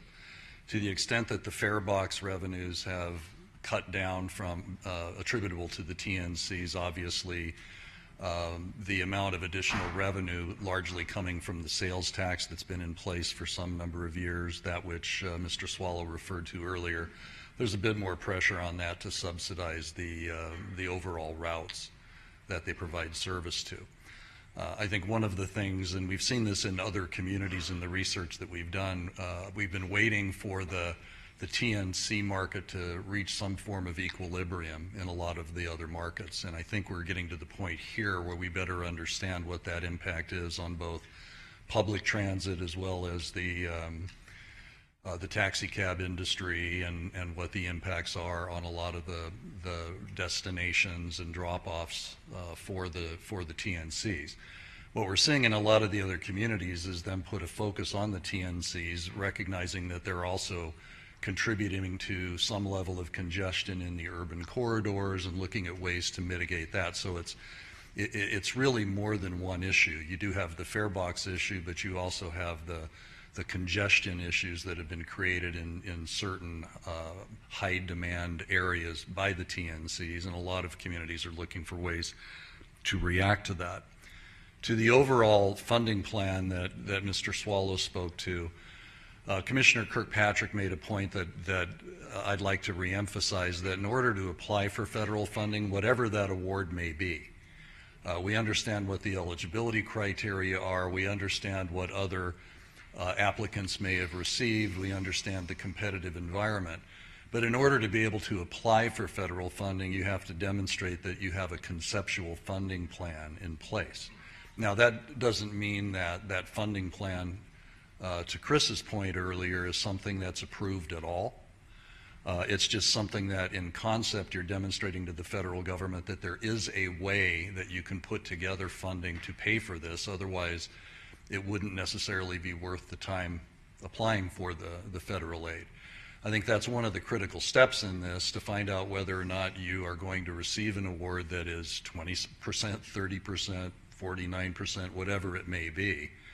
As times change, as administrations, as composition of Congress changes, so does the level of award on a lot of these programs seem to change over time as well. So it is somewhat of a moving target. And as Mr. Swallow mentioned, from a federal perspective, if we were to get very fortunate and receive the higher end of that award level and combine that with the local congestion, the CMAQ monies, and we're able to leverage that, we might find ourselves in a position of having over 70% of the project paid by federal sources and reducing the amount of reliance on local revenue sources, such as the fuel tax indexing and other sources that we would have to identify. Are we close to identifying what those sources are specifically?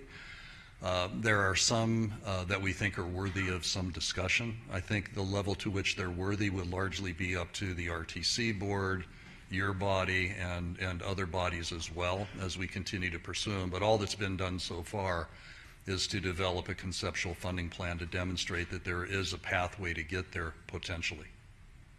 Okay, thank you. I just know that in cities that have the scooters, as I'm going back to, have made enormous impacts because they come in one fell swoop with hundreds of those things and put them out there. They're unregulated, then they try regulating them, then they're picking them up, and kids are up and down on these scooters all over the place, and it has really drastically impacted all the other forms of transportation. So I think we just need to maintain the flexibility of, any potential future financing. Unquestionably, thank you. Yeah, thank you, appreciate it. Commissioner Gibson. Thank you, Mr. Chairman. A question, Ms. King. Do we receive data, or do we have access to data that would help us understand TNC ridership?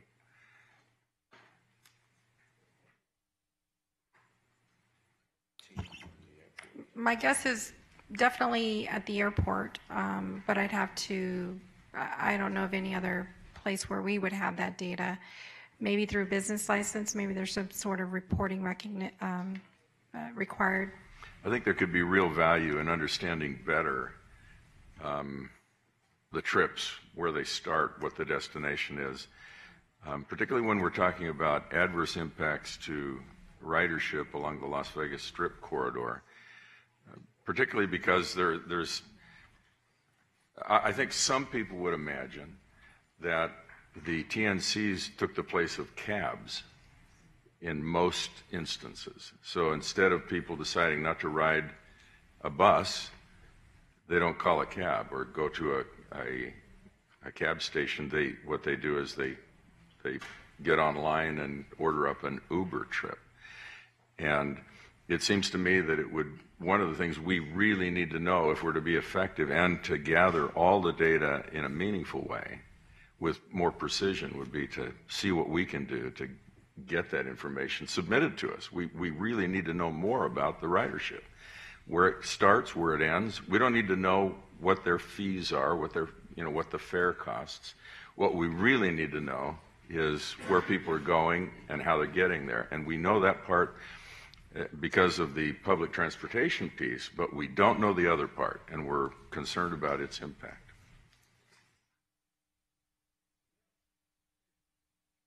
Kirkpatrick.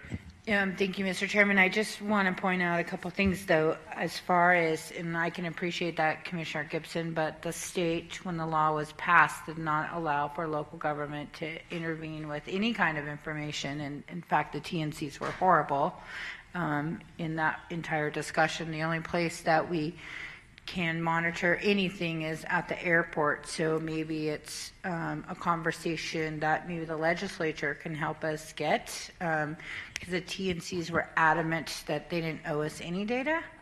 And at least for myself, I get a monthly report of how many businesses come up in my district, and I average about 50 TNCs a month. But I can't ask for any other information because state law and regulations don't allow for that. And I voted against the regulations, just so you all know. Mr. Chairman, if I might just respond just real quick. You may. I understand. We're not going to go back and forth, though, but you're right. I understand that issue. One of the things, though, that sometimes businesses are willing to do is to cooperate. Now, I recognize that that isn't necessarily the way this all started, but it seems to me we have some leverage here. And I don't know about what the legislature is inclined to do. You would know better about that. But it does seem to me that we ought to make a serious effort to learn about that data. And that's what I'm suggesting. No, I agree with you, but I'm bringing the popcorn because these two groups have never wanted to work with us at local government, so they threaten to sue us. So I think the legislatures, maybe we can have a conversation with some legislators to ask them to help us. Okay, moving on. Commissioner Brown. Thank you. David, thank you for the presentation. To the board, I'd like to recognize Don Snyder. For those of you that aren't aware, Don has, we've been very fortunate at the RTC. Don has chaired our Transportation Resource Advisory Committee through the fuel revenue portion and now evaluating what's before us today. And just to put it in perspective, because sometimes these 10-minute, less than 10-minute presentations don't give you even a sense of what's gone on over the last 18 months. But the RTC, other than running the transit system, is also the Metropolitan Planning Organization, which they're required by the feds to do planning and engineering for the urban area, absolutely in collaboration with the county and our cities. But what we're hearing today is a challenge and a question being asked throughout not only the country, the world, as far as transportation. And if we go back and look at the fuel revenue, the community supported that overwhelmingly, and that has given us the revenue to build the infrastructure, to invest in our streets and highways, and maybe get us to the point over the next decade where we truly have built out our capacity. The tougher question is what we're hearing today is, what is transit going to look like in 10 years, maybe even 5 years or 3 years, be it the TNC's impact, autonomous vehicles, technology, urban light rail, BRT. No one has the answer. But the concern here locally, and Don has addressed this with the TRAC committee, is if we do nothing and wait for someone to come up with the answer, we'll be so far behind we won't catch up. What we're hearing today is we've done everything that needs to be done to get us to a point to A, engage with the feds if that money's available, but B, get a sense from the community what their expectations are, what we can do to provide that, because after all, this is about serving our customers, our ridership. So it's been a highly debated, highly controversial question that no one has the answers yet, but I applaud the RTC. getting us to this point where we are able to at least evaluate at the end of the day what's right from a transit situation, and more importantly, as Mr. Hobbs said, what can we afford? We cannot rely on 49% from the feds. What does that mean? What does that impact not only the corridor that we looked at today, but the overall transit system? These are all the questions that have been going on for a couple of years through the TRAC committee. But let me emphasize again, with the cooperation and collaboration of the county and the cities. Maryland Parkway, for example, impacts the city of Las Vegas and Clark County. RTC can't come in and say, this is what we're going to do on Maryland, without the support and the engagement of the county and the city. All that has been going on extremely well the last few years. What today's presentation does is elevate it to our level, because we are going to get the questions from our constituents as far as, what are you going to do about my bus service? Are you really building light rail? What does that mean to me? And all these things. So this is a ongoing process. The next 60 to 90 days we'll have additional information. Come November, December, we'll be in a position to engage with the federal government, and all the way along that process, the county will be involved. The communication has been extremely well over the last couple months, and again, if anybody on this board or in the audience or those viewing have the answer, if they have the crystal ball on what transit's going to be like in the next few years, please contact Guy Hobbs. We'll provide all his contact information, but it's a big question. And let me finish by saying, if we, as the County Commission and or the RTC, choose to do nothing and wait for those answers, we'll lose. We have to get as close to that edge and be ready to make decisions and be flexible. So, thank you, Mr. Chairman. Thank you, Commissioner. Commissioner Giuliani. And just to follow up to that, when I formed the Business Coalition on Maryland Parkway probably 5 years ago now. They really did get engaged, and I have to say RTC was very helpful. So that's why we were poised. We didn't want to be left in the dust, and I do appreciate that the committee made the recommendation for the more expensive actual light rail. I was surprised myself. I thought the urban would have been because of the funding. But if you don't ask for what you think you actually need to succeed, you're not going to get there. So I think that there's, I would agree with Commissioner Brown that we need to be poised. For those of us that travel, you see how other people move. And when you think of 43 million different people that come from all over the world, you have to make sure that you're keeping up with what they anticipate. But we also have to look at zoning and other things that may negatively impact, like the scooters on the Strip, for example, that starts to affect that fare box so that we can't expand into the neighborhoods as well as we would. And so there's just a lot out there on the edge. But rail, in some way, shape, or form, can be and should be a component. Even with the I-11 construction, there should be some interconnectivities that we're looking at there, so we don't just keep promoting people to get in their car. And it could be discussions with businesses, especially those on the Strip, on how do you get your employees into maybe more subsidized public transit. There's just different partnerships that could come in that would help our people then in the long run, where they don't have to buy a second car, they don't have to pay insurance, and yet they can guarantee they can get to and from work. So there's just a different way to look at it, and I'm glad that we're actually having this conversation, because it's going to change in the next year or two. Part of it may be going to legislature and seeing if that $3 that the taxi cabs are allowed to charge for credit cards goes away, and maybe that money goes someplace else. There's just different ways that policies got started that weren't always the best policies, but they got something off the ground. That's negatively impacting those individuals, not just the TNCs, just those additional fees that are added on. Thank you. Thank you very much. Did you have any concluding comments? No? Okay. Thank you very much. Moving on. Did Don want to speak? Mr. Snyder, did you want to speak? Okay. Thank you. Ms. King. Mr. Chairman, we need to move to the Section 5 of the agenda, which are your public hearing items.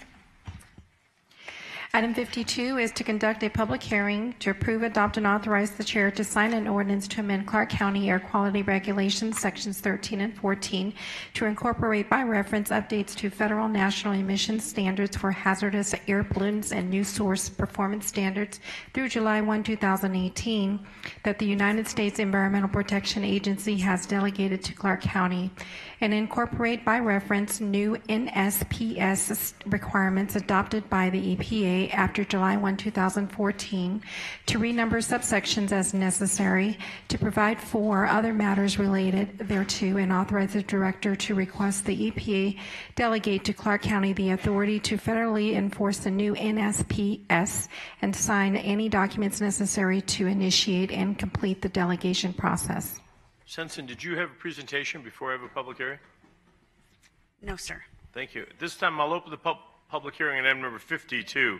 Anyone wishing to address the board on item number 52, please step forward, identify yourself for the record. Comments, you're limited to 3 minutes. Item 52. Seeing and hearing no one, I'm going to close the public hearing. Did you have any comments you want to make now, or you just want me to turn over to the board? No, sir. Just turn over the board. Thank you. Thank you, Ms. Sensen. Appreciate it. I'll turn it over to the board. Any questions or motion? Or Commissioner Giuliani moves approval. Any discussion on that motion? Seeing and hearing none, please cast your votes. Motion passes. Ms. Henson, do you have any comments you want to make now? Thank you.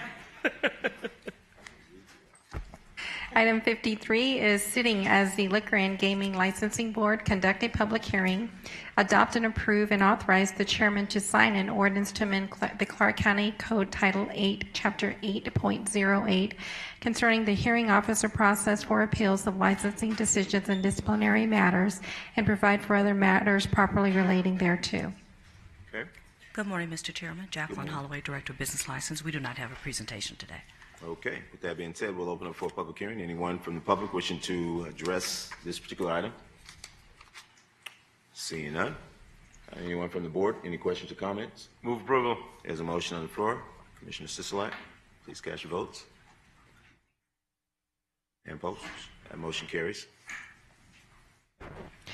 Item 54 is sitting as the Liquor and Gaming Board conduct a public hearing to adopt, approve, and authorize the chairman to sign an ordinance to amend the Clark County Code Title 8, Chapter 8.20 concerning growler service for main bars within resort hotels, liquor stores, licenses, and brew pubs, provisions to limit package liquor licenses, provisions to allow restaurants to charge a corkage fee and sell partially consumed bottles of wine for removal by customers, requirements for operational and security plans, an increase in the time prior to holiday special event required to file a permit, and to provide for other matters properly relating thereto.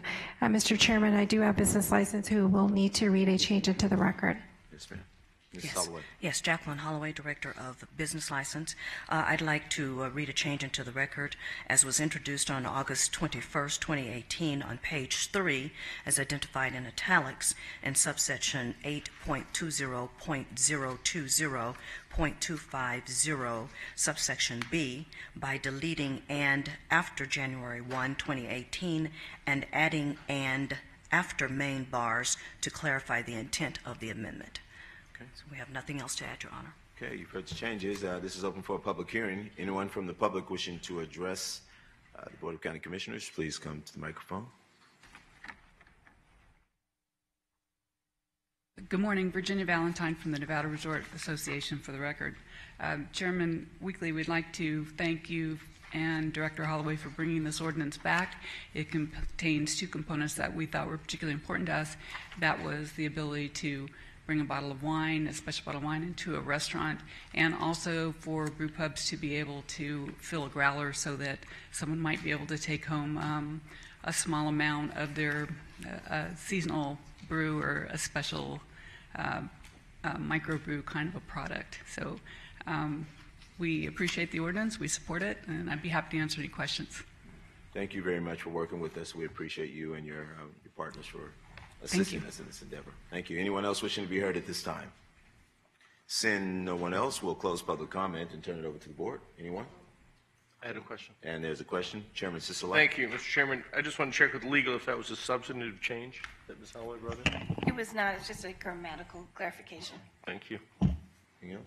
Okay, there's a motion from Commissioner Giuliani, everybody please cast your votes. The motion carries. Thank you all. Thank you. Okay, we can now move back to the business section of your agenda. Item 58 is to appoint 2 qualified individuals to serve as members of the Clark County Advisory Board to manage wildlife for 3-year terms from September 4th, 2018 to September 3rd, 2021 from the list of applicants noted on your agenda item. Commissioner Giuliani. Thank you, Mr. Chair. I'd like to recommend Molly de Blasi and Tavares D. Sam to the Board of Wildlife. Commissioner Brown. And I will support the Molly de Blasi, but also put on, well, I'm not sure if we have to vote on that first, but I would like to see John Michael Reese reappointed, along with Molly de Blasi. Okay, Ms. Miller, do we have any other nominations? No, do you want me to split it? I'm happy to do so, but I would argue that Matt's been on there for 9 years, and we have no diversity, so this would be the first woman and a Native American that would be appointed. So that was why I was trying to do that part of it. So, It's up to the commissioner how you'd like your motion. Well, I think they're in agreement on one of them. So you want to do the one, and then let's do the second one, Mary? Sure, the second one. Did you go do that? Yeah, do Molly and then do de Blasi and see how that goes. And then, okay. Okay, you want to do the one that you agree upon was de Blasi, right? The motion is for to appoint Molly de Blasi from Commissioner Giuliani. Is there any discussion on that motion? Please cast your votes. Motion passes. Now we have 2 people. How do you want me to do this one? The motion was for Mr. Tavares, and so we'll see how that flies, and if it doesn't Okay, pass. we have, the next motion is for Tavares D. Sam. Everybody ready? Okay, if this motion fails, then we're going to go to Commissioner Brown's motion. If this motion passes, we don't go to Commissioner Brown's motion. Are there any other questions? Commissioner Weekly? You want a second? Tavares M. D. Sam is the one Commissioner Giuliani is recommending. If that doesn't work, we're going to Mr. Reese. Okay, the first motion is for Tavares D. Sam. Any discussion? Please cast your votes.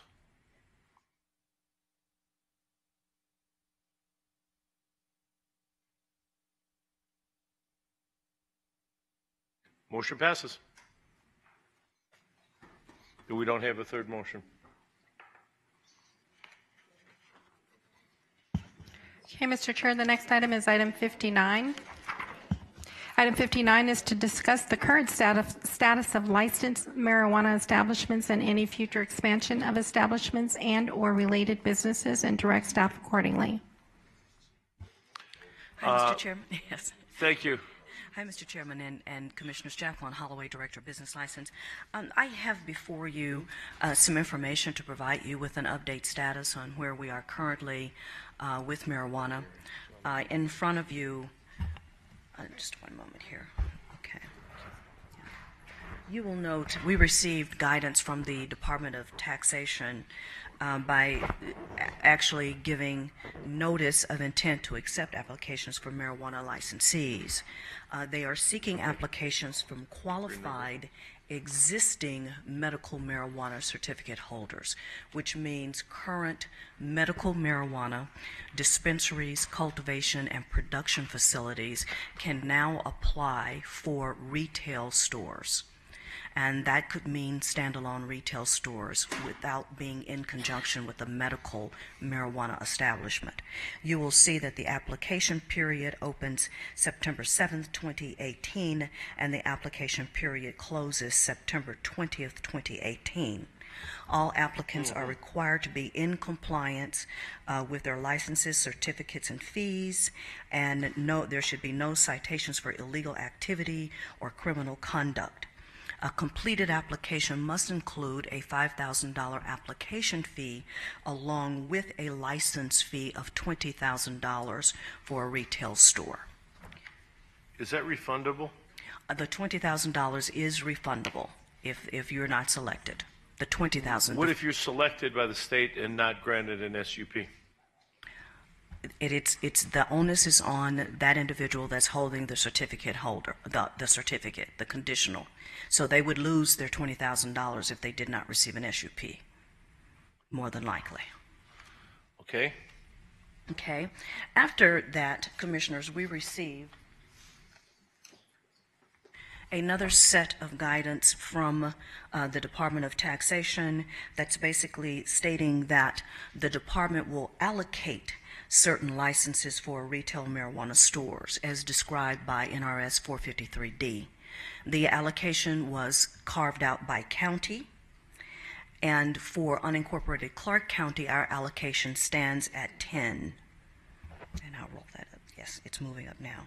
So you'll see Clark County with the allocation, Henderson at 6, Las Vegas 10, North Las Vegas 5, and unincorporated Clark County allocated as 10 for a total of 31 potential retail stores that could perhaps be a standalone store. I don't think so. The guidance goes on to assert that the department will make their decisions before or on December 5th, at which time the department will issue conditional licenses to those applicants who score and rank high enough. The department will not issue more conditional licenses than the slots that you're allocated. So we have 10 slots that are allocated. The department will not issue, for example, 20 slots or 20 conditionals. They will issue the first 10 conditional licenses. And then the onus is on the particular licensee to be able to get their special use permits and their business licenses after then, of which they have 12 months to be able to do so. So that's the current guidance that we have received so far. The application is out on the website, and I'm assuming that folks are applying for these particular retail store slots. Like I indicated, they will only issue the number of conditionals based on and corresponding with the number of slots that's being given to each municipality or county.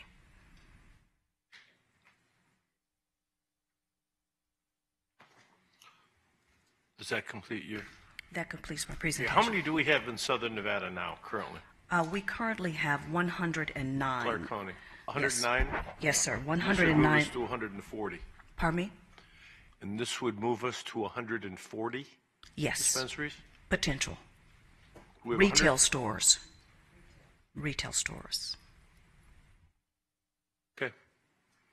Questions? Commissioner Brager, this is your item. Thank you.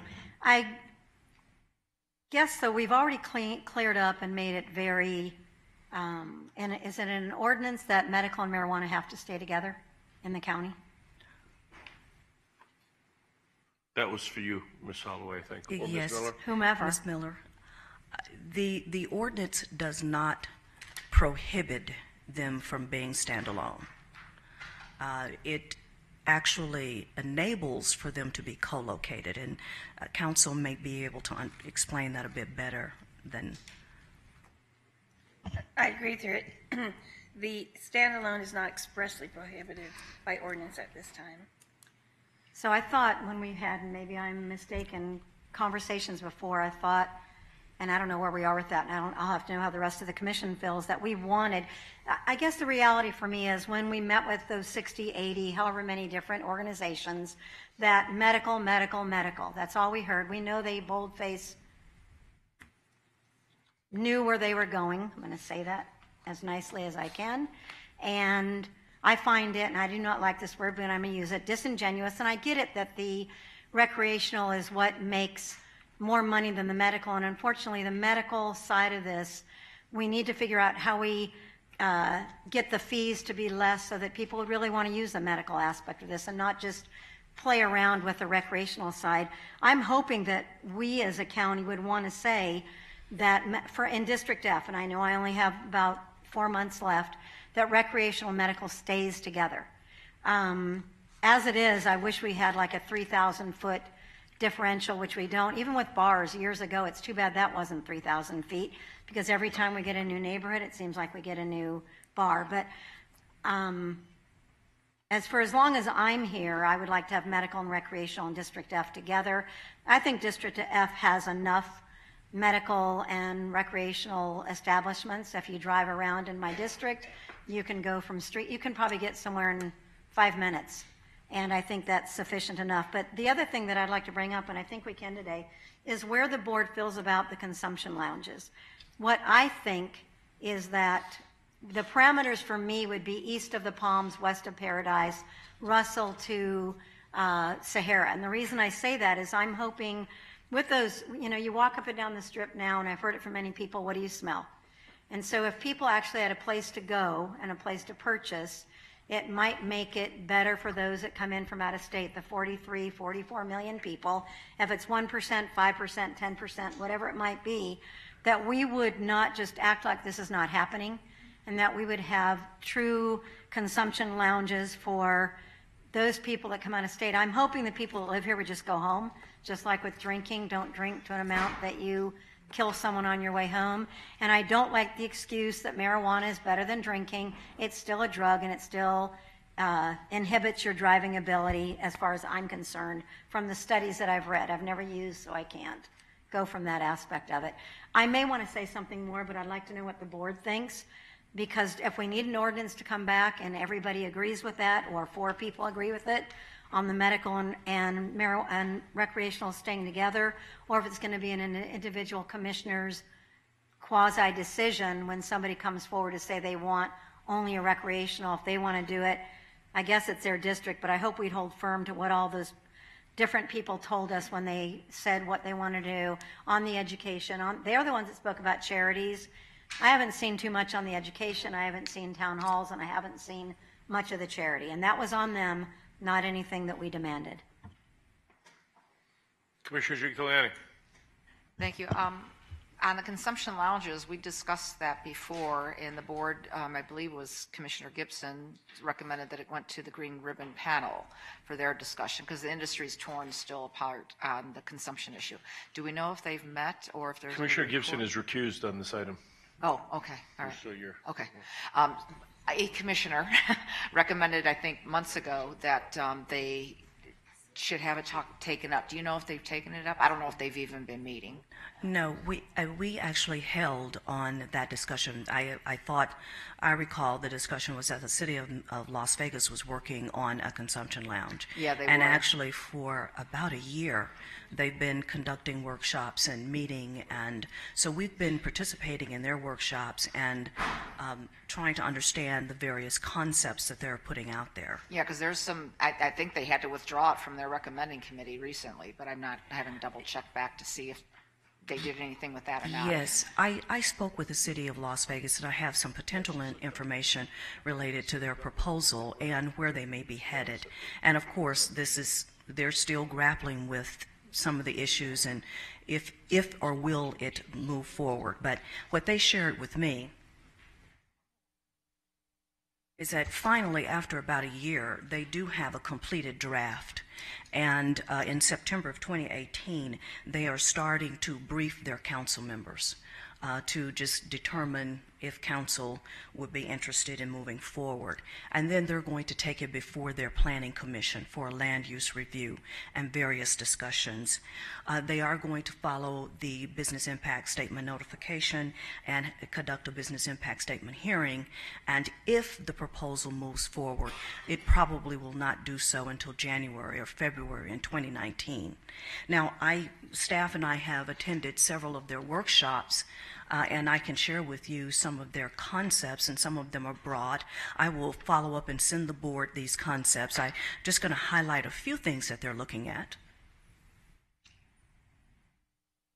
The first thing that they're looking at is that it will be a social use license where individuals will have a place to consume along with any needed paraphernalia. The licensee will be required to submit a security plan and an odor control plan. A special use permit will be required. The city of Las Vegas is contemplating allowing for retail beer and wine in their social consumption. They are contemplating limiting the alcohol content to 11%.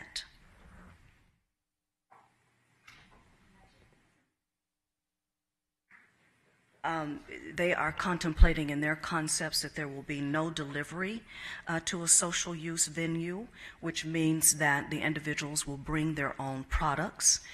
Even patients can bring their own homegrown products, as well as individuals can share their products with each other. The ordinance will allow for mixed use, such as a social use venue at a movie theater or even at a gentleman's club. So you can see how broad and how complex the whole discussion around a consumption lounge will be. I do contemplate and anticipate that if the board gives staff direction to move in that, to go in that direction, that it will take us some time to flush out all of the unintended consequences and other issues that may be faced. Thank you, Jacqueline. I think that helped lay out. To me, it's just still premature. I'd rather, even though I live in the city, I'd rather see what more they come up with. There's nothing on transportation or driving issues, and I think that still needs to be dealt with. As to the issue of a standalone versus medical, I still believe we should have standalones, that they don't have to be tied to a medical any longer. And the reason is the voters voted for recreation, whether we agree with it or not. I think that those businesses that apply that maybe have cultivation and production didn't get a dispensary should at least be able to get a dispensary, so the competition is evened out a little bit. But I thought we had an ordinance drafted and we chose not to act on it. Is that not for consumption lounges? Not for consumption lounge, just for the standalone versus medical. Yes. And we were going to require, or there was going to be discussion about requiring that they had to be linked to medical. Okay, so we never acted on that. Today is not an ordinance. Today is discussion purposes on whether or not to give direction. And I think if an individual commissioner wants to have them joined in their district, then that's their business to do so, and businesses need to be wise about where they choose their locations. But to me, I do think it's legal now, and I think we still have underserved areas throughout our community. Commissioner Kirkpatrick's part of my east side. I think some of Commissioner Weekly's as well. So to me, it's about a business decision, and I don't think we have to require that they have to be linked any longer. So that's just kind of my position. Thank you. Thank you. And I don't kind of know where we're going with this. This is the first I saw that they're talking about putting them in movie theaters and gentlemen's clubs. Strip clubs, they're going to smoke marijuana in there? Well, the proposals are fairly broad, and so that's probably, they probably have more work to do to really understand those concepts. When you say 11%, you mean 11% alcohol content or 11% of the sales? 11% alcohol content. So they are Should allowing. we be looking at the bottles to see what they can sell? Yeah, they would have to do that. Yes. Okay, and I understand this is. We talked about good intentions. You know, when we started, we talked about maintaining local ownership, and these folks went through a lot. They have local ownership, and then that all changed the next day, and then locations got moved around. We had these big dots that Nancy may have put in circles, and then people moved, and everything kind of got outdone. So we better keep that in mind, that that's what's going to happen again here if we, I don't even know where they're all located anymore, frankly. And from what you had said, some of the ownership is less than 1% on a lot of these things. Yeah, a lot of the original ownership is less than. Which is, I guess, the wave of the future. These big companies are coming and buying them, and that's, I don't know if that's necessarily bad. That's just what it is, Which is kind of. Commissioner Kirkpatrick and then Brown. Thank you, Mr. Chairman. I agree. I've been always a no on the consumption lounges. I think it's way too soon, and looking at that broad scope that the city is going down scares the daylights out of me. I mean, can't smoke cigarettes in 90% of those places, but now I can go and smoke weed. I don't understand how that conversation even. Cannabis. Cannabis. Okay, let's tobacco versus cannabis. She's an OG. Let's have that tobacco versus cannabis. Okay, I'll say it a little more Old school. legit.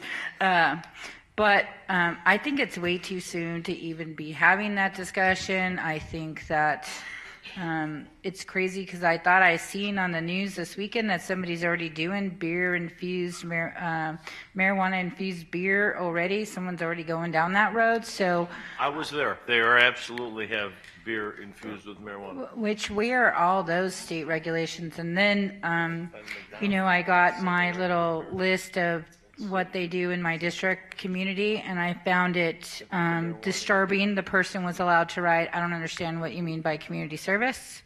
Here's my signature," and be done with it. I think that we're owed a lot more from those folks on what they do. And I would say, and if you're going to have the discussion, the better place to have it is the Green Ribbon Task Force, if you're going to even go down that road. But I can't promise I'll be open-minded because we can't get a handle on what we have today.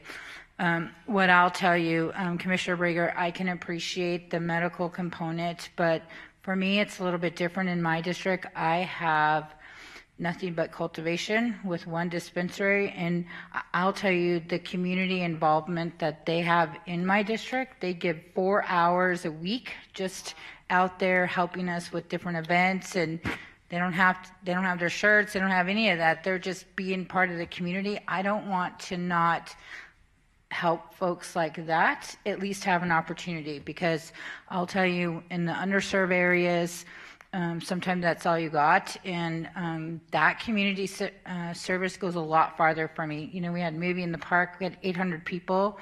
One of the marijuana groups within my district brought their 30 volunteers after working all day, and they were picking up trash with me at 11 o'clock at night. That's giving back to the community so that people can do. And I don't want to hurt those dispensaries from those cultivators from having that opportunity to apply. So I would say on the consumption lounges, if you must, the Green Ribbon Task Force, and I'd like a full discussion on that. What does that mean? Because I've heard crazy things such as restaurant by day, cannabis lounge by night, and that scares me. And I want a full discussion on what that looks like and who's liable and all of that. But on the medical, I think that we have to give some of these smaller guys an opportunity to apply through the state at the very least before we go down that road. Okay, Commissioner Brown. Thank you. Jacqueline, you mentioned on the presentation the state, 12 months to become operational. Was that once they issue their conditional license? Yes, sir. And by operational, they would have to open the facility? Yes, sir. They would have to clear all of their jurisdictional requirements, land use, business licensing, and a final inspection from the state. Seems pretty tight. And what do, on the privilege license, I think the city, you had 5,000. What does a tavern privilege license cost in the county? No more than $1,500.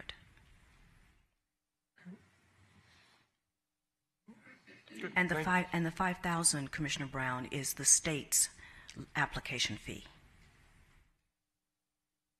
The 20 is theirs also? Yes. So these guys apply and spend $25,000, then we don't give an SUP, they don't get their money back? If the first 10 will not get their money back. If you did not make the first 10, you will receive the $20,000 license fee back. But you don't. Yes, the $5,000 is non-refundable. Okay. I'm going to go to Commissioner Weekly, and then if we've got some folks in the audience that want to speak, since it's Thank you, Mr. Chair. I think I just want to ask for the record, with this particular item here, the Green Ribbon Task Force, have they met at all? And if they've met, but they have not met they've met in a while, right? Yes, we have not. We put together the Chapter 865 for the retail marijuana. We did that so that we would be prepared for the Early Start program that started July 1 of 2017. and based on some board discussions, we have not reconvened to discuss the consumption lounge. And I guess one of my questions would be, I know Commissioner Kirkpatrick said that she didn't want to, she would be adamantly opposed to a consumption lounge. I guess for me, I really would like to hear the discussion, because at the end of the day, the Green Ribbon Task Force can sit and talk all day long, but they'll make a recommendation back to this board. And I just like the fact that we have an idea to engage the community to see what is it that the community wants, because as we travel around the country and we go to places where marijuana is legalized, for example, Commissioner Gibson and I were commenting on our visits to Denver, and, it's in the air.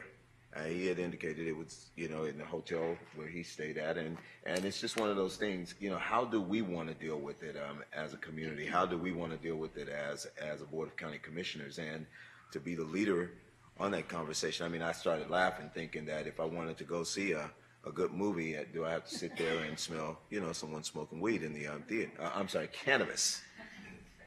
Listen, I'm from the old school. If somebody in the movie theater smoking weed, smoking a blunt, because that's what they call it, a blunt in my neighborhood. That's what they call it. All right, let's keep it 100. So listen. So I guess my question or my concern would be, how do we take the lead on this conversation? I mean, we're listening to what the city of Las Vegas is saying, and God bless them. At least they're having a conversation, and I'd love for us to have that conversation, whether we like it or not, or whether we vote for it or not. At least, we're standing up to our responsibility of coming up with something that we put out to the community, give our constituents an opportunity to come and share. And Commissioner Kirkpatrick, I got to commend you. You work really, really well with the industry in your district. I've seen personally what they've done. I mean, I've come to a number of your events, and you wouldn't even be able to know that these are folks even in the industry, but just the outpouring of the support and the participation, things that we've not seen. And a number of my constituents, because I don't have any, I overlap City of Las Vegas, North Las Vegas, a number of my constituents have been beneficiaries of a number of the things that you guys have done. And so, I appreciate that. I know Commissioner Bragan and I kind of talk back and forth in terms of some of the others out there in the industry that don't get involved and get engaged. I see David Goldwart in the audience. I know I've seen your participation, sir. Aisha Goins, who's in the audience, she works with a number of individuals in the business. They've supported educational events, from back-to-school events to school safety events. I've seen a number of those things happen, and that'd be something, Mr. Chairman, that I'd like to maybe see the Green Ribbon Task Committee maybe provide us with some data in terms of what is the industry really, really doing. I mean, we hear the school district saying it's not enough. We don't see enough. Most of these dollars were supposed to go back to education. Let's put it up on the wall, and let's see who's putting their resources where their talk is. Don't talk the talk, walk the walk, and let's see who's doing what. No, those are good points. Thank you, Mr. Chair. Let me ask this before we go to some audience comments, if everybody wants to. Can we ask the Green Ribbon Committee to get back together and to look at these couple issues and give us some thoughts? Of course. Okay, if you could direct that. We have a short agenda. If there's anyone in the audience that would like to speak to this item, we'll entertain some comments. So, Jacqueline, before we get to that, let me just ask one, so I'm sure I understand it. If you apply to the state, you have whatever that time frame is, like 2 weeks to apply. Then by December 5th, the state will award the licensees. Then that person has a year to find a location. If the first one they bring forward doesn't meet muster, then they could bring a second one forward. Then they could bring a third one forward till they find one that the board would accept. That is correct. Got it. Okay. Good morning.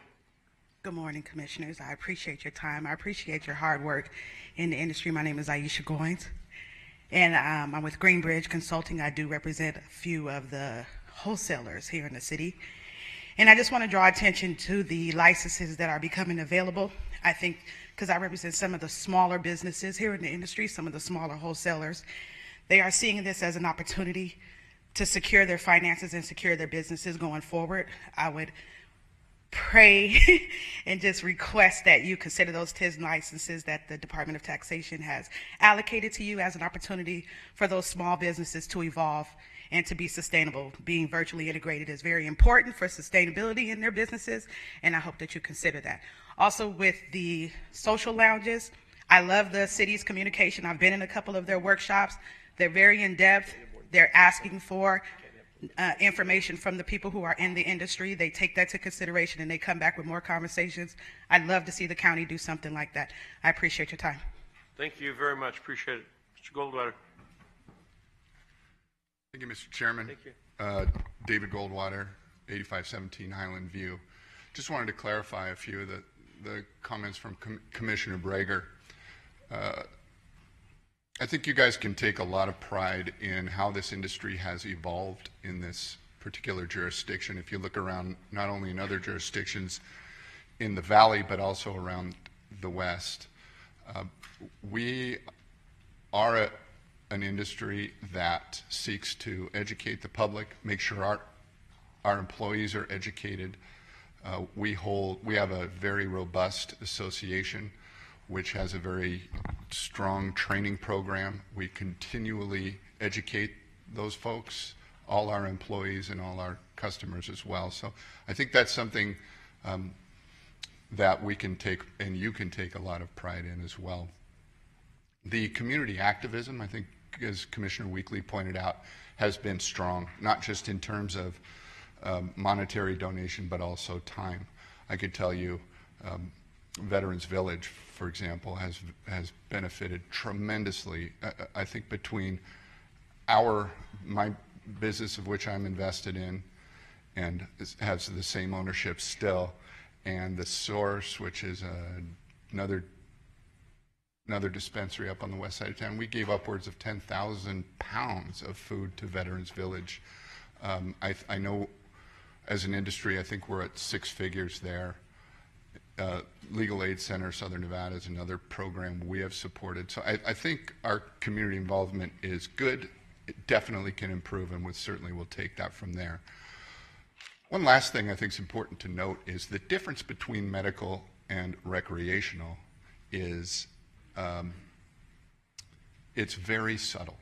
The only product you cannot sell to a recreational user is a high-dose edible.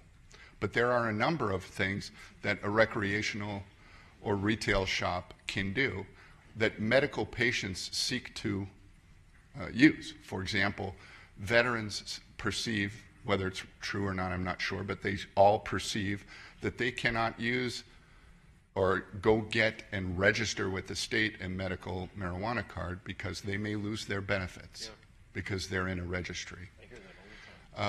We are Second Amendment supporters for the most part in Southern Nevada. Anybody with a concealed weapons permit will not register with the state. There's also a stigma with registering with the state to get your medical cards. Question 2, as Commissioner Jean Kiliani pointed out, was something that the voters approved. Wasn't industry, wasn't the lawmakers, it was the voters. They made in question 2 such that, I'm sorry, I'll wind it up. Go ahead. They made it such that we cannot retain any of those records. So when you walk into a retail establishment, a recreational only, we are not allowed to ask for your name. You have to opt in if you want to do all that kind of stuff. We cannot retain any information. So you can walk in anonymously. Thank you for your time, Mr. Chairman. Happy to just answer got questions. a real quick question for you, Dave, if you don't mind. For the Veterans Administration or for a CCW, is that information, does that preclude a potential veteran from getting veterans benefits or qualifying for CCW? I can't answer that question because I don't know the answer, but I know the answer that counts is there's lots of people that perceive it They perceive that it. way. You're absolutely right. There's a huge perception that they perceive it. And I don't know if there's any fact to that. I don't even know how you'd find out because someone could tell Even you if it could be happening anyway. if they told even if they told you no, you would still be nervous registering with the state because that's what a medical card takes is registering with the state, sending that information over to the Department of Public Safety in order to get your card. So, you know, that's 6 of one, half a dozen of the other. Your other question on the application fee, it's $5,000 per location that you're applying for. So per jurisdiction location. Yes, sir. Right. Okay. Thank you. Okay. Okay. Thank you. Anyone else in the audience wish to say something about this? No? Commissioner Breger, I'll close that. Commissioner Breger, another No, comment. and I think it's all good information. I don't disagree. I just felt like having the conversation to see where we go and what we're going to do. And I agree with the green panel. There you go. Green ribbon panel. Thank you. Could find out what is happening in and around the industry. I think that'd be important. And I think it'd be great if the other commissioners that do not have establishments could have some. District F, seriously, you can get anywhere in 5 minutes and you can have an establishment. I'm not against doing what we do legally and keeping that gold standard, but I do think we also want to make sure we're ahead of what people are thinking and how we go and how we keep it to be a community of people that have a good educational understanding and educating those. Even when you're 21, I think the statistics say from 21 to 24 still impairs your brain because it hasn't fully developed. And I think that information out there is important. So, Ms. Miller, to summarize, anyone that goes and applies during this 3-week period, 2-week period, whatever's with the state, they are doing so at their own risk in terms of if they are granted one, that doesn't mean that they can get one on an SUP in Clark County. That's correct. Okay, and they're fully on notice of that. There's no entitlement. There's no entitlement to any local improvement Okay. approvals. Okay, thank you. Want to say something? Commissioner Giuliani. Thank you. I just wanted to thank Jacqueline for the flash drives that you gave us with the community service component. And there is still some weakness. Everybody seems to be doing, regardless of what district, some help for veterans, some help for seniors, but it's kind of minuscule. And I'm wondering if, as Mr. Goldwater said, there are others that want further beyond, and so as Commissioner Kirkpatrick, that maybe at some point, like when we have a JAG grant program, that there's good items that could be out, or after-school programs, that we could at least post those, and those could be places that businesses could actually assist, rather than everybody just doing kind of a little cookie-cutter, not much. And so that just might be something to throw out there that we could maybe take a look at, so that, if we flush somebody and said it's a good program and we just didn't have the funding, and Commissioner, we know especially on the JAG grants how that happens, that maybe that might help some of the companies know better where to go instead of the same one group getting everything, which is part of what I saw in the flash drive. Thank you. Commissioner Brown. Thank you. Jacqueline, over the next few months, could you check in on the public safety aspect? I know that was big in our public hearings, via Metro, UNLV, any of the impacts, if they're measurable, that the industry has had. I know that Metro was kind of on the front end of identifying things that they could track. So yes, no urgency on that, but over the next few months, if we could get an update on that. Yes, that'd be nice. Okay. Thank you very much. Give me 1 second.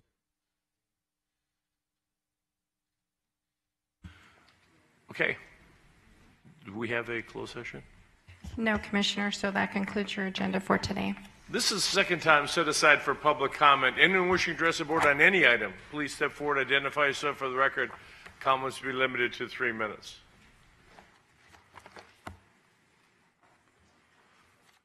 Morning. Good morning. How you doing? Good. My name is Showman Washington. I'm at 1313 Manpower Circle. It's in 89106. I grew up in Highland Square, which is another community over there. It's in 89106. And every year we've been doing like a picnic sort of event where we just, the residents of Highland Square come out. We just do a picnic out there, and we kind of just pay for everything, buy a bunch of stuff. Everybody comes out, kind of have a good time out there. Not really been a whole lot of recognition for the people that kind of put it together or whatnot. And this year, just having a little bit of struggles or whatever, just securing the park and paying for some things. And all of it that we pay for, it comes from just working people that's there. Grew up there, started working at a Safeway store that used to be on Rancho in 78. Worked at the Vaughn store that was over there in that area when it opened till closing. Still work for Albertsons. It's not far from there, but obviously there's no grocery stores in that community anymore. So just a little recognition for kind of what we do and what we've been doing, and trying to find some revenues to actually get some help on securing the park or whatever for the event this year, which is the 22nd of September. So I know Lawrence Weekly grew up over there, and he's kind of been supportive a couple of times of us. He's been out, just a little information on, what we've been doing. A T-shirt from this year is just kind of little themes that we do for that area out there. So just kind of a heads up, probably be reaching out to some of you or someone just for some help this year and kind of getting some of those things together. And basically just the park. Just Edward was kind of reaching out, and Dottie Davis was reaching out trying to see about securing the park and just getting a reservation for the park this year. And we're just having a few problems in that and getting that together. So just looking for some kind of help for that, if at all possible. Okay, we appreciate it. Thank you, Commissioner Weekly. Thank you. I know that I've done it for you guys for the past several years. It's a City of Las Vegas park, and because I'm in the county, it's really through Cedric Creer's office. Now that they have a councilman, Cedric Creer approves that, and so that's where I think you should start at, with Cedric's office. What happens is every time I go over and I request anything from the City of Las Vegas, it has to go through his office for approval, and so that's kind of the protocol there now. And so I'm not sure if you all have reached out to Cedric. Yay, nay? I don't think so. Okay.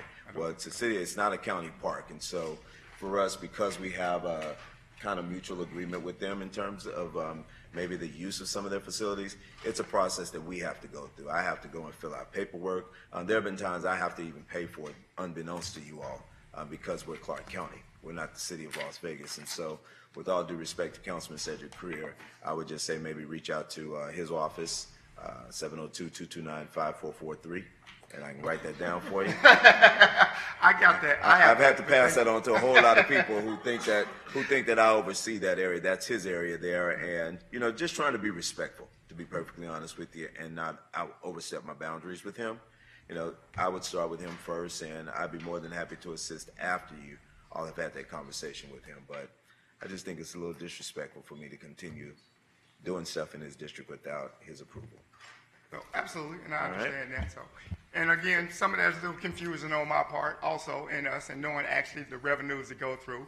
And Mr. Weekly have definitely made it easy for us by taking care of it sometimes. So, and not knowing that, and that was good information. But we actually we're kind of looking towards that anyway to kind of reach out to him. So appreciate it. Maybe there'll be some type of recognition just Thank for you. what we do in that community. Thank you very much. Anyone else wishing to speak during the second public comment section? Hearing and seeing no one, we are in recess until tomorrow morning at 9 a.m.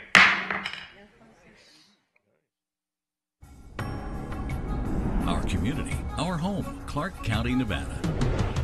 Thanks for watching Clark County Television, the best access to your local government.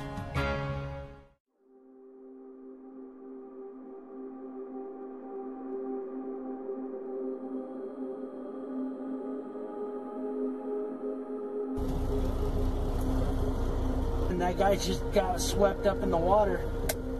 Holy sh**.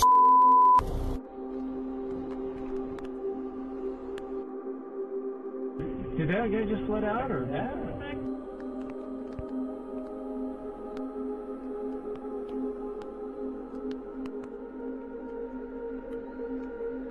It's going over the thing.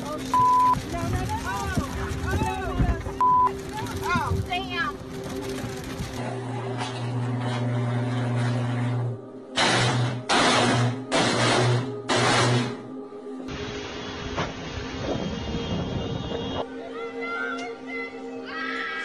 Yep. Look, it's floating. The car's floating. I've called 911. They told me to roll down my windows and stay in the car, and hopefully they'll be here soon. Love you guys. Every year, the Southern Nevada Water Authority performs more than 300,000 analyses from 30,000 water samples to ensure that our water continues to meet federal Safe Drinking Water Act standards. While your water is tested and treated by top experts, you may still be considering a water filter or other home treatment device. Before you decide, ask the Southern Nevada Water Authority for objective information about these systems. No one knows more about water quality than your local water agency. There's a shelter pet who wants to meet you. Meet one today. Visit theshelterpetproject.org. Adopt. Our community, our home, Clark County, Nevada.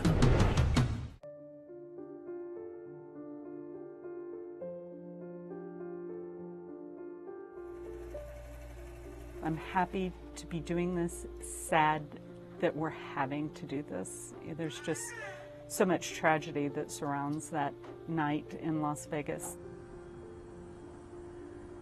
Inside a quilting shop nestled in the back of a Las Vegas strip mall, a group of women meet.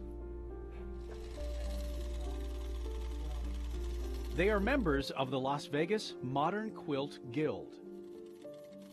I was watching television and they broke in on with immediately at 10:30 when it happened, and it was like my heart was stabbed, because this is my home. They are working on a project called Quilts for Vegas. Hundreds of handmade quilts that take hours to stitch together. Quilts that will eventually be given to those who were there that October 1st night. We posted on our Instagram, we posted on our Facebook that we're starting this project, Quilts for Vegas, and asked for quilters to help us out. If they could send us fabric, if they could send us blocks, quilt tops, whole quilts, whatever they could do to help us out on this project. Donations came in from all over the country, and the Las Vegas Modern Quilt Guild went to work.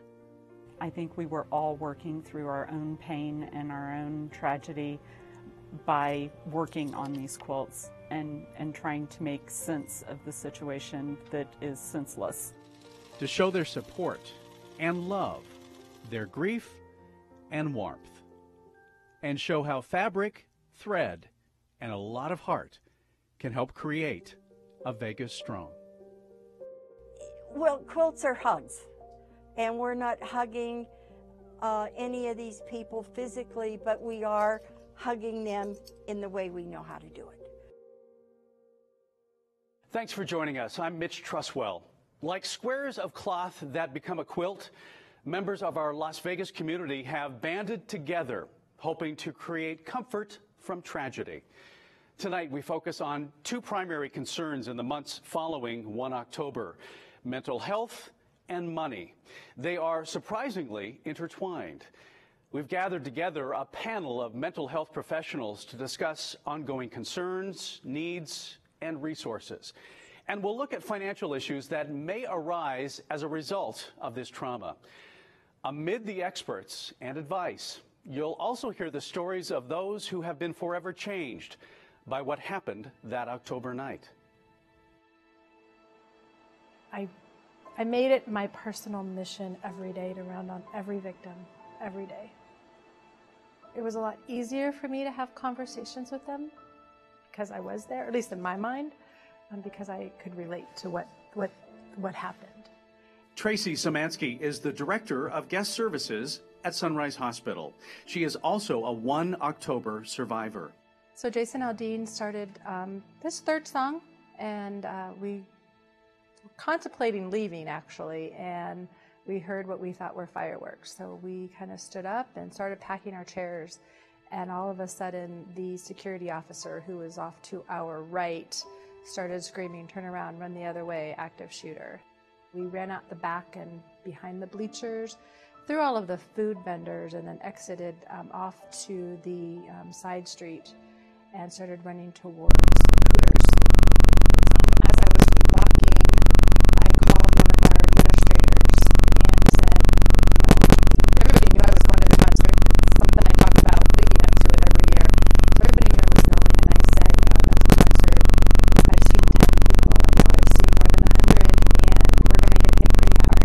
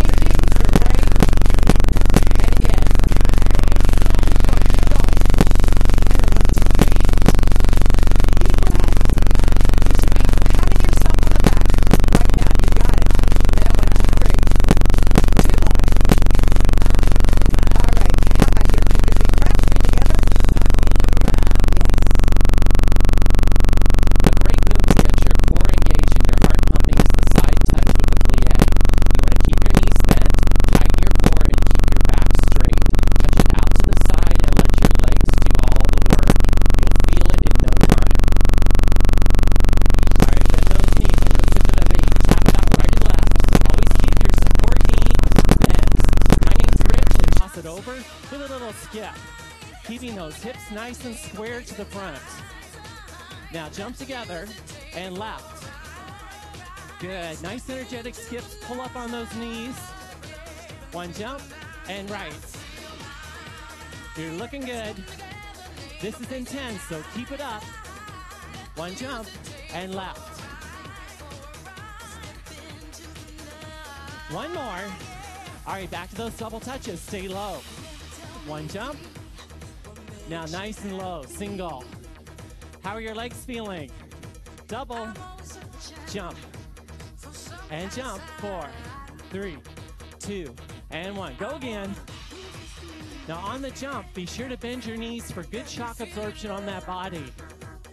Let those muscles absorb the impact. And single. Here we go, jazz square. Cross it over. Nice and square to the front. Are you ready? Jump, left.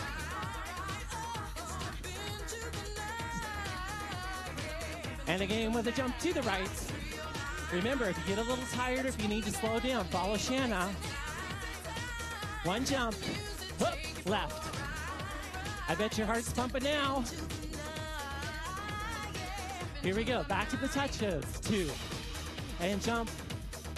Stay low. Really working those quadriceps. And 2, and jump. Low, low. Do it again. So are you freeing your mind? Can you feel that energy moving through your body? Feeling better each time you work out? And again, this is the long section. High and low. You're gonna know you've worked those legs when we're done with this one. And low.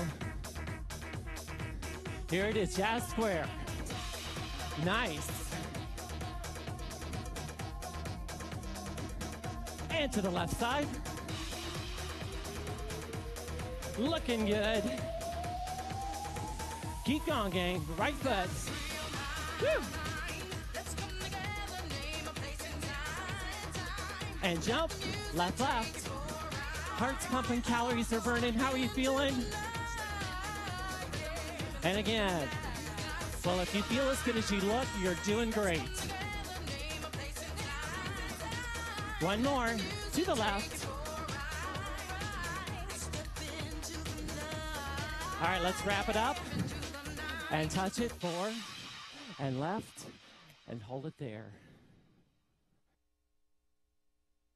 When doing an external rotation, you make sure you glue your elbows into your waistline. You're going to push the weights out to the side, and when your arms and hands come back to center, don't let them go any further than shoulder level. You don't want your weights to swing to the inside. You want to push it out and then stop it right at shoulder level.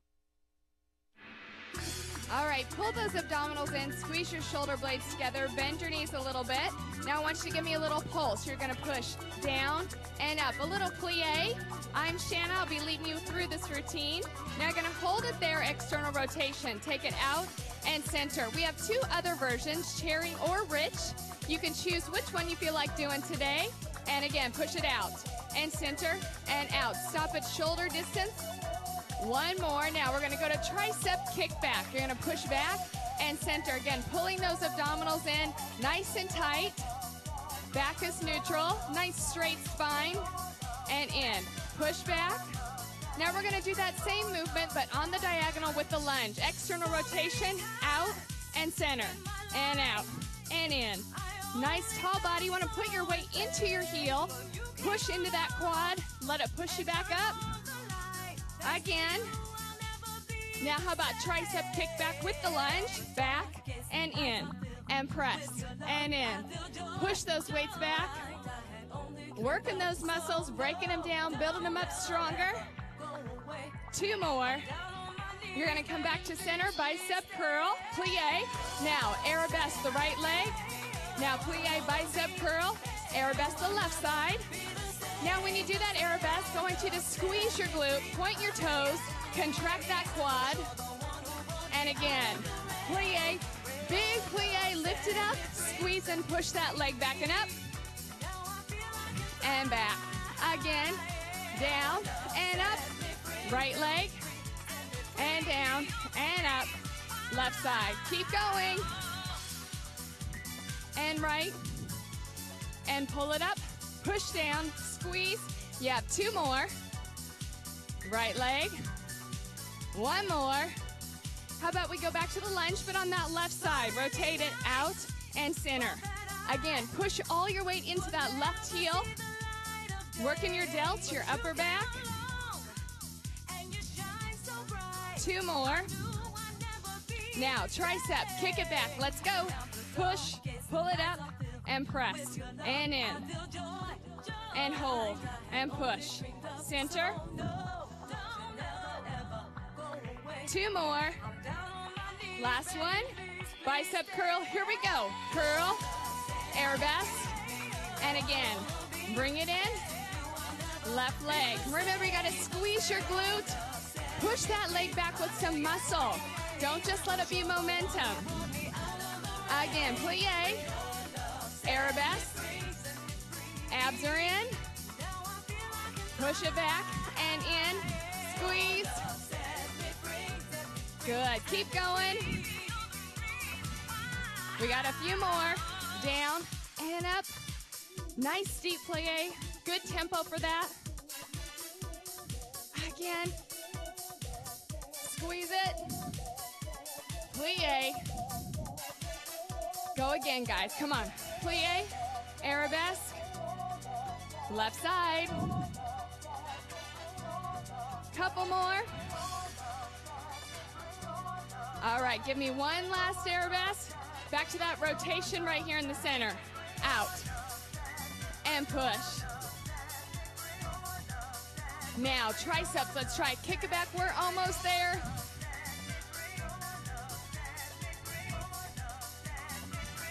One more, hold it.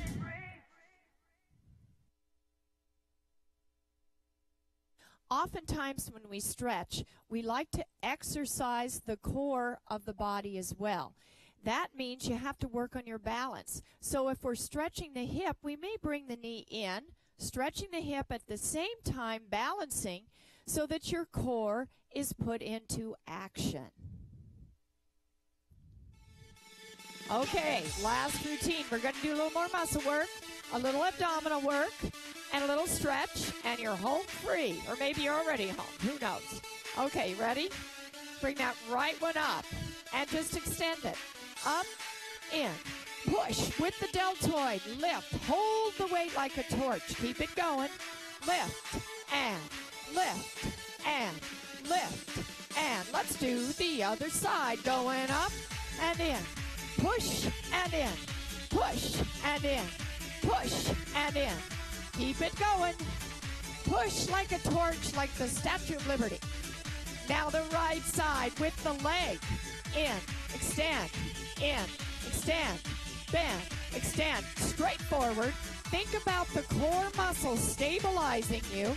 The delts are working, the legs are working. Other side, it's out, and in, out, and in, out, straight forward, whoop, yeah, hup, and hup, and now in the middle, bicep, contract the abs.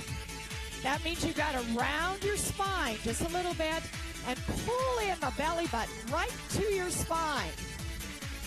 One more. Let's go with that leg extension again. Out, in, out, in, out, in, out. Now straight forward. Push, bend. Core muscles working. Balance, balance, balance. The other side going out, in, out, in, out, in, out, straight forward, and it's up. Hold that weight like a torch. One more. Feet together, and it's bicep abs. Hup, and contract. Contract. Pull in those abs very tightly. It's a very minimal move, but it's effective. Squeeze, squeeze, squeeze, squeeze, squeeze. Tight, tight. One more. Hold it. Put the weights down. Stretch it up. Oh, big stretch. Now bring it over to the side. Stretch along the left side. And bring it back up. Stretch from the toes to the fingertips. And take it over to the left. Stretch along the right side. And bring it right out here.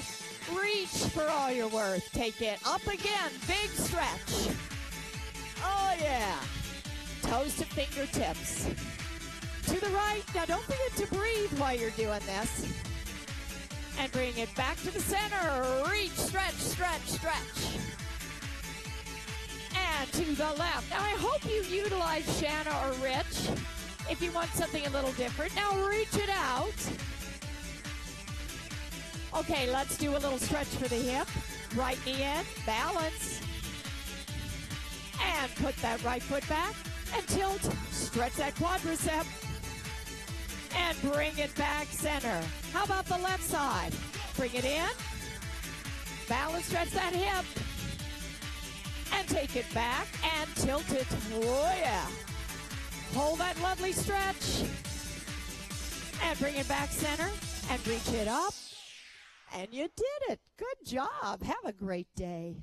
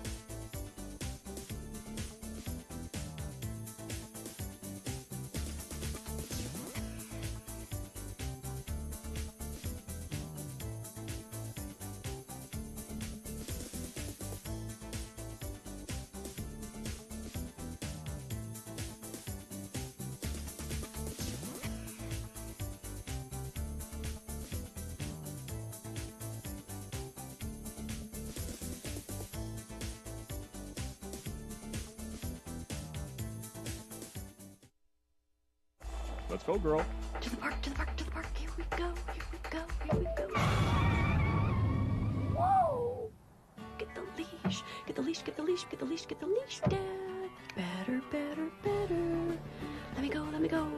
It's okay to let your dog off her leash in dog park areas only. Oh, hang on to my leash, Dad. It's easy to be a responsible dog owner.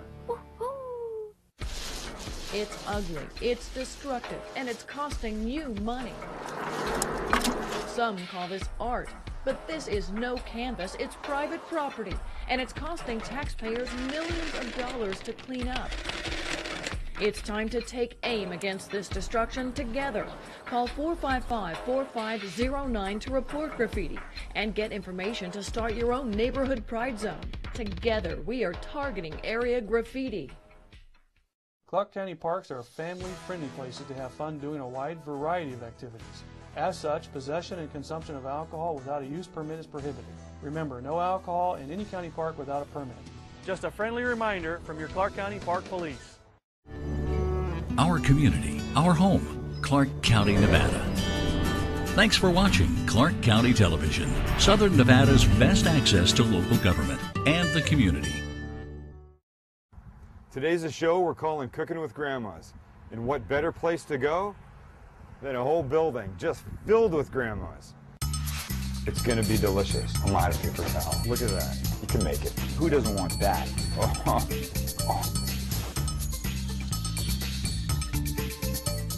You can't have a show about cooking with grandmas without chatting with grandmas. And here we are, Brighton Gardens. I've asked for the creme de la creme. The best grandmas they've got. You know what? They were all out today. This is what I got. I'm only kidding. Shirley? Yes. Pauline? Yes. Rose? Millie. So you guys are all grandmas, yeah? Yes. And do you teach? There's my proof right We got a granddaughter over here. I have 6 great-grandchildren. Now- Oh, she's showing off. I had Wait. nothing to do with it. 6? Who else has got? How many do you have? I have 2 grandchildren of my own. 2 grandchildren. My son remarried. So I have 8 altogether. That's pretty. That beats 6. Yes, Yeah. I beat her. This is mine, all I have. 1? Yeah. It's not that. Mine is very conservative. I only have 1. You guys got to get. You got to get your kids working a little harder. Yes, right. Don't you think? This is it. Right. I only had 1 daughter, and now she only has 1 daughter. Well, you know what? It's not too late. Call her up and tell her, get busy. It's a competition, and you're getting beat by Shirley over here with 8. Do we have a favorite food? Shrimp. Shrimp. Did you hear that? Girl after my own heart. How do you like them? Anyway. Good girl. I like roast beef. Roast beef. Rare roast beef with brown potatoes. Yeah, that's good. You know, And you're from New York, so you like your roast beef with a little attitude, I guess, right? Absolutely. That would be rare. To my children, they could call me Grandma Mandelbread. Grandma Mandelbread. Yeah, because I make mandelbread and they all love it. Are there any foods that this grandma group hates?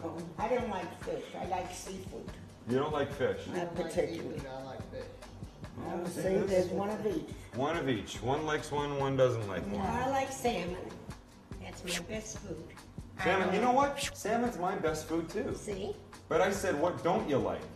Oh, that's hard. That's hard. Because I eat anything and everything. I don't eat meat. Why don't you eat meat?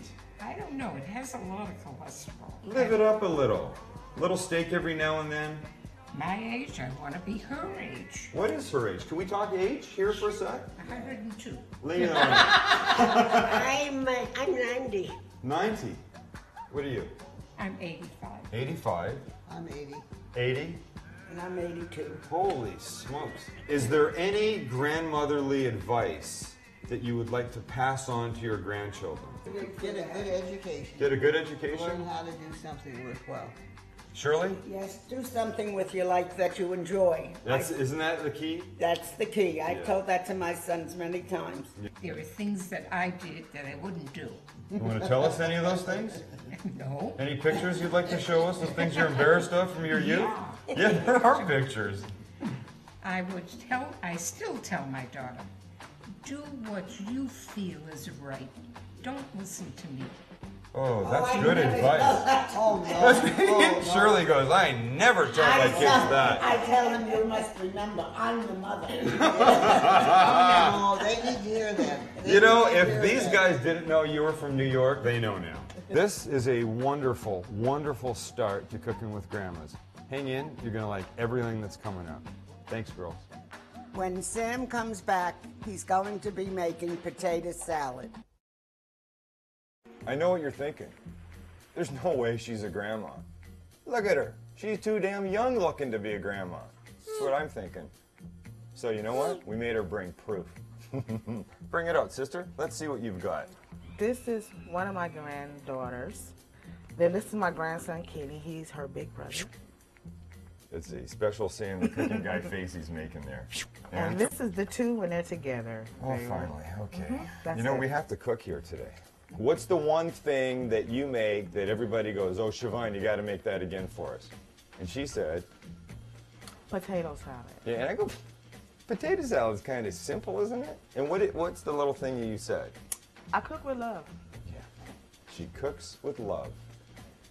Cooking with love with Siobhan. We're making potato salad. We're using some potatoes. I always get to like the big ones. Okay. I've boiled them already. Got and it. they're ready to go. You need a bowl for this? This big one? Yeah. Is it big enough? And what I do is I just take the skin off the potato. I could help. We gonna sing later? Well, we can sing while we're doing it. You know, normally you have some music playing, some nice jazz or something, kind of grooving as you cook. Way in the water, way in the water, children, way in the water. God's going to trouble the water. Oh. Mm-hmm. Mm-hmm. Go ahead. I Come could. with me now. Where are we going next? Now what we do is we just cut them in the like cubicle sizes in this bowl. Bring it on. Right Let's here. go. Okay. Show me how big you want them. You know, like say if you just kind of cut them like in cubes, like that. I can do that. Mhm. That's good. Mhm. Okay, good. Mhm. Who taught you to cook? All my parents. Yeah. My mom, my father. Your my father cooks too? grandparents. Mhm. I like that. We always have a lot of family reunions, so everybody participates. Then we're gonna do our eggs. Let me give you that. And you got a lot of eggs there. I mean, 4 potatoes and like 40 eggs. But that makes it special because it gives it a little bit more balance. Well, look what you're doing. Mhm.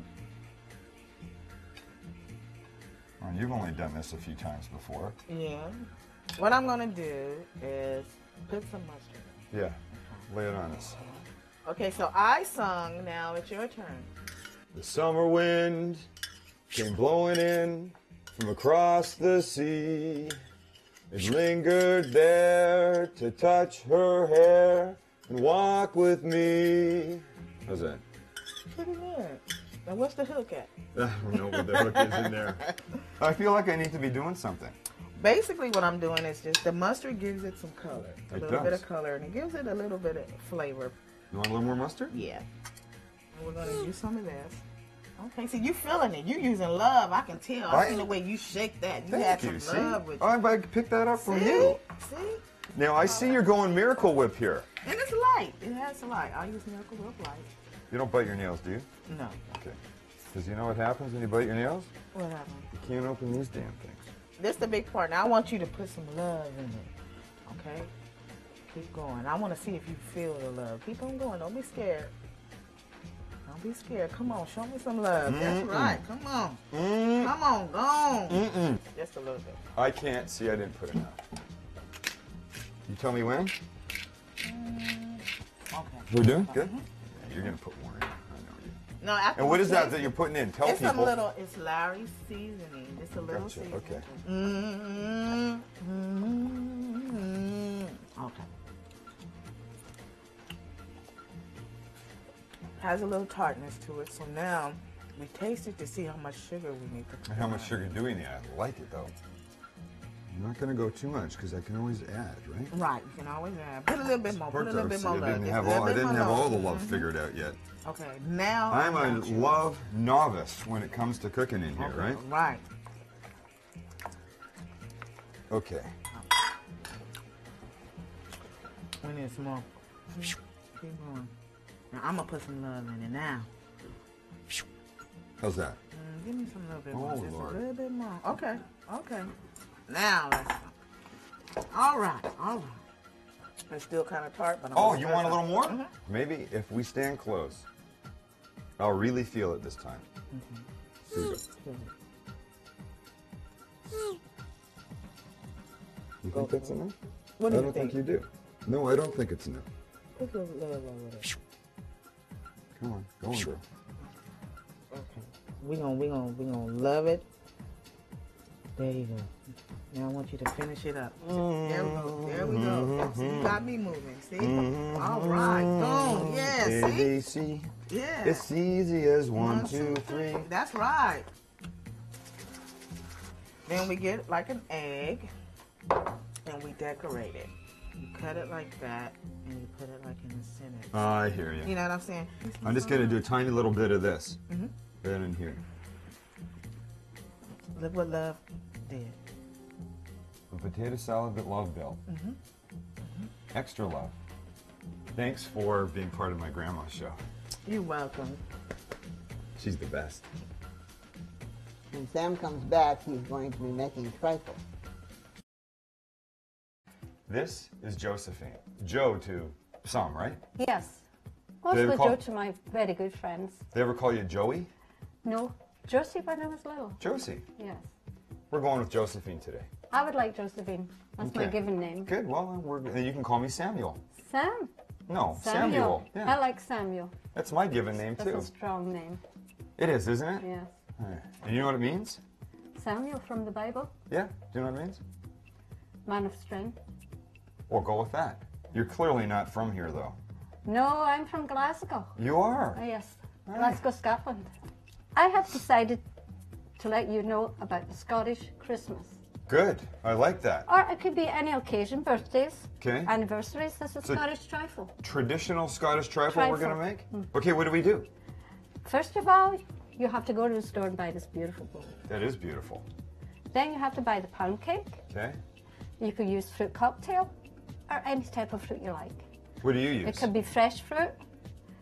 I If use you were the fruit if you were cocktail. making this in Scotland, This is exactly what I would do, or I would go to the bakery and buy it. buy the trifle already made? Yes, Okay, you that's can go not to a- the bakeries in Scotland and you can buy it already made. That is not an option for us. Most times you would use a Scottish pudding, but see today we go with the Pudding. regular American pudding. Who made that? I did. Is it good? Yes, they sell it in Vons. Oh, stop. What else you got over there? And this is a Jello. Yeah. You could go with raspberry, strawberry, any type of Jello you like. But it's not fully jelloized No, yet. we don't have it. You don't have to have it set. But you you don't don't want want it completely set. No, How do you want me to cut this? about half an inch. Just like that? A little bit smaller than that. Yes, like that to start off with. There? That's perfect. Yes. It's great. You can That do this. sounded very Glasgow. That great It music did, didn't there it? on the bottom of the layer, all the way around, All the way round. all the way around. What do you do in the gaps? We're going to break a piece? Yes. Does it have to be flat or can it No, overlap that's a bit? perfect. Do you happen to have any sherry? I do happen to have sherry. That's perfect. That's enough. Now you need to open the fruit. Yes, I do. We drain it. Are we using the juice? We use the juice also. We do. And we do the same with the other can. Now we spin the fruit one layer and just spread it around. Now we take the pudding, half of this pudding that we Oh, have in here, half of okay. the pudding. Got it. Now we're going to do the jello. The partially set Partially jello? set jello. You do not want it to be set. Oh, look at that. Perfect. That is beautiful. And I only want to use half, right? Half of it. Now, let me guess. A cake? Round edge to the outside. Now we need some juice. Now you can do the pudding. The rest of the pudding.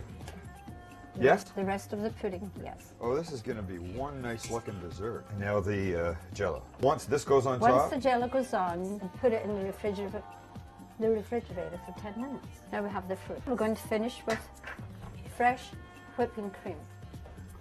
I have some that we're going to make. So this is going to take a couple minutes. Should I put that in the fridge? Yes. Just pour it all in. I'd like to put a towel over it because it tends to be a bit messy.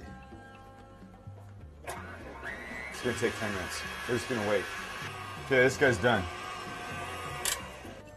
As I'm looking at this, you should not even attempt this if you don't have this kind. Is this called a trifle bowl? It's a trifle bowl. Now we have to have the whipping cream. Okay. The maraschino cherries. Just half them too. And scatter And them? Scatter, yeah, just scatter those around. Uh-huh. Scatter, scatter. Fresh Okay, raspberries. fresh raspberries. I had to hide them from my kids because they would eat them like crazy. Yeah. I'm going to give these a little rinse. I'm just going to sprinkle these guys Just over the sprinkle top. them all over the top. Now the whipping cream. There you go, son. There you Nice job there, Sam, the cooking guy. go. You do a good job, I'll tell I you. do a good job. Holy smokes. That, It looks too nice to eat, doesn't it it? does look too nice to It does, eat. yeah. Are we going to eat it? Eat some? I think we should try it. 2 plates. Be brave. There you go. Oh, yeah.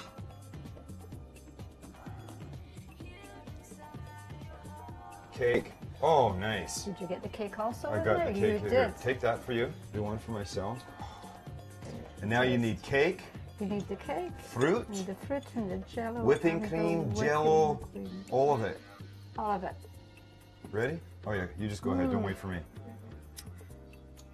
I'll tell you. What do you think? It's positively, it's a party in my mouth. Isn't it? Oh, it's easy to put together. It's simple. Clearly one of the most impressive things I've ever made. Thank you. I want to give you a hug. Thank you very much. Thank you for I've having enjoyed me. having you It's been here. so much fun. When Sam comes back, he's going to make meatballs. Okay. Our third grandma for Cooking with Grandmas today is Catherine, the Italian grandmother. Hello. Hi there. Nice to have you here. Nice to be here. I have to say, though, my stereotypical Italian grandmother was shorter, a lot wider, and wearing all black. And Oh, sorry to disappoint you, but what's the deal? well, you know, grandmothers come younger and skinnier and no shorter, and yeah. Apparently they do. But we're making a stereotypical grandmother food. We're going to make meatballs. You need a bowl. And you're just using ground beef. Just ground beef. It's just plain ground beef. And that's like a pound. This is a pound. We just put a pinch of salt. Okay. That's enough. And some pepper. Then we put some breadcrumbs. Okay. Some? This is about A three-quarter of a cup. Oh, we need to crush the garlic. What Garlic. happened to Oh, the yeah. garlic? 2 cloves. We just chop the garlic finely. How much parsley do you need? We need about 3 tablespoons. That's enough? Yes. Okay, then we'll put the cheese in it. And just And a what little kind bit. of cheese are you using? This is Romano, Pecorino Romano cheese. Okay. And then we put 2 eggs. Authentic family recipes. I like that. Where is the authentic part from? It's from Sicily. Sicily. Really? This is wine. That's how you drink your wine in a little In jar a little like that? jar. Uh-huh. Okay, and I usually put my hands in it. My hands are clean, so it's Yes, okay go to use ahead. my hands. They don't know. What are gangsters in Sicily, huh? I don't know of any. You sure? None? Nobody in the family? No, it doesn't. Pinstripe suits, well, large- we have the suits, but not the Large gangsters. men that meet around the table discussing things in private? Okay, this is ready. So now what Totally we not do? the question. You know what that means. Something's going on. Okay, so Yeah, I'm smart enough. so now you just grab a handful. Hang on. I'm smart enough not to push this a bit. I don't want to be visited late at night by... No. Sorry. You won't. Heat a skillet Heat? and also a little bit of oil. Olive oil. I feel like I gotta make at least one Okay, or two. go ahead. That's okay. Put your hands in it. That's it. Do you pack them hard? No, just very lightly. Don't pack them too hard. So I make them kind of a medium size and not too small, not too big. Perfect. So do you Go wanna put ahead. 'em Yeah, in? no, no. Put them in? Yeah. And we'll just put them in. You're the grandmother. Okay. And what do they call you? My grandchildren call me Nonna. Nonna. Nonna. And now we're gonna cook these fully? No, not fully. Just a little golden color. Just we turn them occasionally, and then we just drop them in the sauce, Yeah. and they cook for 2 hours. 2 hours An hour in and the a sauce. half. Make sure that you stir them so they won't get, they don't stick to the bottom. Got it. Okay. And then they're ready. Nonna in my kitchen. Cooking with Nonna. Cooking with Nonna. Now see, this is my show. Don't try and take the name. Put them in your favorite sauce, and you can use regular sauce. You can use Yeah. you know, Anything. any kind of bought Anything you sauce, but want. I prefer to make my own sauce. Well, I would You know. expect that from Nonna. And in here, bubbling away, It's are the ones you made. Did you make them yesterday? last night, yeah. Last night. Here's one. And Okay. this green stuff is basil.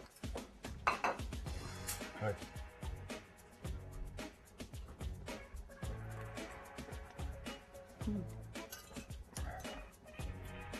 How does it taste? Oh, like a little bit of heaven, right in my mouth.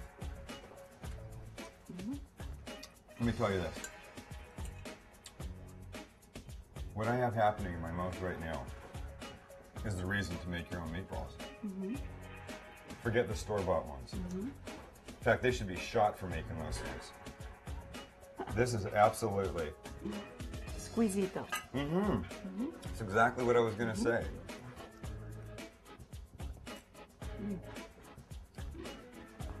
Here's the lesson about cooking with grandmas. Their food is fabulous, but you get to hang out with them. That's why you should do this. That's why I wanted to do this today. 3 grandmas, 3 kinds of food. It's all been fun, and I've got the fun. You guys now need to get to your grandmas, if they're still here. If they're not, find somebody's grandma and hang with them. That's the lesson for today. I'm Sam the Cooking Guy. This is Nonna in my kitchen. Say goodbye. Bye. Thank you. I'll see you guys. if you want any of the recipes that Sam made today. Check the website, ctn.org.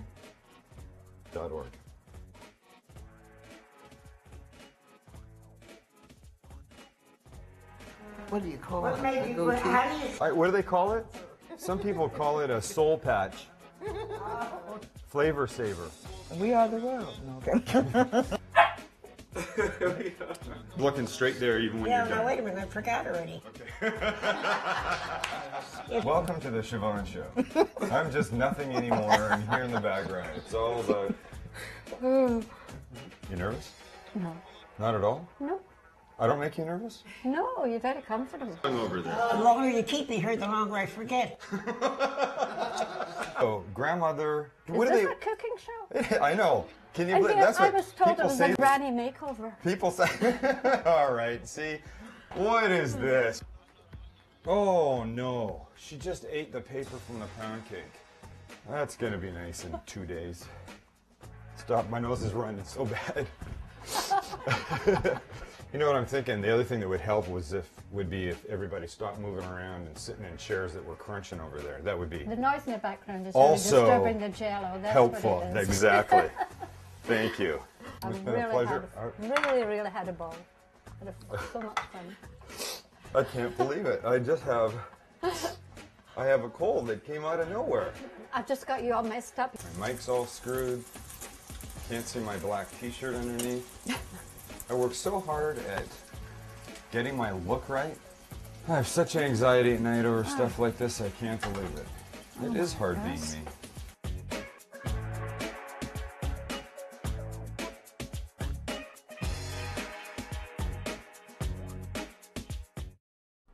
This is the guy most people don't want to see or acknowledge. His home may be a few old blankets. Some nights he uses dirty rags for a pillow. But what if you traded places? If you stood in his shoes, how would it change your point of view? Tens of millions of Americans are just one paycheck away from living like this guy. One paycheck, one lost job, one rent increase, one serious illness. Go to helphopehome.org and help change a life. We live here, we work here, we enjoy the Valley and all it has to offer. But not everyone plays by the rules, and Nevada is losing out on thousands of dollars that help fund schools, roadwork, and government services. Well, the rules just got tougher. A new state law enables the Las Vegas Township Constable to crack down on residents who don't pay their fair share and register their vehicles within 60 days. Avoid a ticket and hefty fines. If you live here, register your vehicles in Nevada. Pay your fair share. When a family is in a time of crisis, you can help. Our biggest needs are for foster parents able to take large sibling groups, teenagers, and children with special health care needs. Won't you open your home and your heart? Foster parents and foster children come in all colors of love. If you have the passion and commitment to make a difference, call 455-0181 for more information about Clark County Foster Care. Become a foster parent.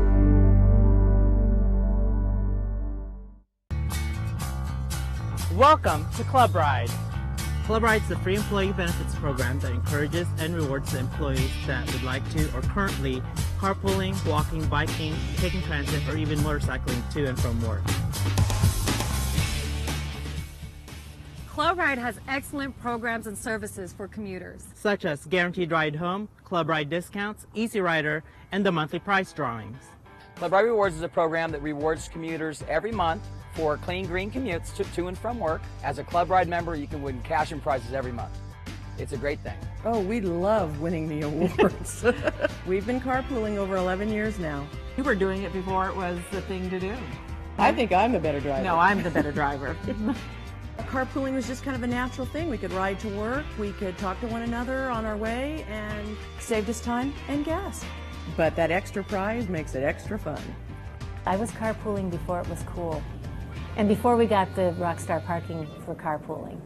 Club Ride has this really cool website. You go in and you log your trips each week, and it calculates for you how much money you've saved, how much of an impact you've had on the environment in terms of less emissions and so on. So I know for a fact I've saved $300 each year carpooling. After 20 years of driving in Las Vegas traffic, I think I'd had enough and I was ready for a change. I currently commute by taking the new transit buses. There's a new park and ride in my neighborhood, so I just drive over there and hop on the bus. I commute with this bad boy right here. My employer not only supports it, she lets me park my bicycle right in my closet at work. I love the Club Ride discount program because I get to use it at Jason's Deli, Cold Stone Creamery, and then I'm even able to use it at my bike shop, Bicycle World. I wish I would have learned about it earlier. One of the great benefits for employers is the outreach that we do. We set up a table, we give away free t-shirts, we talk to them, we educate them about the program, and then of course the incentives that are available to them. Once employers realize what we do for them, they love it. Club Ride is extremely successful at Bellagio. We've been a partner with Club Ride since 1999, and currently we have about 1,200 employees enrolled.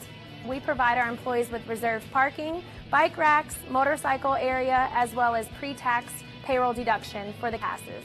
I think the Club Ride program is very well thought out, very well engineered. Cox is really committed to being a Club Ride partner. We have swipe machines at every entrance where employees can log their commutes. We also have bicycle racks. We have the ability for employees to work compressed work weeks and flexible schedules. And we have pool vehicles that are available for those employees that commute who need a vehicle to use to visit a customer or to go to another office. Having a strong commute options program is really important to the city of Henderson. Currently, we have over 400 of our employees that are enrolled in the Club Ride program.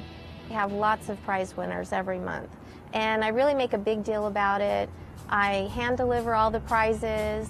They're just really excited, especially if one of the other employees sees that they're getting this prize. That kind of motivates them and they want to be part of that. I'm Joan with Cox Communications. I'm proud to be a carpooler, and I think you should be too. Less traffic and cleaner air, and that's a good thing. Less traffic, cleaner air. Carpooling is a good thing. I'm Joey over at the Rio, and I love being a Club Ride member. I'm Bill with Cox Communications, and we're a proud partner with Club Ride. Commute options are a good thing. Partner with Club Ride today. To find out more, visit the Club Ride website. Or call 228-RIDE or go to your HR office and speak to your transportation coordinator. That's a wrap. That sounds good. That's a wrap. Or can I do like Janis Joplin? That's all, folks.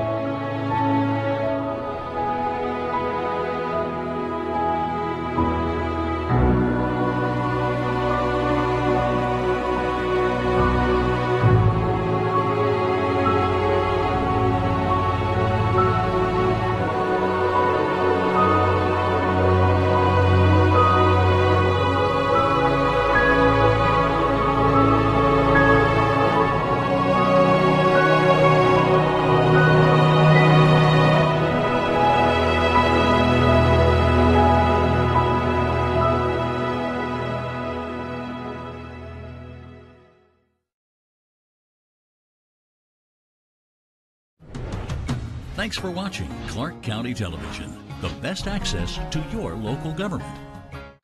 Hello, I'm Randy Swallow. Welcome to In Your Neighborhood.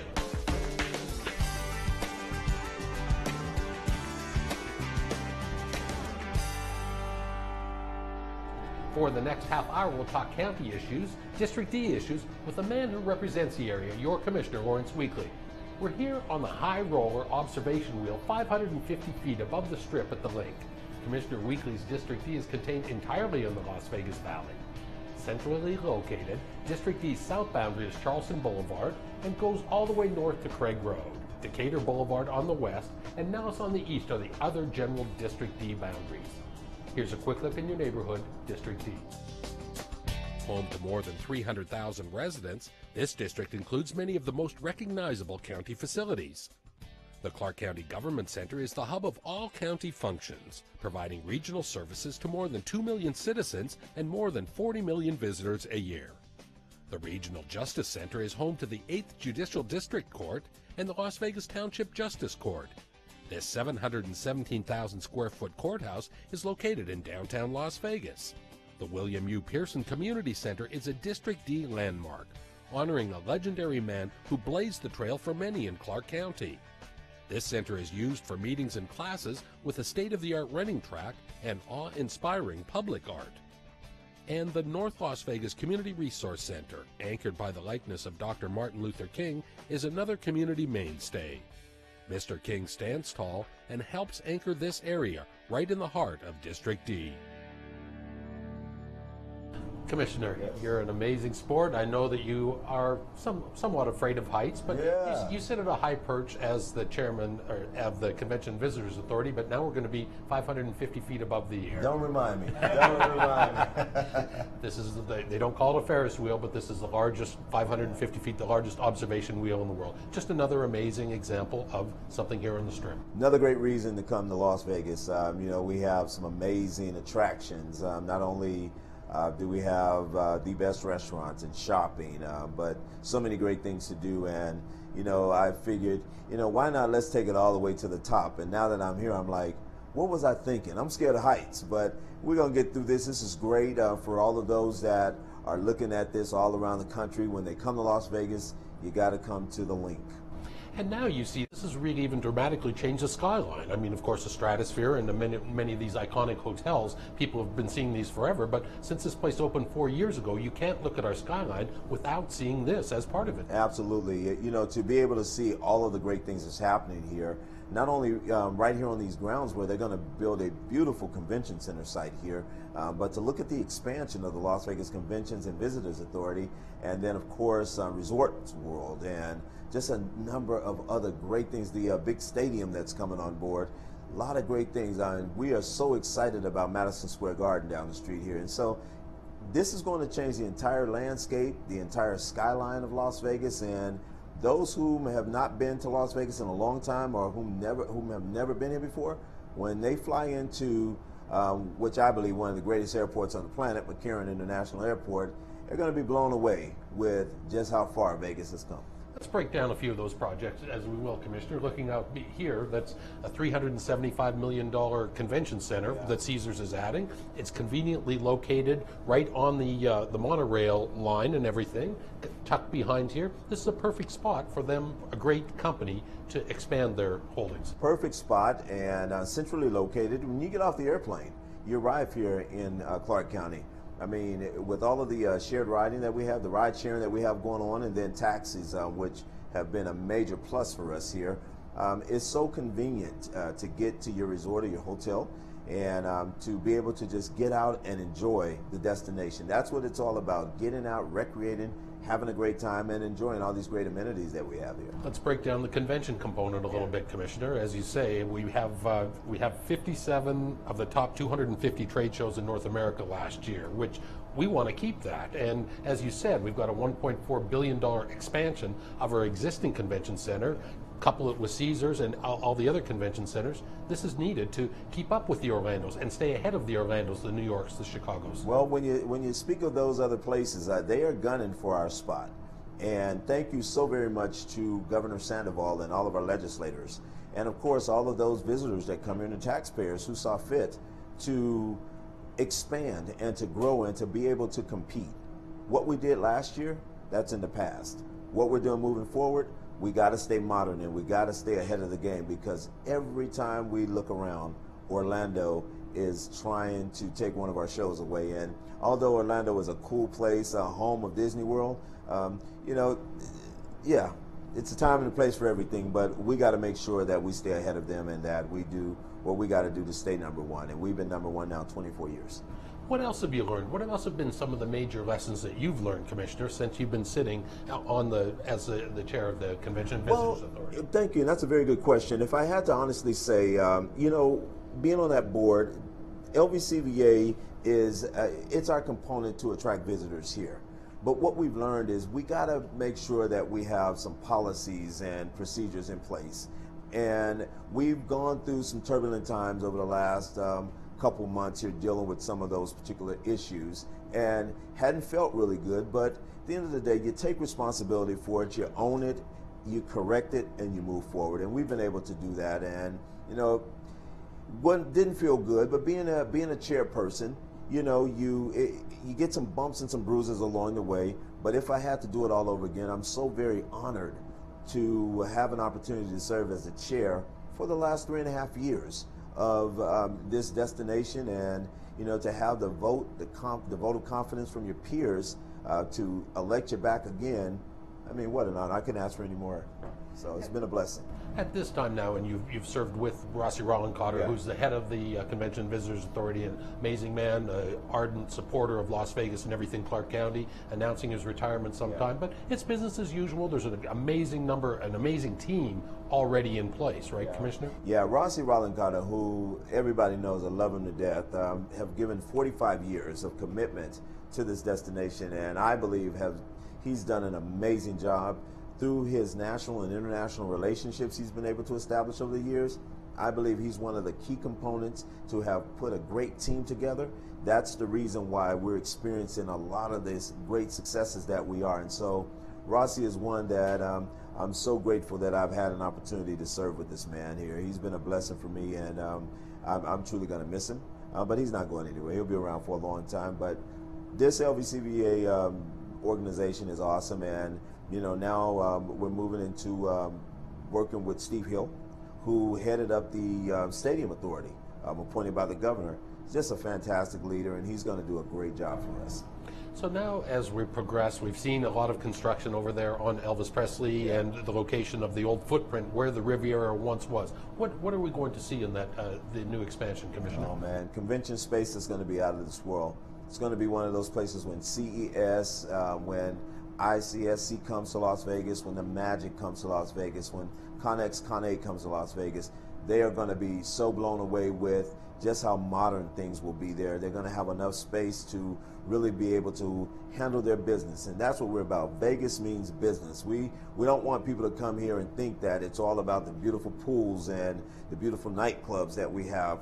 During the course of the day, late into the evenings, people are conducting a lot of great business, and they're getting a lot of things done that's moving this country forward. And so we're really excited about this expansion. To have a Las Vegas Boulevard address means the world to us, and this is going to be another spot of convenience for many of our conventioneers that's going to be here. And so we're really excited about it, and we thank the community for embracing it. How is that going to change the dynamics of that end of the strip, the north end of the strip, Commissioner? You mentioned Resorts World, Fontainebleau has restarted again, so it's going to change the dynamic a little bit, maybe move some of the shift a little bit. We need to resuscitate that end of the strip there. You know, thank goodness for SLS, you know, who have just kind of held up that end of the block for us.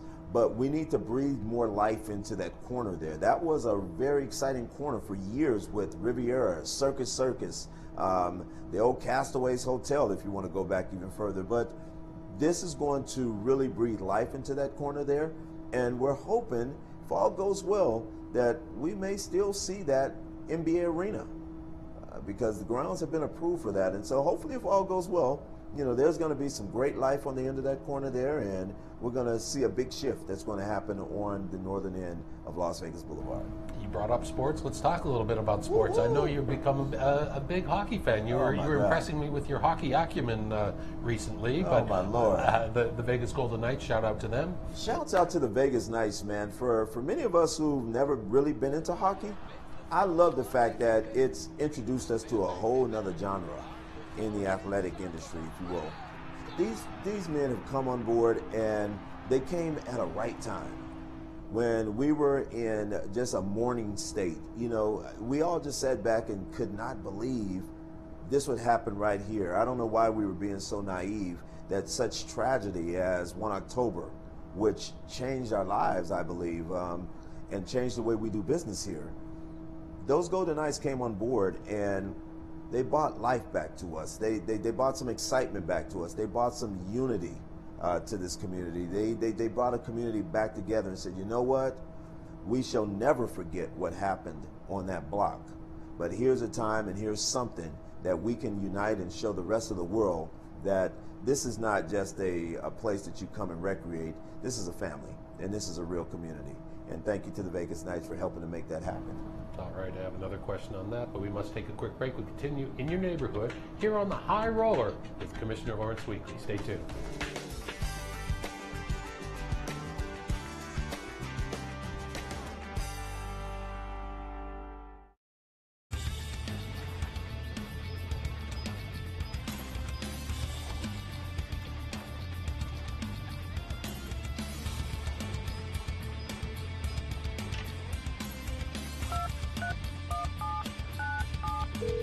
Thank you for calling the Jury Services Office.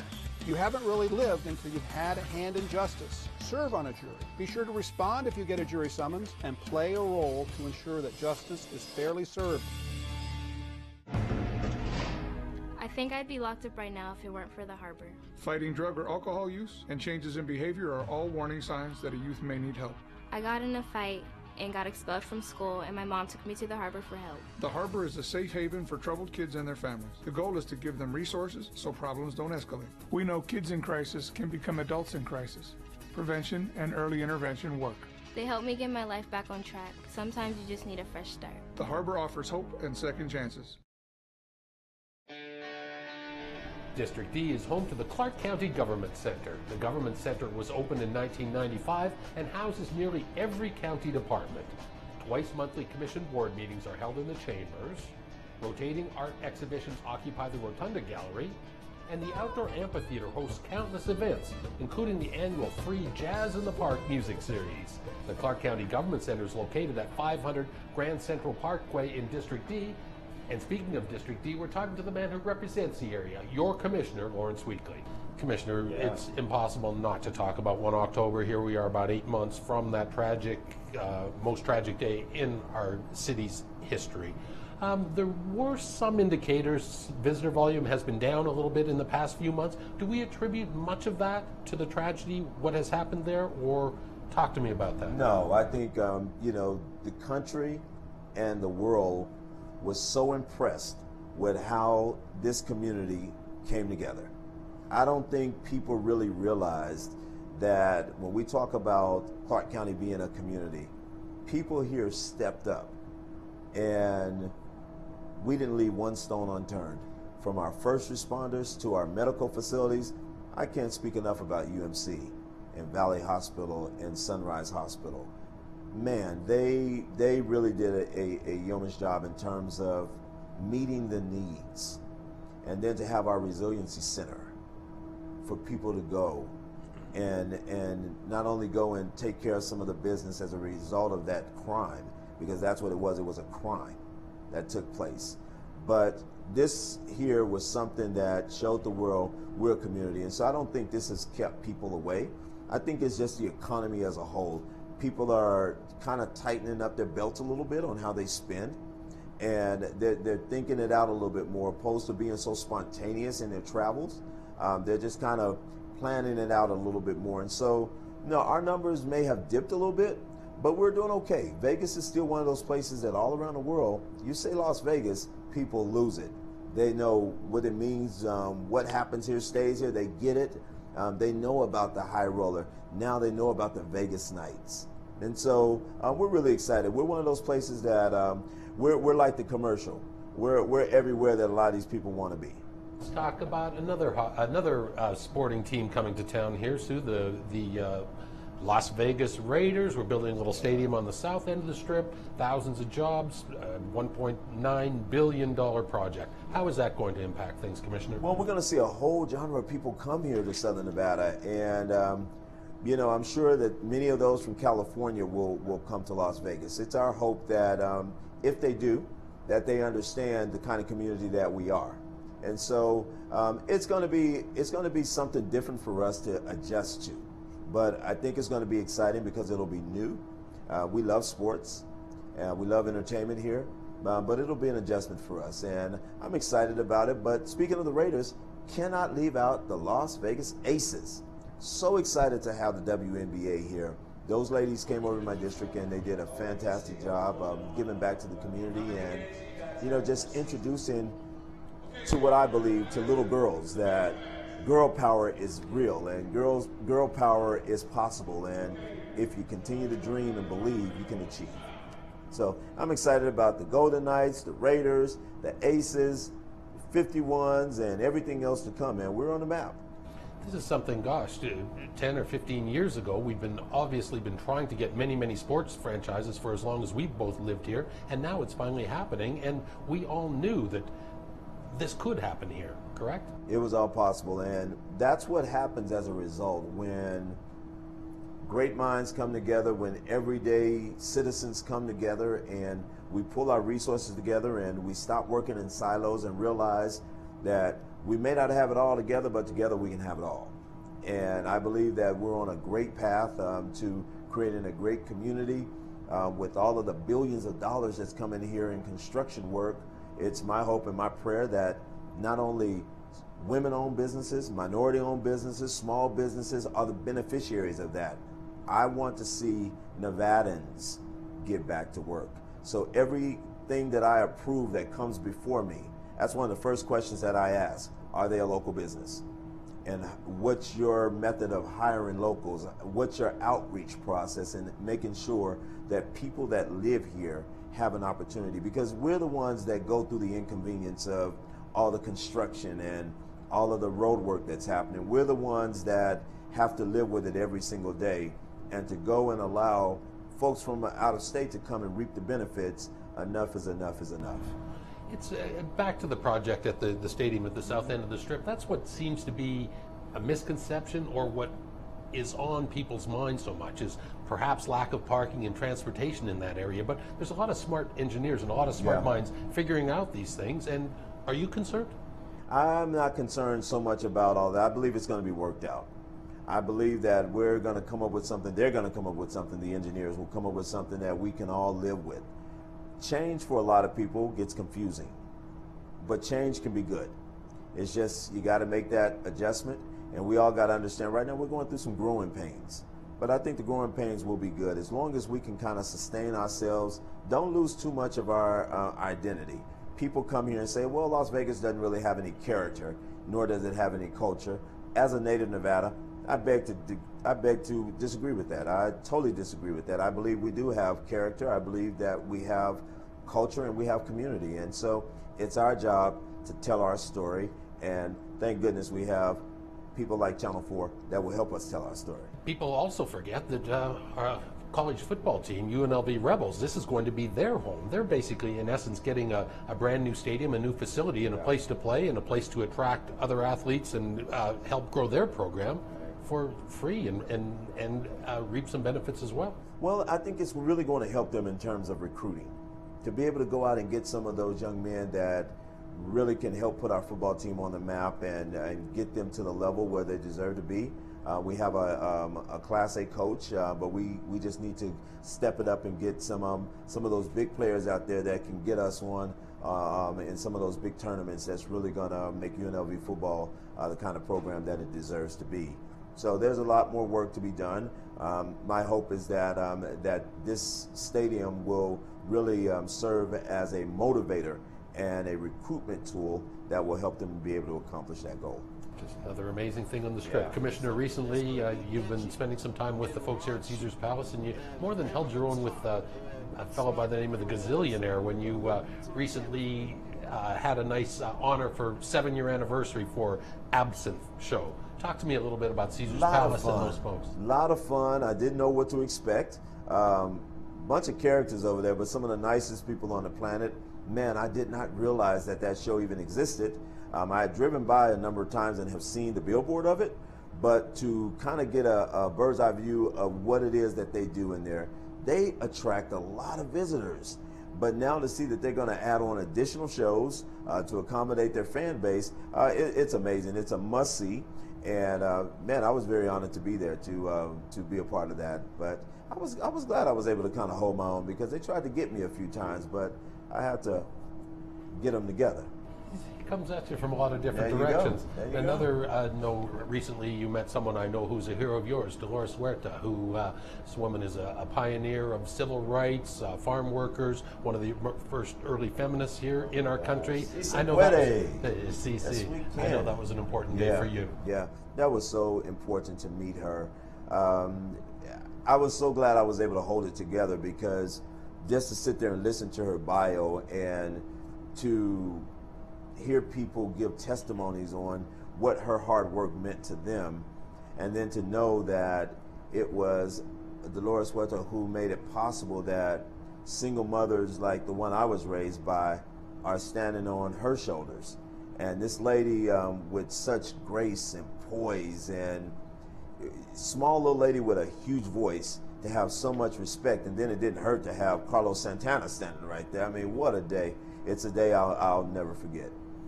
How would you characterize the county and our private enterprise, especially the hotel resort community? Would you characterize that as a partnership, or how does county government and what we have to do as a county fit in with the private enterprise like that? Well, it's a great partnership that we have with the resorts. Sometimes it's not as easy as many people would like for it to be, because we have constituents that live in the adjacent area. We have public work issues that we have to deal with, and sometimes from a private sector, they want what they want when they want it.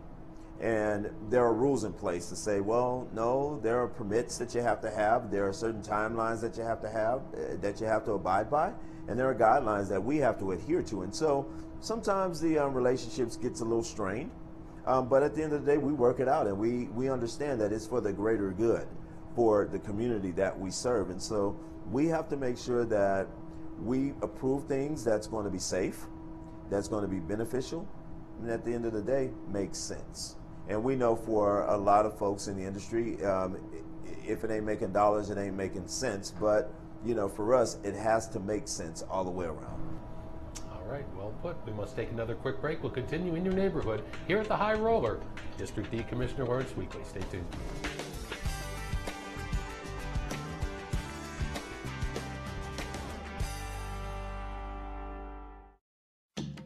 Do you know when to go on a yellow flashing arrow? They're popping up all over Clark County, and they're the new signal for turning left at intersections with a dedicated left turn lane. Here's what drivers need to know. A flashing yellow arrow means turns are permitted, but you must first yield to oncoming traffic and pedestrians. Then turn with caution. Keep in mind oncoming traffic has a green light. A solid green arrow means turn left. Oncoming traffic must stop. A solid yellow arrow means that the left turn signal is about to change to red, and you should be prepared to stop or prepare to complete your left turn if you're within the intersection. And finally, a solid red arrow means stop. These left turn yellow flashing arrow signals are new, so remember, a yellow flashing arrow means turn with caution. For more information, log on to clarkcountynv.gov and search keyword flashing yellow arrows.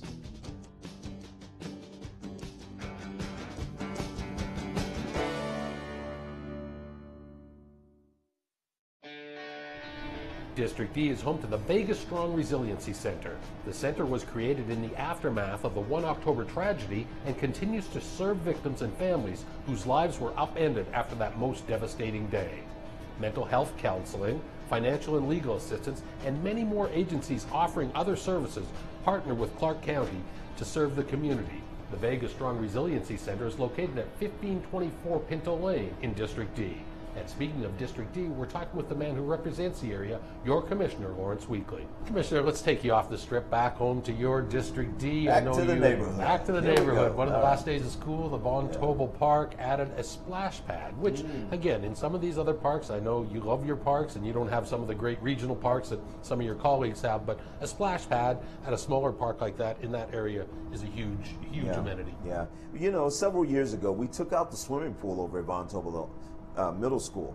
And so to me, that created a void for those kids in that neighborhood. They have to go about 1.5 miles, almost 2 miles, over to Walnut Recreation Center if they want to swim or participate in a water feature. And so you know, we came up with an idea of, hey, let's put a water feature out in the park, a splash pad. And the frustrating part for me was it took way too long as far as I'm concerned. And I voiced that concern over the years. And I made it no secret, and I'm making it no secret today, that, you know, all communities need to be able to provide open space and places for young people to be able to recreate. We talk a good game about getting kids out of the house and off the couch and off the video games and get them outside and let them be kids like we used to be. Well, we have to make sure that the playing field is leveled and that it's even and equitable. And so the splash pad that we were able to introduce over at Von Tobel, am I 100% happy about it? No. Because you know, I felt like I wanted some character to it, some fun colors to it, to be more kid friendly. Are the kids loving it today? They are. So if the kids are happy, I'm happy. But for me, I love pushing the envelope, because I believe just because you don't have as much as they may have in other communities doesn't mean you don't deserve just as much. And I think the same could be said for Alexander Village Park, a new trail and basketball courts going there. Talk to me, update me on that project. Absolutely. It's been long overdue. We've been working on this park for several years now, and to go in and give these folks the amenities that a lot of these kids, see, I can get in my car and you can get in your car, and I can drive around Clark County, and I go to some of these regional parks and some of these other smaller parks like the ones I have in my district, and guess what? They're empty. And you know why they're empty? Because many of those neighborhoods are very blessed. They have beautiful backyards, they have swimming pools in their backyards, and so a lot of times their kids don't even go to those parks. Doesn't mean that they don't deserve to have them, but I mean, at the end of the day, if you want to create a society where kids are being kids, and we're trying to grow a society where kids are doing the right thing, you know, let's make sure that we spread the wealth. Let's make sure that we create environments where, you know, kids can go and be safe, but at the same time have a good time and be around their peer group. You know, not caught in some type of cycle where it's causing, you know, obesity, it's causing other ills that we're dealing with in our society. We got to get these kids' minds right and make sure that we as adults are making the right decisions so that we can spread the wealth and show all these kids we're in it for the long haul for all of them, not just some of them. Very well put. Well, I think our trip is almost coming to the end here. Thank you for being a great sport and telling us about District D and all your work you're doing, Commissioner. Well, I'm real happy. I made a full loop, everybody. I survived the link, the high roller. But this is great, though. But thank you very much, and thank my commissioners, my colleagues, and the management in Clark County just for allowing us to serve and to be able to go out and do what we need to do to hopefully and prayerfully improve the quality of life for residents in District D. Always a pleasure. Thank you, my friend. Commissioner. Thank you. That wraps up this edition of In Your Neighborhood. Thanks to the Caesars Entertainment Corporation for hosting us here at the Link, High Roller, and to Commissioner Lawrence Weekly for taking time to tell us about the area he calls home and represents as your elected official, District D. If you have any questions about this show or ideas for upcoming segments in your neighborhood, call me. I'm at 702-455-6357 or send me an email. I'm at rsw@clarkcountynv.gov. Thanks for tuning into Clark County Television. On behalf of our production staff, I'm Randy Swallow. We'll see you again next time in your neighborhood.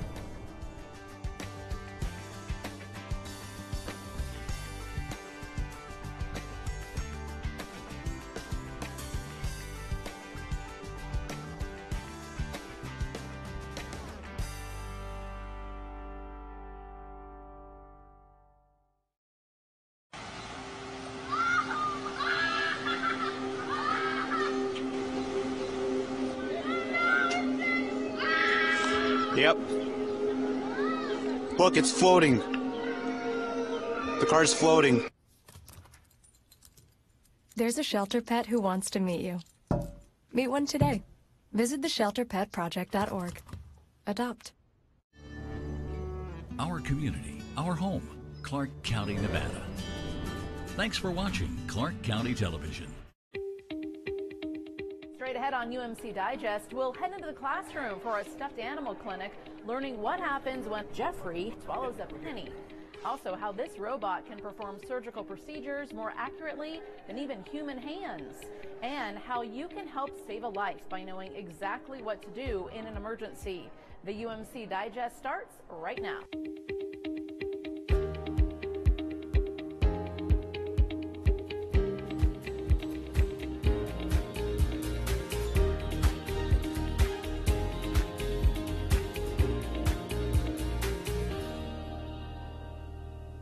After the October 1st shootings, many people asked what they could do to help.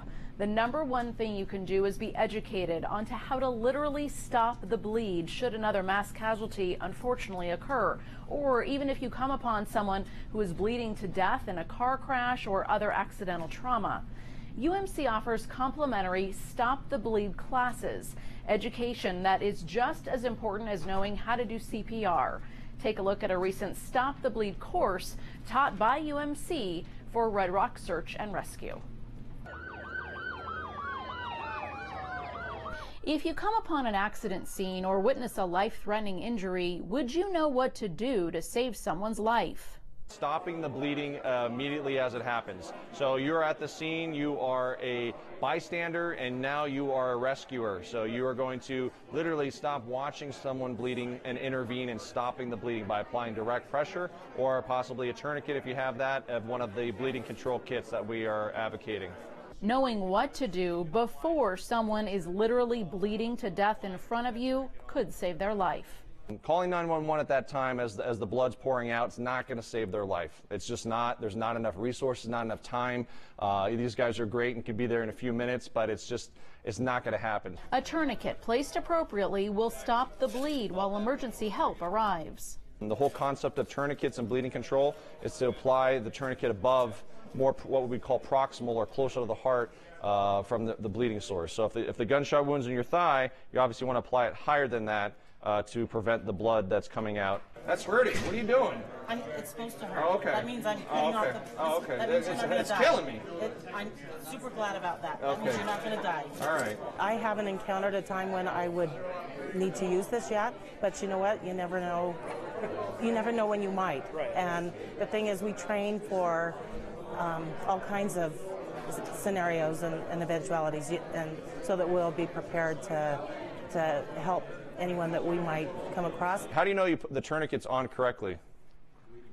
The bleeding stops. During the Stop the Bleed course, participants also learn how to pack a wound. So what will happen is for you to be able to have